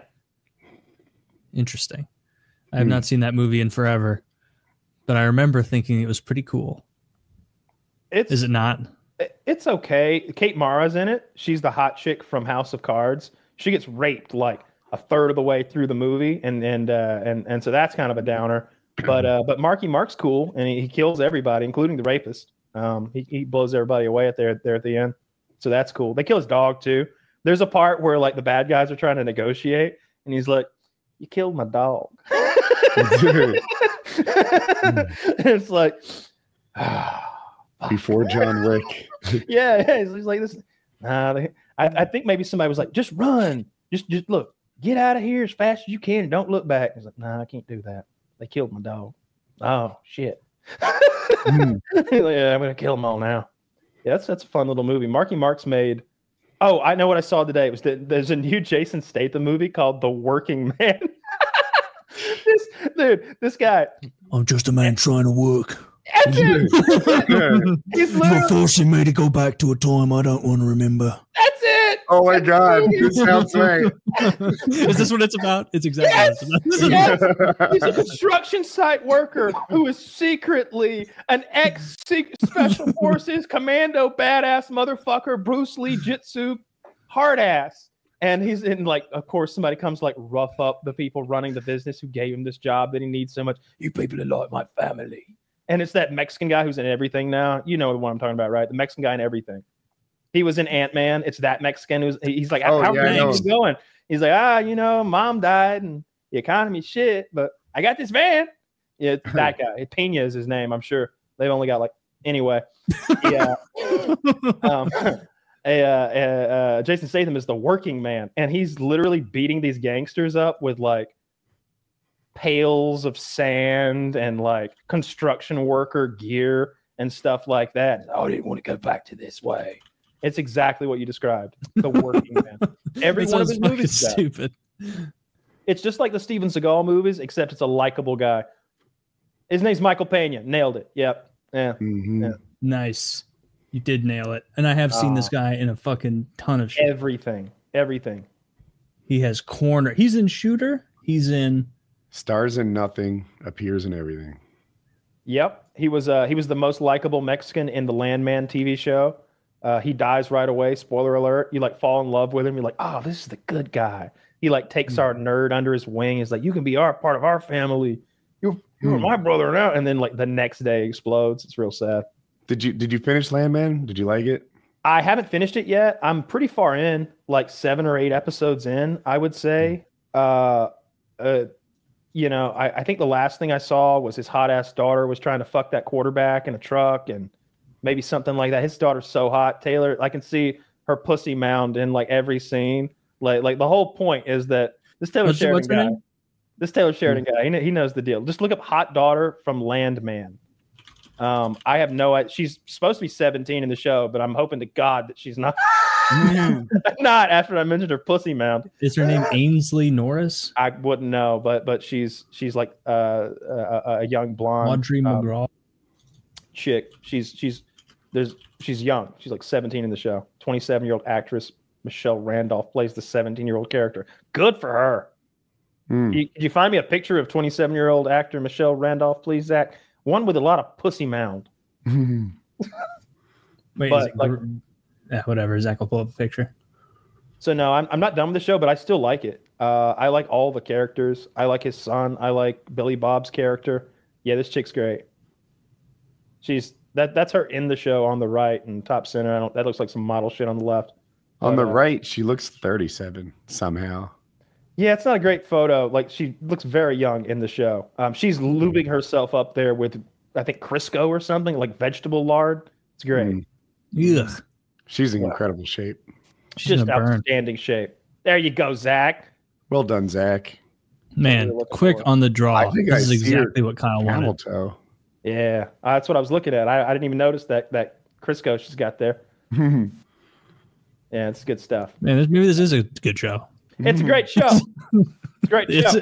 It's genuinely a fun show. It's like I like Billy Bob always just miserable and talking shit. He's fun. John Hamm just so stressed out. He's having his 5th heart attack trying to run this oil company, and just all the annoyances in Billy Bob's life. This girl being one of them. Like, she's living at his house, and all of his like lawyer and one of his roughnecks live there too, and they're constantly complaining. They're like, dude, you got to get him the fuck out of here, man. What the fuck is this shit? Because they're doing like twerk yoga in the living room, and it's just crotches thrusting, and this 65-year-old lawyer is like, there's so much liability here. I can't even explain to you what the lawsuits you're opening us up to. You've got to get them out. You've got to get them out of my house. And just everybody's upset because he's got wow. And because her mom, is that guy gay? Well, I think he's just more of a company lawyer who's worried about the liability of the whores in Billy Bob's house. But yeah, it's a good show. I like the oil man shit. I like the working man part. I like that Taylor Sheridan guy. He like gets it. He's figured the formula out. I like just about everything about that show. It's rare that a scene comes on and I'm like, this is the boring part. I like all the characters. It's good. And I'm genuinely like worried about the cartel and they're going to come and hurt somebody. Like it seems like there's sometimes a show doesn't have enough stakes in it. Like it's like, okay, let's say the bad guy comes here and he gets his way. What's the worst that'll happen? With Negan, it's like, I don't know. He might bash our brains out and slave our wives to sex slavery. Oh, well, that's awful. Yeah, that's what we're facing. All right, well, it's to the death then, huh? Yeah, it is. But he played for keeps. Yeah, you need a bad guy who plays for keeps like that. The stakes have to be there, or you don't care if you win or lose, right? Like that's why Game of Thrones was always good. I thought Jon Snow could die at any turn. I was worried about him. And then he did, and he ended up being fine. I don't want to talk about that. I don't do that. Do that. The Vikings show, you were right. I kind of just had it. The first season, like that's all I've watched over the last week is just every night throw on some episodes of that. First of all, there's so much more of that show than I thought there was. They're like fucking 15 episodes or 20 episodes of 42 minutes or whatever. And as soon as Ragnar dies, everything kind of goes off the rails. Well, they come get the revenge. They go to get half that show is revenge, and they've like gone to England for revenge like 4 fucking times. I like revenge. And they'll get to England and be like, I'm here for revenge. And then that smooth talking king will be like, don't you're missing the forest for the trees. You need to do that. And they leave like, oh, that guy's pretty smart. Ragnar turns himself over to the English and lets them kill him because he knows that his sons will come and avenge him united if he does this. And only that way can the Vikings triumph over the English. So he lets the English capture him, and they hoist him and they torture him and they hoist him in this cage and they beat him, and then they throw him in a pit full of vipers that bite him to death, and he dies a slow, painful death. And he's laughing at him because he knows what's coming. He knows his sons are going to come and like everything you do to me, they're going to do 10 times worse. And they do. They show up and they torture that king to death. I think they blood eagle him. I think they blood eagle their king. Yeah. They blood eagle King Aela, who's the king of Northumbria, but then they let King Egbert kill himself in a tub. Because Egbert was more of a friend of Ragnar's, but it was like he was wrong about his sons. They fragmented immediately. And I didn't like how Ragnar just like offered himself. It was just such a ridiculous final way to die. It was like such a jarring way for him to kill himself. It was like, okay, well, maybe he had like another gig and he had to go do a movie and he couldn't do the next season of Vikings because it just didn't make sense logically. Are you guys horny posting in chat? Yeah, a little bit of horny posting. You guys are fucking horny posting. No, the show isn't as good after Ragnar leaves for sure. That's what I always tell people. But I like the main son. The main son, like Bjorn the first Iron. one. Yeah, Bjorn Ironside. He's good. What a name! The guy's name is Bjorn Ironside. True, another historical character, by the way. You can Google him up, learn about his feats of strength. Ragnar doesn't appear to be like set in stone historical. He's more of like a legendary creature like King Arthur. Like I bet there was a king of ancient England that like was reminiscent of Arthur, and then he kind of became a legend over time. And he embodies a lot. Maybe there were a lot of kings, and Arthur is sort of the embodiment of multiple tales. But with the Ragnar thing, it seems like he's a little more grounded historically, although part of the saga tells that he slew a dragon. So you got to understand that that's in the saga too. And like a lot of apparent like Nordic areas would claim descendants from Ragnar Lothbrok or whatever, because he was kind of a king of lore, Not to say he was a totally fake guy, but yeah, like in the later seasons, even his sons, they'll be like, "That's Ragnar Lothbrok's son," and they're like, "Oh, I had no idea." I'm to the point now where like I'll like turn it on at night and like it's just that really nasty crippled guy being mean to people. And his name is Ivar the Boneless. Boneless. Ivar the Bone. So one of Ragnar's sons is crippled when he's born, and the thing to do is to leave him in the wilderness to the wolves. Ragnar can't do it. He's going to raise this crippled boy, and whether he likes it or not, but he raises him hard. He's like, you're crippled, like, you know, in a land of not cripples, you better be a bad motherfucker. And so this guy traverses with these spikes in his hands. He crawls on the ground into the bar with his spikes. Like he's so scary. He's so ruthless. And over time, they get him like some crutches, and then they get him some braces for his legs, and then eventually they strap him to like a horse-drawn chariot so that he can fuck shit up. Ivar is a real scummy piece of shit. Don't like him very much. He says he's God, or he says he's God. Like on the same tier as Thor and the Aesir, and so he's kind of a kook. I like Ragnar's ladies though. He's got like two bad bitches. He's got Lagertha, who's like Sporty Spice. She's very hot. She's very muscular, and she can fight with all the men. She's like a shield maiden of Odin or some shit. And then he's got this other big bitch. She's like 6'1", 6'2". She's an Icelandic supermodel in real life. She's so pretty, and she's like she's the crippled one's mom. Yeah, she's like hard to look at. She's so classically beautiful. She's like Lagertha is like immediately jealous. Well, yeah, he shows up with a new wife and didn't talk to Sporty Spice about it. Now he's got this 6'1" princess that he's like brought back to town. So Lagertha like takes her kid and leaves town and just divorces Ragnar. And one of the hardest episodes of the show, she's like, "Fuck you, fuck your shit. I'm taking your son." No, you won't take my boy. He doesn't even want to go with you. And it's like, fuck. It's just a good episode. I like the inner workings of his family life, but mostly I like the semi-historical, and whenever like a god sort of like touches the narrative a little, they don't have full-blown like God coming down and talking, but the Viking gods are definitely real in this saga, and they definitely influence it occasionally by giving people visions and foresight and sort of tinkering with things. There's definitely they spice that up with all the religions in the show, where like that magic tapestry when the French were defending Paris and all the Vikings showed up, and they were really scared, and the Vikings were clearly going to win because they had, you know, overwhelming numbers. And then that French princess was like, "This is the cloak of Saint Augustine. I take it to you, and you must bless it right now. I guess this is more Italian." And then like he blesses it, and then she goes and hangs that up, and it like gives them supernatural, you know, fearlessness and whatnot. And then other times like Odin like will do something, or at least they'll believe he did. And so I enjoyed that part of it too. It adds a fun angle to it, but it's a good show overall. It's just really the wheels have totally fallen off by the point I'm at. Really? Like I've seen the whole thing, and Loki is like in Iceland by himself, and then he like brought people back, and I liked and he was one of my favorite characters. He was always fun, and I liked that he was like Floki? It's Floki, yeah. And he was like, and Ragnar never appreciated him enough, because Ragnar would be like, "We're going to take over this city.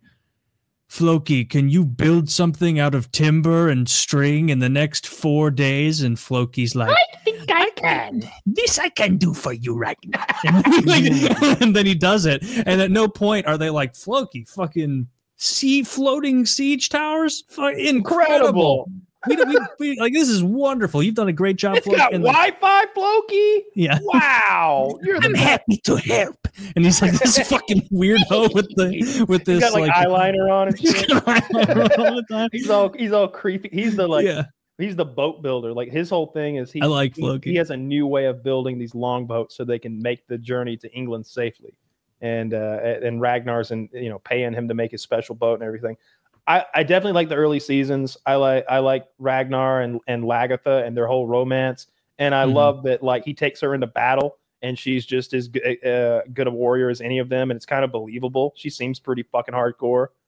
They all seem like their swordplay is good. That actor's Australian. I kind of want to see him in something else. I was disappointed by that. I wanted to see more like Ericssons and like that kind of name when I clicked on it. Nords. Yeah, true Nords. Floki is a true Nord. He's like some, Igor Havlicson or something. Isn't he? He might be the brother. He's from like one of those actor families where it's like a bunch of these Swedes who are all like 6'5". Yes, it's what's his name? I don't remember their names. I'll have it. Is Alexander Skarsgård? Yes, it's the Skarsgård brothers. He's one of the Skarsgård brothers. That's what it is. Yeah, they're all. Man, he is the ugly one, huh? Jesus Christ! Like Alexander. You got Alexander Skarsgård, and then his younger brother is the one who plays like It in the It movies. He's a really good actor, but kind of fucked up looking. And then that Floki guy, he's really fugly looking. Yeah, or at least he is in the show Vikings. Yeah, he seems pretty fucked up. No, I recommend that show to everybody. I think it's the best Vikings TV show. Where is it? It's on Netflix. Ooh. Yeah. Netflix is my number 2 service. Yeah, I don't know. I watch a lot of YouTube, honestly, and then after that, it's probably HBO. I go to HBO for news now. It has CNN, so I watch CNN there. And I don't know. I'm about to start Silo. I haven't started season 2 of Silo. I've been waiting. I'm sure it's all out now, and I've got some Landman to finish, and that's about it. I don't think I have any other TV shows. I'm a little ahead of you on Silo. I might be 5 episodes in. If not, it's 4. Something like that. You liking the season? My opinion of it is turning upwards a little bit, but it still moves really slow. My wife was talking about it. She got her haircut with her hairdresser, and he said the same thing. Like, it just moves so slow. But I'm interested in your take on it, because sometimes you're more tolerant of a slow burn. Amazon has a thing called Secret Level. Have you heard of it? No. So Amazon, it's kind of their version of Love, Death, Robots, I guess would be a good way to put it. It's a bunch of animated shorts, and each short is taken from a video game universe. So there's like a Pac-Man short, and there's a Warhammer 40K short. There's a Dungeons and Dragons short. There's a bunch of them, all taken from various universes that I suppose HBO or Time Warner or whoever's making the things have access to. But it was pretty good. I watched only 2 or 3 of them, but I like the ones I saw. And I miss content like Love, Death, Robots. There hasn't been much else like that. That was really good. Oh, I remember that.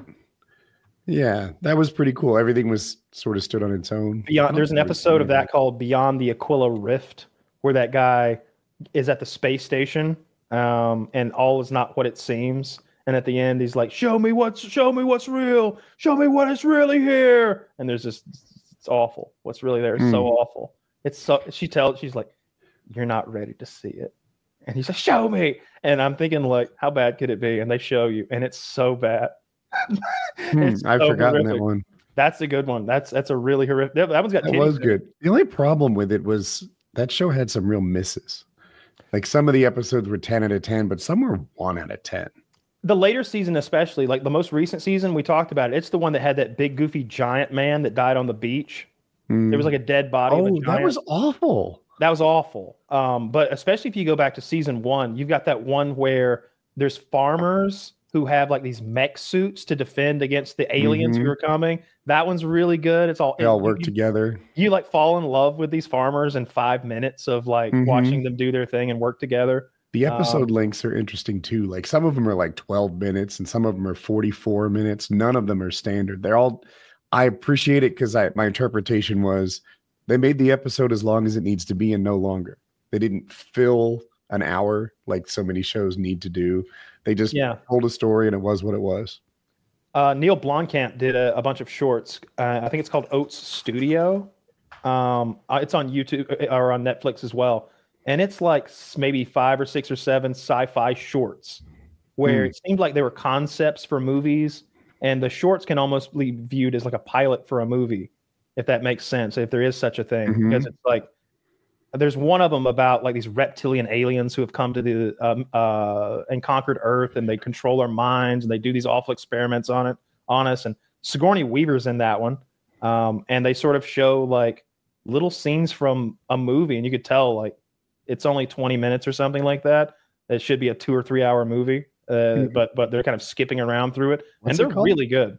Oats Studios or Oats Studio, and it's a bunch of shorts in there. There's one where there's this monster it's like all the people are stuck together.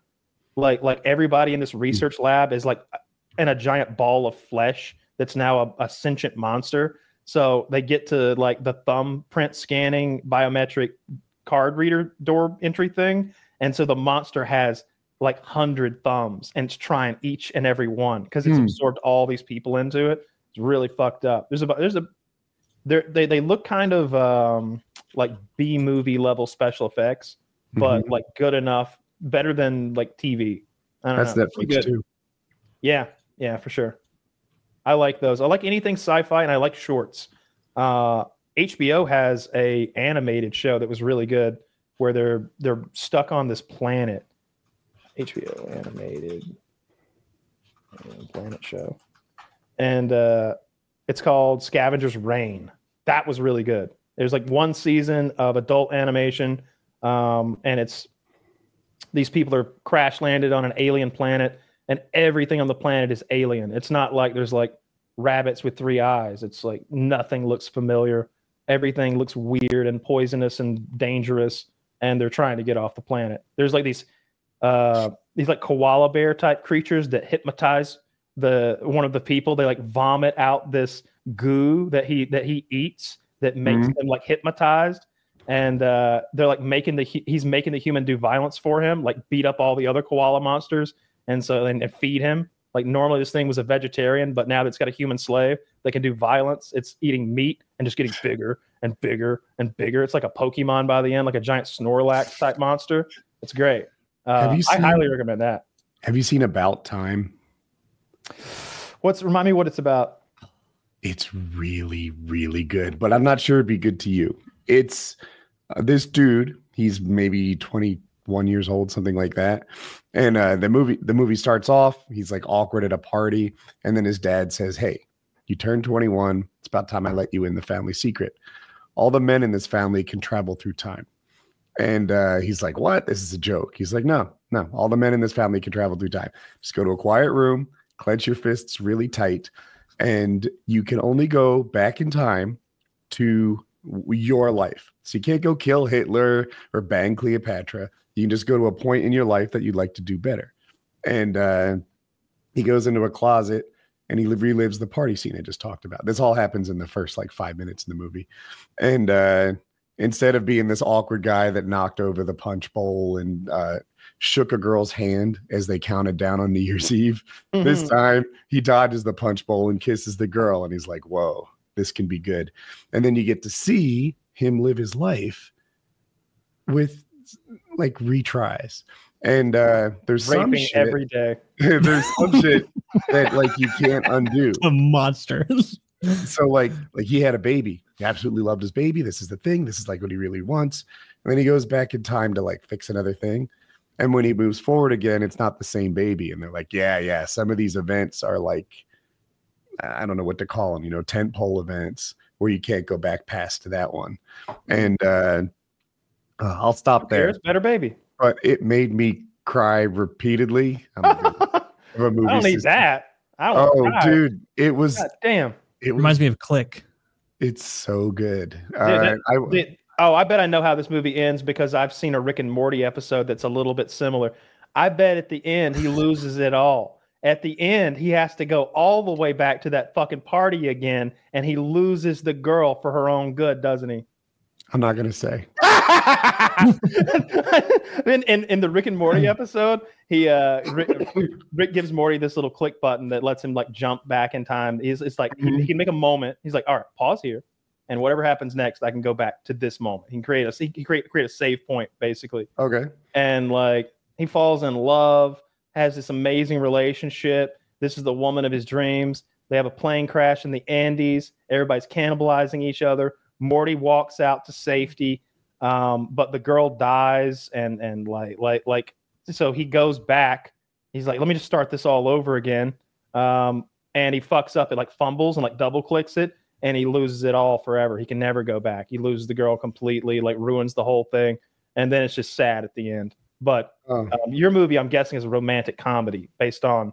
It is a rom-com, which is why I was hesitant about suggesting it to our alpha audience. But all you alphas out there, yeah, all you alphas watching Painkiller already to the very, very end. But it's so good. I think Taylor would like it.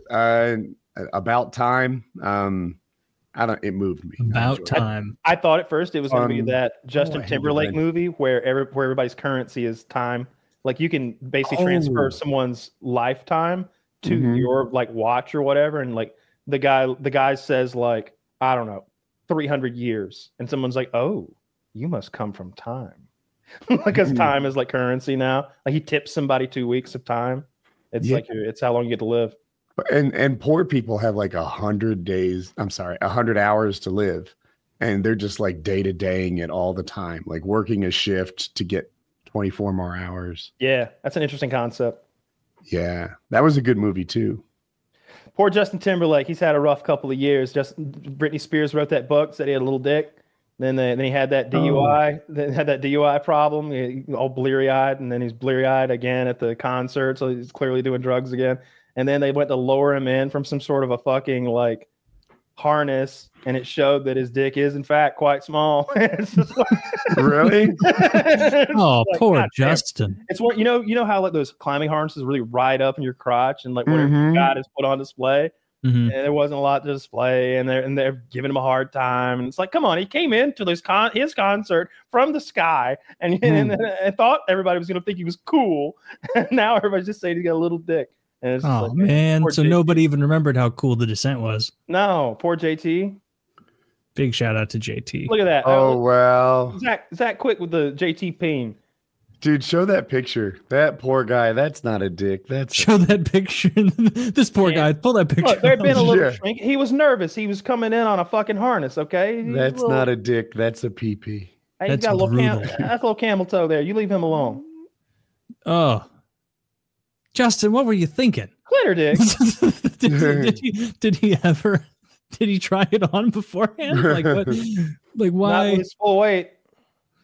Not with his full weight. How else would you try on a climbing harness? I would sit in their side saddle. Like remember when Miley Cyrus came in on that wrecking ball and she's kind of like like perched up there? Like that's how you sit on something classic. You know what I would do? I would let them descend a rope, and I would have it be like very deft. That one hand was like strapped to the rope, but other than that, it would look like I was just holding myself up by my strength. Okay. And so it'd be like a Tarzan descent. Like, and so they'd be like, that guy's singing and he's dropping, but really like behind the rope, my arm is strapped to it. I would slide a stunt dick in my pants, right? You know, the Woody's hanging down 14 inches. Must have been 12 inches around. Yeah. It looked absurd. All the 11-year-old girls in the audience were horrified.